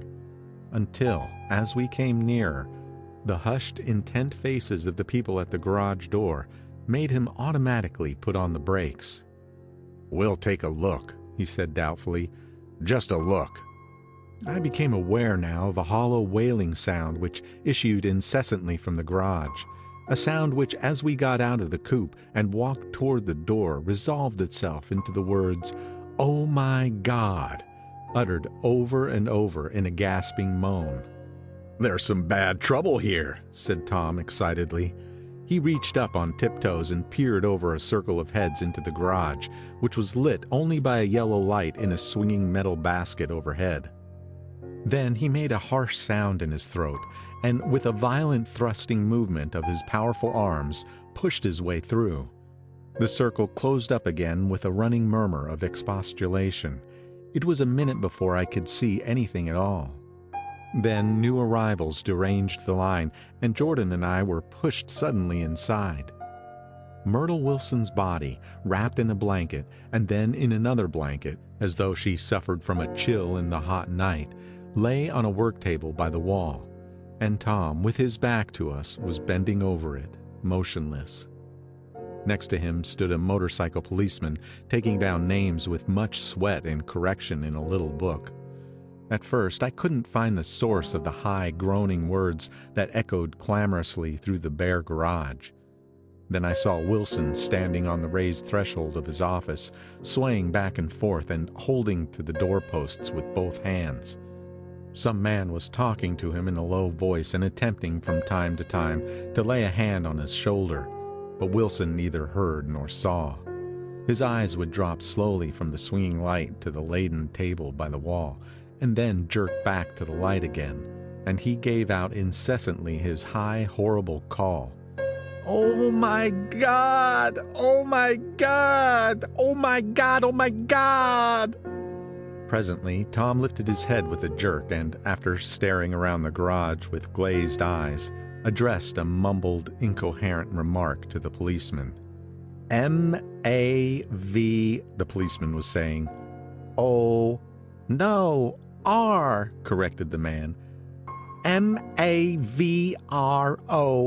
"Listen to me," muttered Tom fiercely. "R," the policeman said. "O, G. G. He looked up as Tom's broad hand fell sharply on his shoulder. "What do you want, fella? What happened? That's what I want to know." "Auto hit her. Instantly killed." "Instantly killed?" repeated Tom, staring. "She ran out in a road. Son of a bitch didn't even stop his car." "There was 2 cars," said Michaelis. "One coming, one going, see?" "Going where?" asked the policeman keenly. "One going each way. Well, she His hand rose toward the blankets, but stopped halfway and fell to his side. "She ran out, and there's one of 'em coming from New York knocking right into her, going 30 or 40 miles an hour. "What's the name of this place here?" demanded the officer. "Hasn't got any name." A pale, well-dressed Negro stepped near. "It was a yellow car," he said. "Big yellow car, new." "See the accident?" asked the policeman. "No, but the car passed me down on the road going faster than 40, going 50, 60. Come here and let's have your name. Look out now, I want to get his name." Some words of this conversation must have reached Wilson, swaying in the office door, for suddenly a new theme found voice among his grasping cries. "You don't have to tell me what kind of car it was. I know what kind of car it was." Watching Tom, I saw the wad of muscles back of his shoulder tighten under his coat. He walked quickly over to Wilson and, standing in front of him, seized him firmly by the upper arms. "You've got to pull yourself together," he said with soothing gruffness. Wilson's eyes fell upon Tom.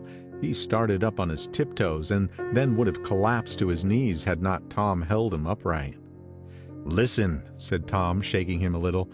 "I just got here a minute ago from New York.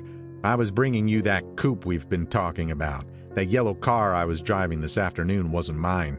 Do you hear? I haven't been in it all afternoon." Only the Negro and I were near enough to hear what he said, but the policeman caught something in the tone and looked over with truculent eyes. "What's all that?" he demanded. "I'm a friend of his." Tom turned his head but kept his hands firm on Wilson's body. "He says he knows the car that did it. It was a yellow car." Some dim impulse moved the policeman to look suspiciously at Tom. "And what color's your car?"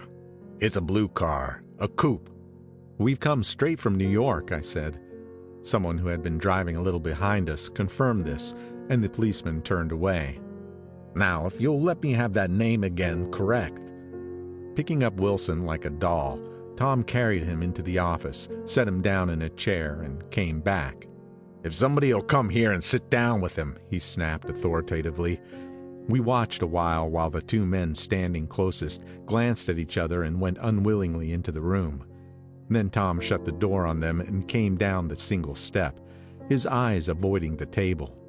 As he passed close to me, he whispered, "Let's get out." Self-consciously, with the authoritative arms breaking the way, we pushed through the still gathering crowd, passing a hurried doctor, case in hand, who had been sent for in wild hope half an hour ago. Tom drove slowly until we were beyond the bend, and then his foot came down hard, and the coupe raced along through the night. In a little while I heard a low husky sob, and saw that the tears were overflowing down his face. "Goddamn coward," he whimpered. "He didn't even stop his car." The Buchanan's house floated suddenly toward us through the dark, rustling trees.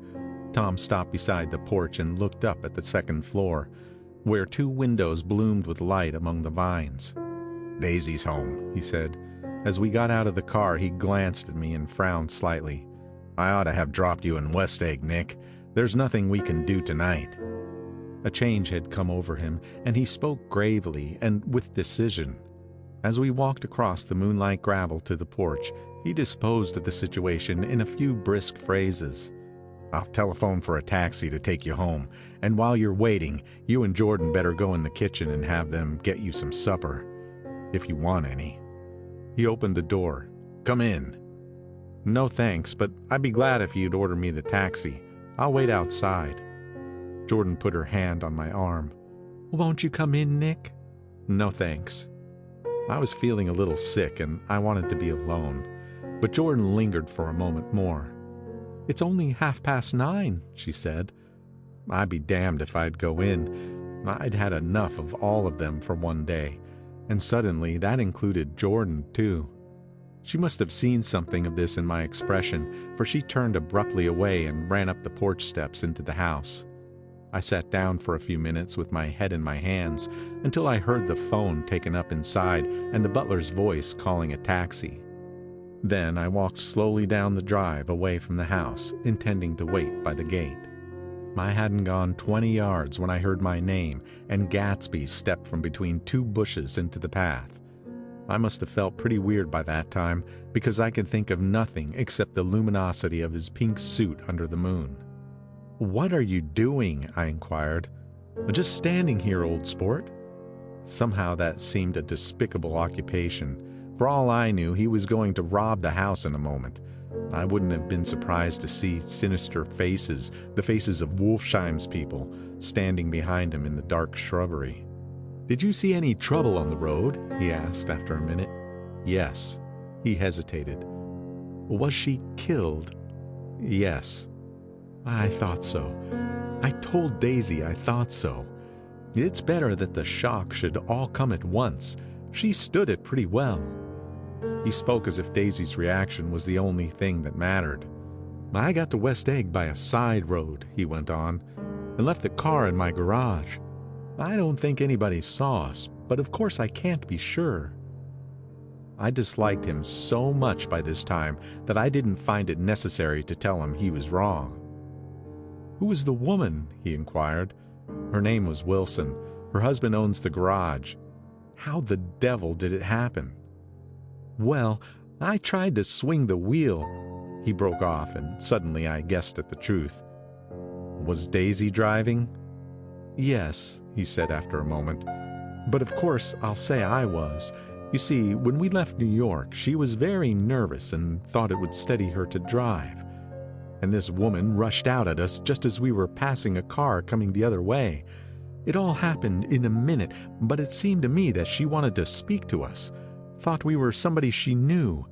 Well, first Daisy turned away from the woman toward the other car, and then she lost her nerve and turned back.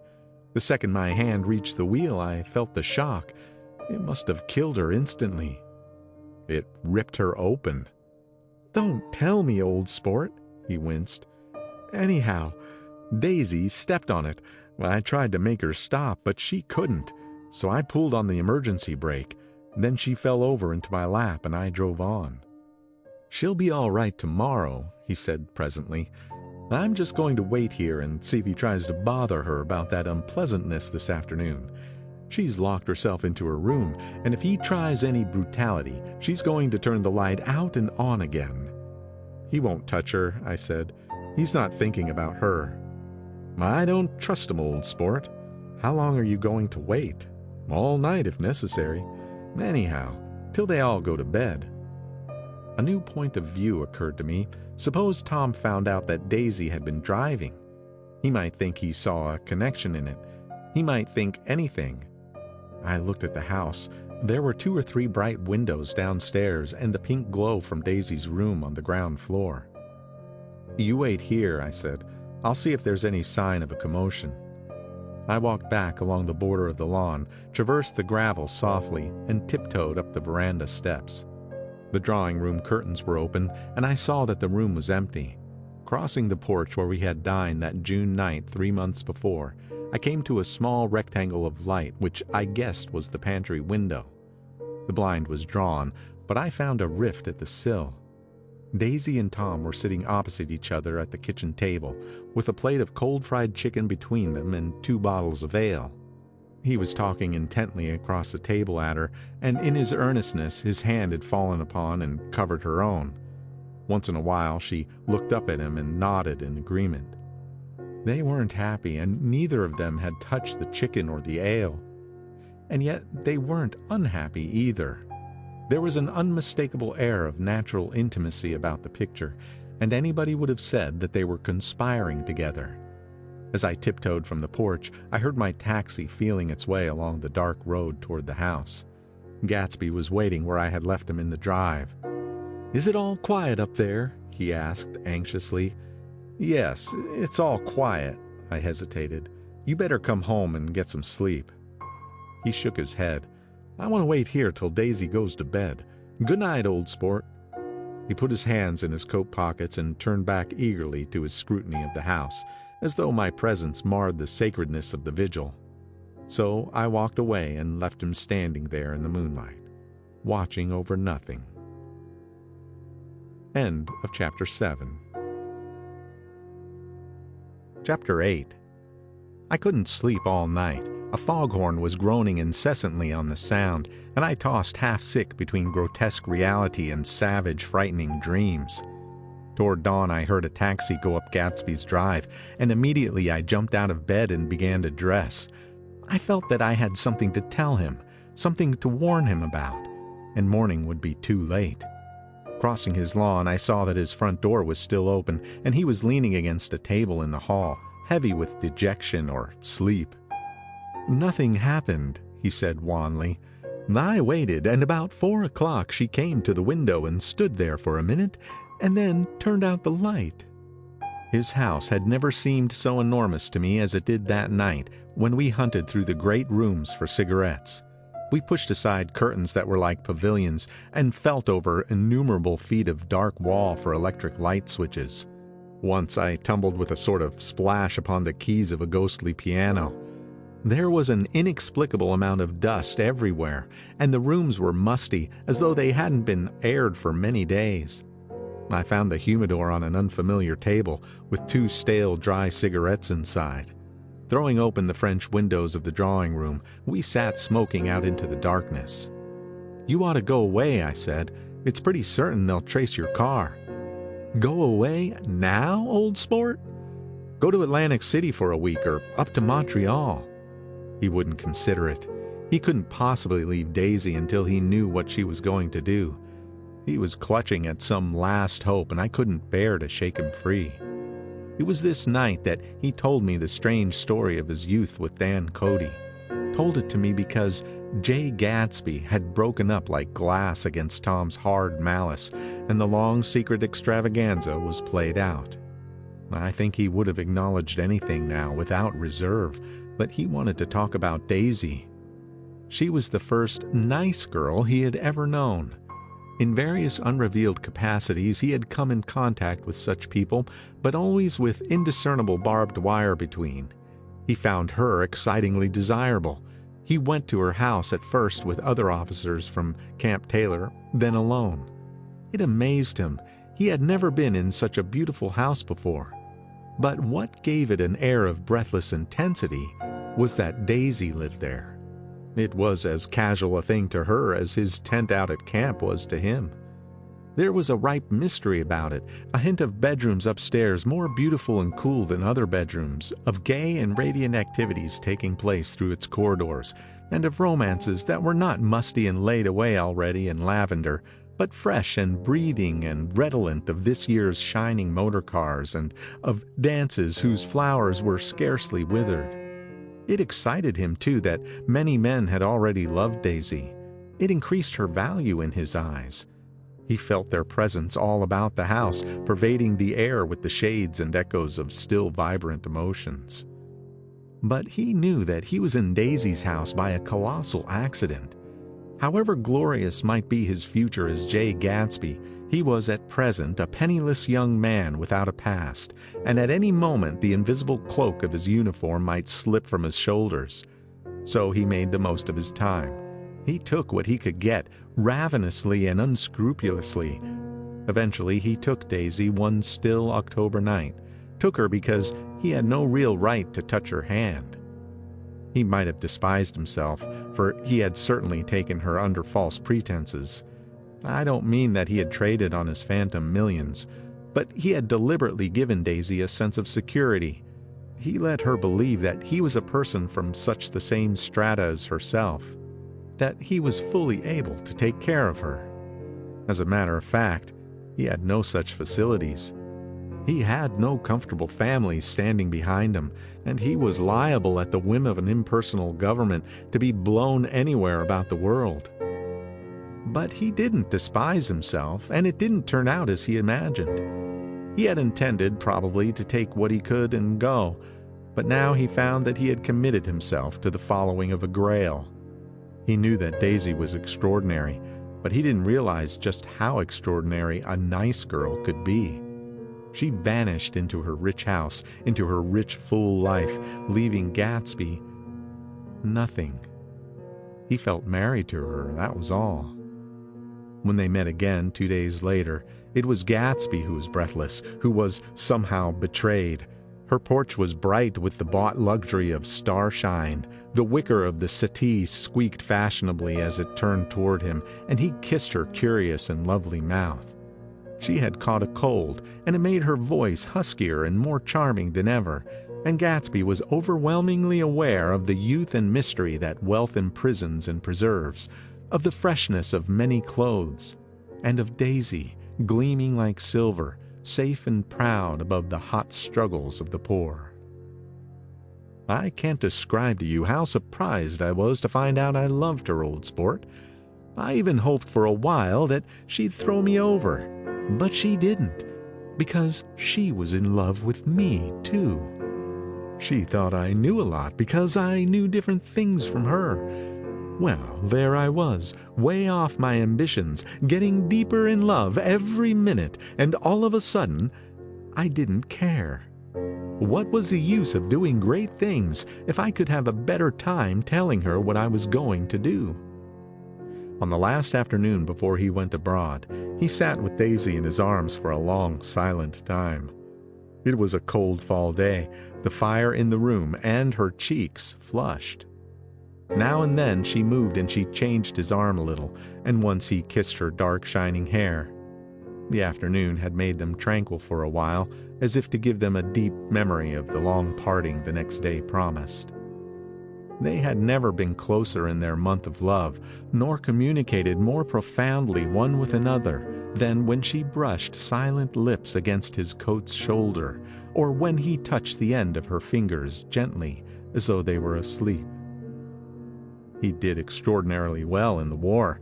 He was a captain before he went to the front, and following the Argonne battles he got his majority and the command of the divisional machine guns. After the armistice, he tried frantically to get home, but some complication or misunderstanding sent him to Oxford instead. He was worried now. There was a quality of nervous despair in Daisy's letters. She didn't see why he couldn't come. She was feeling the pressure of the world outside, and she wanted to see him and feel his presence beside her and be reassured that she was doing the right thing after all. For Daisy was young, and her artificial world was redolent of orchids and pleasant, cheerful snobbery and orchestras which set the rhythm of the year, summing up the sadness and suggestiveness of life in new tunes. All night the saxophones wailed the hopeless comment of the Beale Street Blues, while 100 pairs of golden and silver slippers shuffled the shining dust. At the gray tea hour there were always rooms that throbbed incessantly with this low, sweet fever, while fresh faces drifted here and there like rose petals blown by the sad horns around the floor. Through this twilight universe Daisy began to move again with the season. Suddenly she was again keeping half a dozen dates a day with half a dozen men, and drowsing asleep at dawn with the beads and chiffon of an evening dress tangled among dying orchids on the floor beside her bed. And all the time something within her was crying for a decision. She wanted her life shaped now, immediately, and the decision must be made by some force of love, of money, of unquestionable practicality that was close at hand. That force took shape in the middle of spring with the arrival of Tom Buchanan. There was a wholesome bulkiness about his person and his position, and Daisy was flattered. Doubtless there was a certain struggle and a certain relief. The letter reached Gatsby while he was still at Oxford. It was dawn now on Long Island, and we went about opening the rest of the windows downstairs, filling the house with gray-turning, gold-turning light. The shadow of a tree fell abruptly across the dew, and ghostly birds began to sing among the blue leaves. There was a slow, pleasant movement in the air, scarcely a wind, promising a cool, lovely day. I don't think she ever loved him. Gatsby turned around from a window and looked at me challengingly. You must remember, old sport, she was very excited this afternoon. He told her those things in a way that frightened her, that made it look as if I was some kind of cheap sharper. And the result was, she hardly knew what she was saying. He sat down gloomily. Of course she might have loved him just for a minute, when they were first married, and loved me even more then, do you see? Suddenly he came out with a curious remark. In any case, he said, it was just personal. What could you make of that, except to suspect some intensity in his conception of the affair that couldn't be measured? He came back from France when Tom and Daisy were still on their wedding trip and made a miserable but irresistible journey to Louisville on the last of his army pay. He stayed there a week, walking the streets where their footsteps had clicked together through the November night and revisiting the out-of-the-way places to which they had driven in their white car.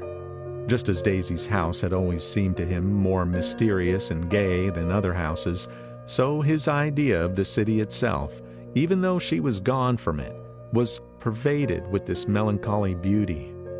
He left feeling that if he had searched harder, he might have found her, that he was leaving her behind.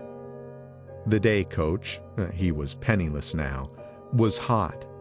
He went out to the open vestibule and sat down on a folding chair, and the station slid away and the backs of unfamiliar buildings moved by. Then out into the spring fields, where a yellow trolley raced them for a minute with people in it who might once have seen the pale magic of her face along the casual street. The track curved, and now it was going away from the sun, which, as it sank lower, seemed to spread itself in benediction over the vanishing city where she had drawn her breath.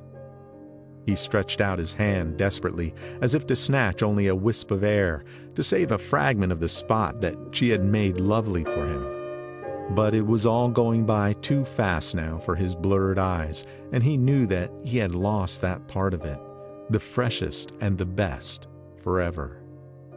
It was 9 o'clock when we finished breakfast and went out on the porch. The night had made a sharp difference in the weather, and there was an autumn flavor in the air. The gardener, the last one of Gatsby's former servants, came to the foot of the steps.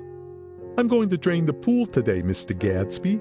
Leaves will stop falling pretty soon, and there's always trouble with the pipes." "Don't do it today," Gatsby answered. He turned to me apologetically. "You know, old sport, I've never used that pool all summer." I looked at my watch and stood up. 12 minutes to my train. I didn't want to go to the city. I wasn't worth a decent stroke of work, but it was more than that. I didn't want to leave Gatsby. I missed that train and then another before I could get myself away. "I'll call you up," I said finally. "Do, old sport. I'll call you about noon." We walked slowly down the steps. "I suppose Daisy'll call too." He looked at me anxiously as if he hoped I'd corroborate this. "I suppose so." "Well, goodbye." We shook hands and I started away. Just before I reached the hedge, I remembered something and turned around. "They're a rotten crowd," I shouted across the lawn. "You're worth the whole damn bunch put together." I've always been glad I said that. It was the only compliment I ever gave him, because I disapproved of him from beginning to end. First he nodded politely, and then his face broke into a radiant and understanding smile, as if we'd been in ecstatic cahoots on that fact all the time. His gorgeous pink rag of a suit made a bright spot of color against the white steps, and I thought of the night when I first came to his ancestral home 3 months before. The lawn and the drive had been crowded with the faces of those who had guessed at his corruption, and he had stood on those steps concealing his incorruptible dream as he waved them goodbye. I thanked him for his hospitality. We were always thanking him for that, I and the others. "Goodbye," I called. "I enjoyed breakfast, Gatsby." Up in the city, I tried for a while to list the quotations on an interminable amount of stock. Then I fell asleep in my swivel chair. Just before noon, the phone woke me, and I started up with sweat breaking out on my forehead.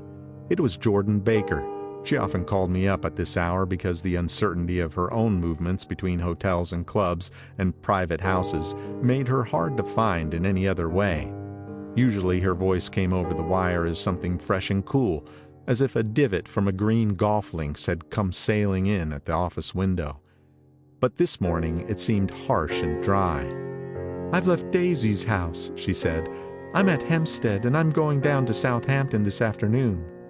Probably it had been tactful to leave Daisy's house, but the act annoyed me, and her next remark made me rigid. "You weren't so nice to me last night." How could it have mattered then? Silence for a moment. Then, "However, I want to see you." "I want to see you too." "Suppose I don't go to Southampton and come into town this afternoon?" "No, I don't think this afternoon." "Very well. It's impossible this afternoon. Various—" We talked like that for a while, and then abruptly we weren't talking any longer. I don't know which of us hung up with a sharp click, but I know I didn't care. I couldn't have talked to her across a tea table that day if I never talked to her again in this world. I called Gatsby's house a few minutes later, but the line was busy. I tried 4 times. Finally, an exasperated central told me the wire was being kept open for a long distance from Detroit. Taking out my timetable, I drew a small circle around the 3:50 train. Then I leaned back in my chair and tried to think.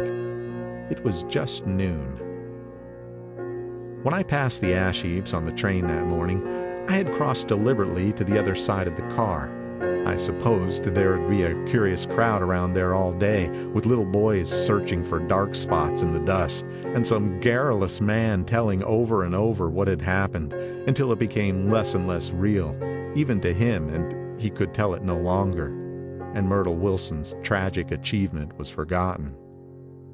Now I want to go back a little and tell what happened at the garage after we left there the night before. They had difficulty in locating the sister, Catherine.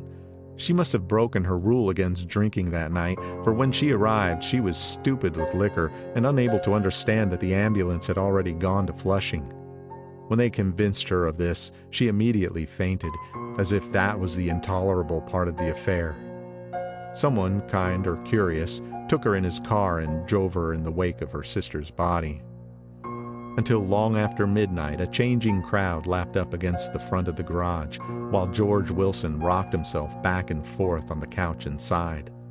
For a while, the door of the office was open, and everyone who came into the garage glanced irresistibly through it. Finally, someone said it was a shame, and closed the door. Michaelis and several other men were with him. First 4 or 5 men, later 2 or 3 men. Still later, Michaelis had to ask the last stranger to wait there 15 minutes longer, while he went back to his own place and made a pot of coffee. After that, he stayed there alone with Wilson until dawn. About 3 o'clock, the quality of Wilson's incoherent muttering changed. He grew quieter and began to talk about the yellow car. He announced that he had a way of finding out whom the yellow car belonged to. And then he blurted out that a couple of months ago his wife had come from the city with her face bruised and her nose swollen. But when he heard himself say this, he flinched and began to cry, "Oh my God!" again in this groaning voice. Michaelis made a clumsy attempt to distract him.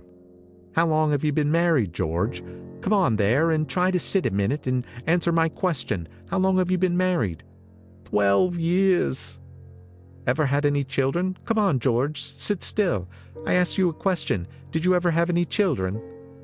The hard-brown beetles kept thudding against the dull light, and whenever Michaelis heard a car go tearing along the road outside, it sounded to him like the car that hadn't stopped a few hours before. He didn't like to go into the garage because the workbench was stained where the body had been lying, so he moved uncomfortably around the office. He knew every object in it before morning, and from time to time sat down beside Wilson, trying to keep him more quiet. "Have you got a church you go to sometimes, George? Maybe even if you haven't been there for a long time. Maybe I could call up the church and get a priest to come over and he could talk to you, see?" "Don't belong to any." "You ought to have a church, George, for times like this. You must have gone to church once. Didn't you get married in a church? Listen, George, listen to me. Didn't you get married in a church?" "That was a long time ago." The effort of answering broke the rhythm of his rocking. For a moment he was silent. Then the same half-knowing, half-bewildered look came back into his faded eyes. "Look in the drawer there," he said, pointing at the desk. "Which drawer?" "That drawer, that one." Michaelis opened the drawer nearest his hand. There was nothing in it but a small, expensive dog leash made of leather and braided silver. It was apparently new. "This?" he inquired, holding it up. Wilson stared and nodded. "I found it yesterday afternoon. She tried to tell me about it, but I knew it was something funny." "You mean your wife bought it?" "She had it wrapped in tissue paper on her bureau." Michaelis didn't see anything odd in that, and he gave Wilson a dozen reasons why his wife might have bought the dog leash. But conceivably, Wilson had heard some of these same explanations before from Myrtle, because he began saying, "Oh my God," again in a whisper. His comforter left several explanations in the air. "Then he killed her," said Wilson. His mouth dropped open suddenly. "Who did?" "I have a way of finding out." "You're morbid, George," said his friend. "This has been a strain to you, and you don't know what you're saying. You better try and sit quiet till morning." "He murdered her." "It was an accident, George." Wilson shook his head. His eyes narrowed and his mouth widened slightly with the ghost of a superior. "I know," he said definitely. "I'm one of these trusting fellas, and I don't think any harm to nobody. But when I get to know a thing, I know it. It was the man in that car. She ran out to speak to him, and he wouldn't stop." Michaelis had seen this too, but it hadn't occurred to him that there was any special significance in it. He believed that Mrs. Wilson had been running away from her husband, rather than trying to stop any particular car. "How could she have been like that?" "She's a deep one," said Wilson, as if that answered the question. "Ah." He began to rock again, and Michaelis stood twisting the leash in his hand. "Maybe you got some friend that I could telephone for, George." This was a forlorn hope. He was almost sure that Wilson had no friend. There was not enough of him for his wife. He was glad a little later when he noticed a change in the room, a blue quickening by the window, and realized that dawn wasn't far off. About 5 o'clock, it was blue enough outside to snap off the light. Wilson's glazed eyes turned out to the ash heaps, where small gray clouds took on fantastic shapes and scurried here and there in the faint dawn wind. "I spoke to her," he muttered, after a long silence. "I told her she might fool me, but she couldn't fool God. I took her to the window." With an effort, he got up and walked to the rear window and leaned with his face pressed against it. "And I said, 'God knows what you've been doing, everything you've been doing. You may fool me, but you can't fool God.'" Standing behind him, Michaelis saw with a shock that he was looking at the eyes of Dr. T.J. 𝔾𝕐𝕒𝕠𝕠𝕜, which had just emerged pale and enormous from the dissolving night. "God sees everything," repeated Wilson. "That's an advertisement," Michaelis assured him. Something made him turn away from the window and look back into the room. But Wilson stood there a long time, his face close to the window pane, nodding into the twilight. By 6 o'clock, Michaelis was worn out and grateful for the sound of a car stopping outside. It was one of the watchers of the night before who had promised to come back, so he cooked breakfast for 3, which he and the other man ate together. Wilson was quieter now, and Michaelis went home to sleep. When he awoke 4 hours later and hurried back to the garage, Wilson was gone. His movements, he was on foot all the time, were afterward traced to Port Roosevelt and then to Gads Hill, where he bought a sandwich that he didn't eat and a cup of coffee. He must have been tired and walking slowly, for he didn't reach Gads Hill until noon. Thus far, there was no difficulty in accounting for his time. There were boys who had seen a man acting sort of crazy, and motorists at whom he stared oddly from the side of the road. Then for 3 hours he disappeared from view. The police, on the strength of what he said to Michaelis, that he had a way of finding out, supposed that he spent that time going from garage to garage thereabout, inquiring for a yellow car. On the other hand, no garage man who had seen him ever came forward. And perhaps he had an easier, surer way of finding out what he wanted to know. By 2:30 he was in West Egg, where he asked someone the way to Gatsby's house. So by that time he knew Gatsby's name. At 2 o'clock, Gatsby put on his bathing suit and left word with the butler that if anyone phoned, word was to be brought to him at the pool. He stopped at the garage for a pneumatic mattress that had amused his guests during the summer, and the chauffeur helped him to pump it up. Then he gave instructions that the open car wasn't to be taken out under any circumstances. And this was strange, because the front right fender needed repair. Gatsby shouldered the mattress and started for the pool. Once he stopped and shifted it a little, and the chauffeur asked him if he needed help, but he shook his head and in a moment disappeared among the yellowing trees. No telephone message arrived, but the butler went without his sleep and waited for it until 4 o'clock. Until long after there was anyone to give it to if it came. I have an idea that Gatsby himself didn't believe it would come, and perhaps he no longer cared. If that was true, he must have felt that he had lost the old world charm, and paid a high price for living too long with a single dream. He must have looked up at an unfamiliar sky through frightening leaves and shivered as he found what a grotesque thing a rose is and how raw the sunlight was upon the scarcely created grass. A new world, material without being real, where poor ghosts breathing dreams like air drifted fortuitously about, like that ashen fantastic figure gliding toward him through the amorphous trees. The chauffeur, he was one of Wolfsheim's protégés, heard the shots. Afterwards, he could only say that he hadn't thought anything much about them. I drove from the station directly to Gatsby's house, and my rushing anxiously up the front steps was the first thing that alarmed anyone. But they knew then, I firmly believe. With scarcely a word said, 4 of us, the chauffeur, butler, gardener, and I, hurried down to the pool. There was a faint, barely perceptible movement of the water as the fresh flow from one end urged its way toward the drain at the other. With little ripples that were hardly the shadows of waves, the laden mattress moved irregularly down the pool. A small gust of wind that scarcely corrugated the surface was enough to disturb its accidental course with its accidental burden. The touch of a cluster of leaves revolved it slowly, tracing, like the leg of transit, a thin red circle in the water. It was after we started with Gatsby toward the house that the gardener saw Wilson's body a little way off in the grass, and the Holocaust was complete. End of Chapter 8.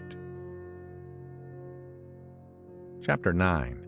After 2 years, I remember the rest of that day and that night and the next day only as an endless drill of police and photographers and newspapermen in and out of Gatsby's front door. A rope stretched across the main gate, and a policeman by it kept out the curious, but little boys soon discovered that they could enter through my yard, and there were always a few of them clustered open-mouthed about the pool. Someone with a positive manner, perhaps a detective, used the expression "madman" as he bent over Wilson's body that afternoon, and the adventitious authority of his voice set the key for the newspaper reports next morning. Most of those reports were a nightmare. Grotesque, circumstantial, eager, and untrue. When Michaelis's testimony at the inquest brought to light Wilson's suspicions of his wife, I thought the whole tale would shortly be served up in racy pasquinade. But Catherine, who might have said anything, didn't say a word.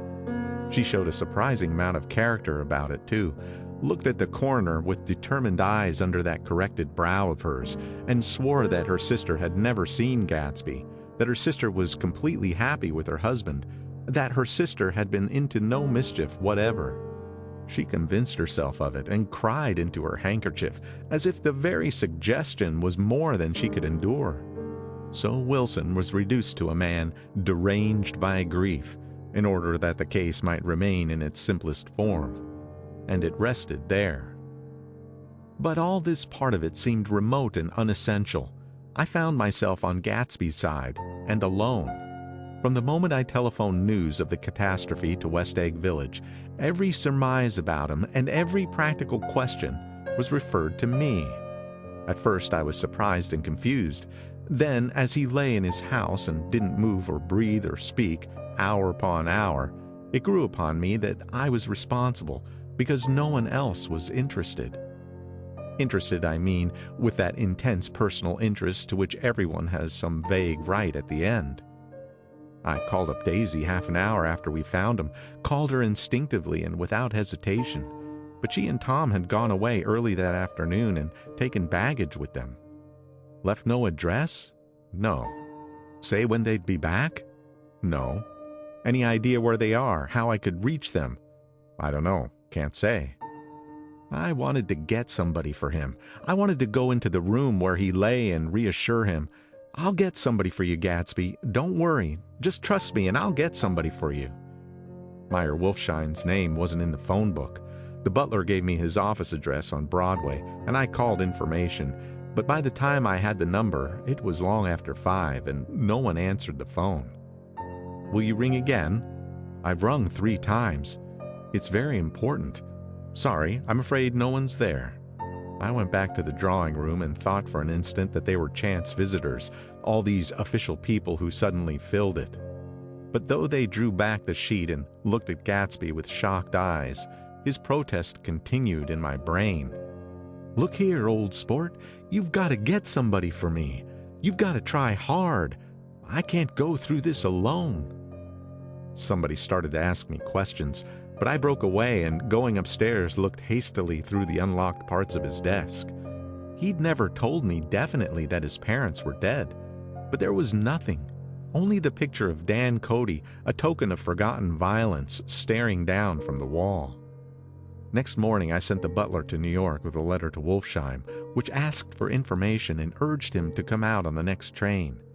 That request seemed superfluous when I wrote it. I was sure he'd start when he saw the newspapers, just as I was sure there would be a wire from Daisy before noon. But neither a wire nor Wolfsheim arrived. No one arrived except more police and photographers and newspapermen. When the butler brought back Wolfsheim's answer, I began to have feelings of defiance, of scornful solidarity between Gatsby and me against them all. Dear Mr. Carraway, this has been one of the most terrible shocks of my life. To me, I hardly can believe it that it is true at all. Such a mad act as that man did should make us all think. I cannot come down now, as I am tied up in some very important business and cannot get mixed up in this thing now. If there's anything I can do a little later, let me know in a letter by Edgar. I hardly know where I am when I hear about a thing like this, and I am completely knocked down and out.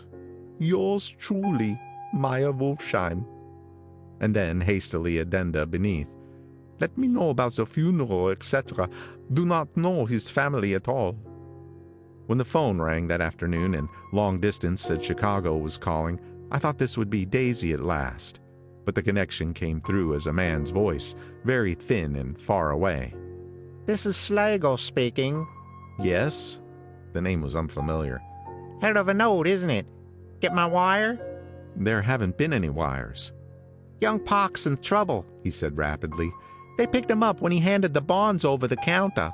They got a circular from New York giving him numbers just 5 minutes before. What do you know about that, eh? You never can tell in these hick towns. Hello, I interrupted breathlessly. Look here, this isn't Mr. Gatsby. Mr. Gatsby's dead. There was a long silence on the other end of the wire, followed by an exclamation, then a quick squawk as the connection was broken. I think it was on the 3rd day that a telegram signed Henry C. Gatz arrived from a town in Minnesota. It said only that the sender was leaving immediately and to postpone the funeral until he came. It was Gatsby's father, a solemn old man, very helpless and dismayed, bundled up in a long, cheap ulster against the warm September day. His eyes leaked continuously with excitement, and when I took the bag and umbrella from his hands, he began to pull so incessantly at his sparse gray beard that I had difficulty in getting off his coat. He was on the point of collapse, so I took him into the music room and made him sit down while I sent for something to eat. But he wouldn't eat, and the glass of milk spilled from his trembling hand. "I saw it in the Chicago newspaper," he said. "It was all in the Chicago newspaper. I started right away." "I didn't know how to reach you." His eyes, seeing nothing, moved ceaselessly about the room. "It was a madman," he said. "He must have been mad." "Wouldn't you like some coffee?" I urged him. "I don't want anything. I'm all right now, Mr. Carraway." "Well, I'm all right now. Where have they got Jimmy?" I took him into the drawing room where his son lay and left him there. Some little boys had come up on the steps and were looking into the hall. When I told them who had arrived, they went reluctantly away. After a little while, Mr. Gatz opened the door and came out, his mouth ajar, his face flushed slightly, his eyes leaking isolated and unpunctual tears. He had reached an age where death no longer has the quality of ghastly surprise, and when he looked around him now for the first time and saw the height and splendor of the hall and the great rooms opening out from it into other rooms, his grief began to be mixed with an awed pride. I helped him to a bedroom upstairs. While he took off his coat and vest, I told him that all arrangements had been deferred until he came. I didn't know what you'd want, Mr. Gatsby. Gatz is my name. Mr. Gatz, I thought you might want to take the body west. He shook his head. Jimmy always liked it better down east. He rose up to his position in the east. Were you a friend of my boy's, mister? We were close friends. He had a big future before him, you know. He was only a young man, but he had a lot of brain power here. He touched his head impressively, and I nodded. If he'd lived, he'd have been a great man, a man like James J. Hill. He'd have helped build up the country. That's true, I said uncomfortably. He fumbled at the embroidered coverlet, trying to take it from the bed, and lay down stiffly. Was instantly asleep. That night, an obviously frightened person called up and demanded to know who I was before he would give his name. This is Mr. Carraway, I said. Oh, He sounded relieved. this is 𝔾𝕒𝕦𝕝𝕝. I was relieved too, for that seemed to promise another friend at Gatsby's grave. I didn't want it to be in the papers and draw a sightseeing crowd, so I'd been calling up a few people myself. They were hard to find. The funeral's tomorrow, I said. 3 o'clock here at the house. I wish you'd tell anybody who'd be interested. Oh, I will, he broke out hastily. Of course I'm not likely to see anybody, but if I do... His tone made me suspicious. Of course you'd be there yourself. Well, I'll certainly try. What I called up about is... Wait a minute, I interrupted. How about saying you'll come? Well, the fact is, the truth of the matter is that I'm staying with some people up here in Greenwich, and they rather expect me to be with them tomorrow. In fact, there's a sort of picnic or something. Of course, I'll do my best to get away. I ejaculated an unrestrained, huh? And he must have heard me, for he went on nervously. What I called up about was a pair of shoes I left there. I wonder if it'd be too much trouble to have the butler send them on. You see, they're tennis shoes, and I'm sort of helpless without them.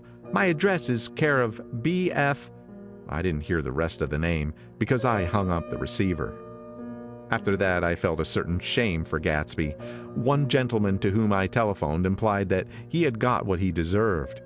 However, that was my fault, for he was one of those who used to sneer most bitterly at Gatsby on the courage of Gatsby's liquor, and I should have known better than to call him. The morning of the funeral, I went up to New York to see Meyer Wolfsheim. I couldn't seem to reach him any other way. The door that I pushed open on the advice of an elevator boy was marked the Swastika Holding Company, and at first there didn't seem to be anyone inside. But when I'd shouted hello several times in vain, an argument broke out behind a partition, and presently a lovely Jewess appeared at an interior door and scrutinized me with black, hostile eyes. Nobody's in, she said. Mr. Wolfsheim's gone to Chicago. The first part of this was obviously untrue, for someone had begun to whistle The Rosary tunelessly inside. Please say that Mr. Carraway wants to see him. I can't get him back from Chicago, can I? At this moment, a voice, unmistakably Wolfsheim's, called, Stella! from the other side of the door. Leave your name on the desk, she said quickly. I'll give it to him when he gets back. But I know he's there. She took a step toward me and began to slide her hand indignantly up and down her hips. You young men think you could force your way in here any time, she scolded. We're getting sick and tired of it. When I say he's in Chicago, he's in Chicago. I mentioned Gatsby. Oh. She looked at me over again. Will you just... What was your name? She vanished. In a moment, Meyer Wolfsheim stood solemnly in the doorway, holding out both hands.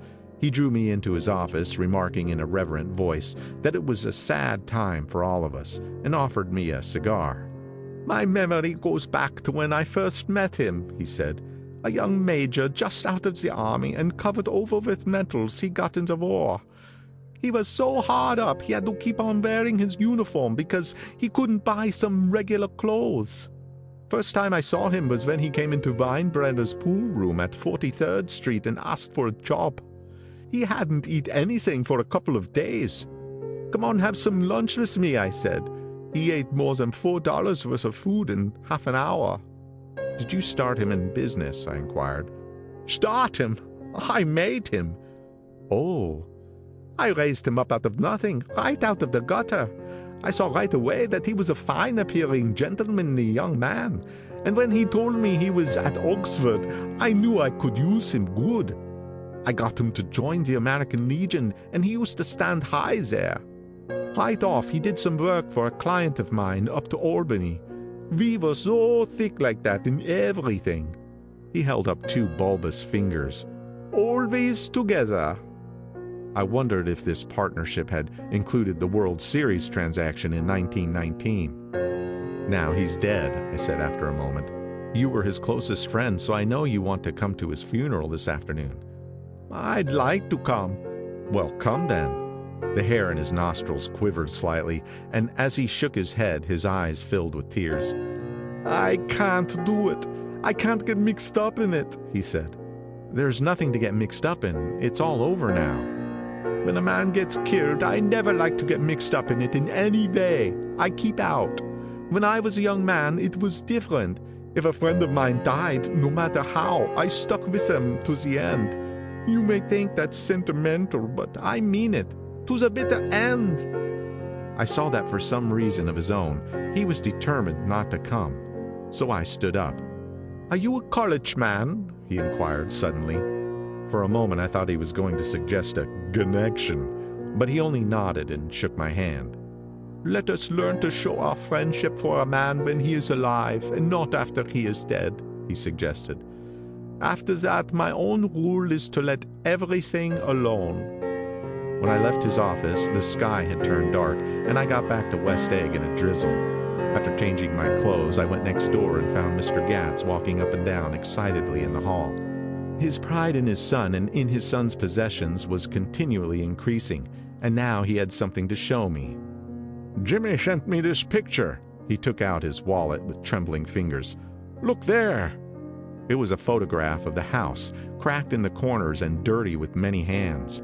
He pointed out every detail to me eagerly. Look there. And then he sought admiration from my eyes. He had shown it so often that I think it was more real to him now than the house itself. Jimmy sent it to me. I think it's a very pretty picture. It shows up well. Very well. Had you seen him lately? He come out to see me 2 years ago and bought me the house I live in now. Of course, we was broke when he run off from home, but I see now there was reason for it. He knew he had a big future in front of him, and ever since he made a success, he was very generous with me. He seemed reluctant to put away the picture, held it for another minute, gingerly before my eyes. Then he returned the wallet and pulled from his pocket a ragged old copy of a book called Hopalong Cassidy. Look there. This is a book he had when he was a boy. It just shows you. He opened it at the back cover and turned it around for me to see. On the last flyleaf was printed the word schedule and the date September 12th, 1906, and underneath, rise from bed 6 a.m., dumbbell exercise and wall scaling 6:15 to 6:30 a.m., study electricity 7:15 to 8:15 a.m., work 8:30 to 4:30 p.m., baseball and sports 4:30 to 5 p.m., practice elocution, poise and how to attain it 5 to 6 p.m., study needed inventions 7 to 9 p.m. General resolves: no wasting time at Shafter's or a name indecipherable, no more smoking or chewing, bath every other day, read one improving book or magazine per week, save $5, crossed out, $3 per week. Be better to parents. I came across this book by accident, said the old man. It just shows you, don't it? It just shows you. Jimmy was bound to get ahead. He always had some resolves like this or something. Do you notice what he's got about improving his mind? He was always great for that. He told me I ate like a hog once, and I beat him for it. He was reluctant to close the book, reading each item aloud and then looking eagerly at me. I think he rather expected me to copy down the list for my own use. A little before 3, the Lutheran minister arrived from Flushing, and I began to look involuntarily out the windows for other cars. So did Gatsby's father. And as the time passed and the servants came in and stood waiting in the hall, his eyes began to blink anxiously, and he spoke of the rain in a worried, uncertain way. The minister glanced several times at his watch, so I took him aside and asked him to wait for half an hour. But it wasn't any use. Nobody came. About 5 o'clock, our procession of 3 cars reached the cemetery and stopped in a thick drizzle beside the gate. First a motor hearse, horribly black and wet, then Mr. Gatz and the minister and me in the limousine, and a little later 4 or 5 servants and the postman from West Egg, in Gatsby's station wagon, all wet to the skin. As we started through the gate into the cemetery, I heard a car stop and then the sound of someone splashing after us over the soggy ground. I looked around. It was the man with owl-eyed glasses whom I had found marveling over Gatsby's books in the library one night 3 months before. I'd never seen him since then. I don't know how he knew about the funeral or even his name. The rain poured down his thick glasses, and he took them off and wiped them to see the protecting canvas unrolled from Gatsby's grave. I tried to think about Gatsby then for a moment, but he was already too far away, and I could only remember, without resentment, that Daisy hadn't sent a message or a flower. Dimly I heard someone murmur, "Blessed are the dead that the rain falls on," and then the owl-eyed man said, "Amen to that," in a brave voice. We straggled down quickly through the rain to the cars. Owl Eyes spoke to me by the gate. "I couldn't get to the house," he remarked. "Neither could anybody else." "Go on," he started. "Why, my God, they used to go there by the hundreds." He took off his glasses and wiped them again, outside and in. "The poor son of a bitch," he said. One of my most vivid memories is of coming back west from prep school and later from college at Christmas time. Those who went farther than Chicago would gather in the old dim Union Station at 6 o'clock of a December evening, with a few Chicago friends already caught up into their own holiday gaieties, to bid them a hasty goodbye. I remember the fur coats of the girls returning from Miss This or That's, and the chatter of frozen breath, and the hands waving overhead as we caught sight of old acquaintances, and the matchings of invitations. "Are you going to the Ordways, the Hershey's, the Schultz's?" and the long green tickets clasped tight in our gloved hands. And last, the murky yellow cars of the Chicago, Milwaukee, and St. Paul Railroad, looking cheerful as Christmas itself on the tracks beside the gate. When we pulled out into the winter night and the real snow, our snow, began to stretch out beside us and twinkle against the windows, and the dim lights of small Wisconsin stations moved by, a sharp, wild brace came suddenly into the air. We drew in deep breaths of it as we walked back from dinner through the cold vestibules, unutterably aware of our identity with this country for one strange hour, before we melted indistinguishably into it again. That's my Middle West. Not the wheat or the prairies or the lost Swede towns, but the thrilling returning trains of my youth, and the street lamps and sleigh bells in the frosty dark, and the shadows of holly wreaths thrown by lighted windows on the snow. I am part of that, a little solemn with the feel of those long winters, a little complacent from growing up in the Carraway house in a city where dwellings are still called through decades by a family name. I see now that this has been a story of the West, after all. Tom and Gatsby, Daisy and Jordan and I were all Westerners, and perhaps we possessed some deficiency in common which made us suddenly unadaptable to Eastern life. Even when the East excited the most, even when I was most keenly aware of its superiority to the bored, sprawling, swollen towns beyond the Ohio, with their interminable inquisitions which spared only the children and the very old, even then it had always for me a quality of distortion. West Egg especially still figures in my more fantastic dreams. I see it as a night scene by El Greco, 100 houses, at once conventional and grotesque, crouching under a sullen, overhanging sky and a lusterless moon. In the foreground, 4 solemn men in dress suits are walking along the sidewalk with a stretcher on which lies a drunken woman in a white evening dress. Her hand, which dangles over the side, sparkles cold with jewels. Gravely the men turn in at a house, the wrong house, but no one knows the woman's name, and no one cares. After Gatsby's death, the East was haunted for me like that, distorted beyond my eyes' power of correction. So when the blue smoke of brittle leaves was in the air and the wind blew the wet laundry stiff on the line, I decided to come back home. There was one thing to be done before I left, an awkward, unpleasant thing that perhaps had better have been let alone. But I wanted to leave things in order and not just trust that obliging and indifferent sea to sweep my refuse away. I saw Jordan Baker and talked over and around what had happened to us together, and what had happened afterward to me, and she lay perfectly still, listening, in a big chair. She was dressed to play golf, and I remember thinking she looked like a good illustration, her chin raised a little jauntily, her hair the color of an autumn leaf, her face the same brown tint as the fingerless glove on her knee. When I had finished, she told me without comment that she was engaged to another man. I doubted that, though there were several she could have married at the nod of her head, but I pretended to be surprised. For just a minute I wondered if I was making a mistake. Then I thought it all over again quickly and got up to say goodbye. "Nevertheless, you did throw me over," said Jordan suddenly. "You threw me over on the telephone. I don't give a damn about you now, but it was a new experience for me, and I felt a little dizzy for a while." We shook hands. "Oh, and do you remember," she added, "the conversation we had once about driving a car?" "Why, not exactly." "You said a bad driver was only safe until she met another bad driver. Well, I met another bad driver, didn't I? I mean, it was careless of me to make such a wrong guess. I thought you were rather an honest, straightforward person. I thought it was your secret pride." "I'm 30, I said. I'm 5 years too old to lie to myself and call it honor." She didn't answer, angry and half in love with her, and tremendously sorry. I turned away. One afternoon, late in October, I saw Tom Buchanan.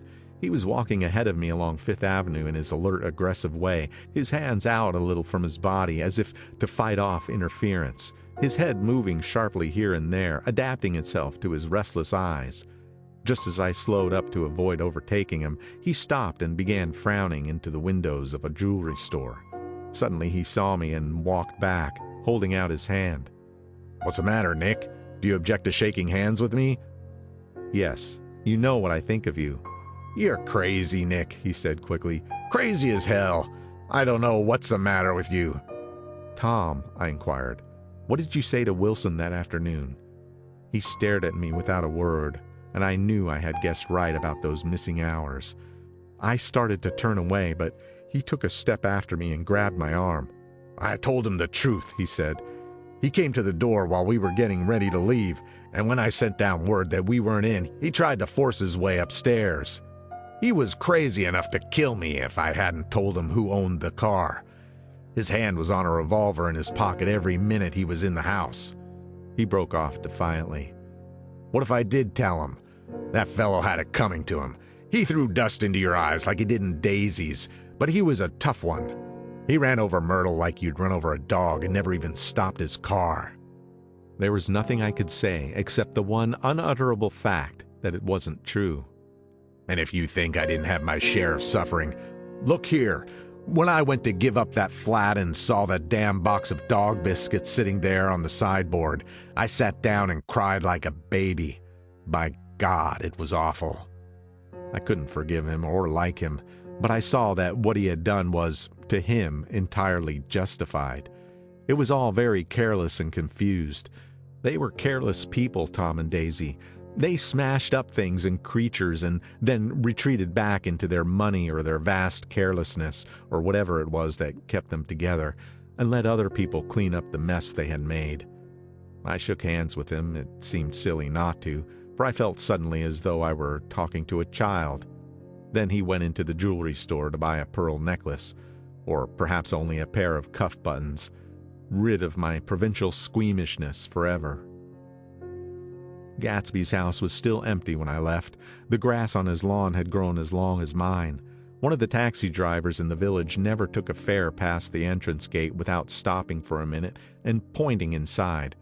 Perhaps it was he who drove Daisy and Gatsby over to East Egg the night of the accident, and perhaps he had made a story about it all his own. I didn't want to hear it, and I avoided him when I got off the train.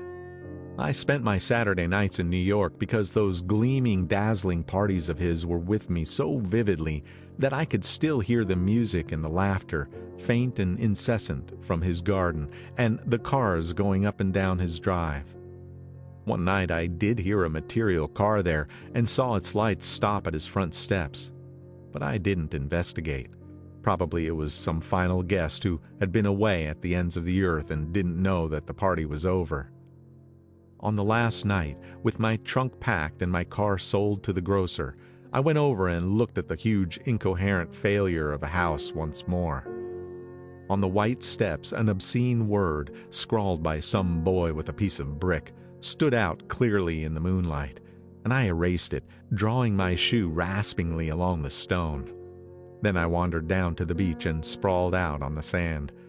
Most of the big shore places were closed now, and there were hardly any lights except the shadowy moving glow of a ferry boat across the sound. And as the moon rose higher, the inessential houses began to melt away until gradually I became aware of the old island here that flowered once for Dutch sailors' eyes, a fresh green breast of the new world. Its vanished trees, the trees that had made way for Gatsby's house, had once pondered in whispers to the last and greatest of all human dreams. For a transitory enchanted moment, man must have held his breath in the presence of this continent, compelled into an aesthetic contemplation he neither understood nor desired, face to face for the last time in history with something commensurate to his capacity for wonder. And as I sat there brooding on the old unknown world, I thought of Gatsby's wonder when he first picked out the green light at the end of Daisy's dock. He had come a long way to this blue lawn, and his dream must have seemed so close that he could hardly fail to grasp it. He did not know that it was already behind him, somewhere back in that vast obscurity beyond the city, where the dark fields of the Republic rolled on under the night. Gatsby believed in the green light, the orgastic future that year by year recedes before us. It eluded us then, but that's no matter.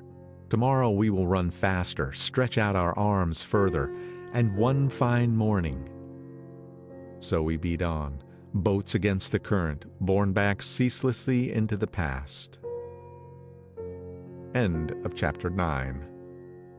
Read by Scotty Smith. End of The Great Gatsby by F. Scott Fitzgerald.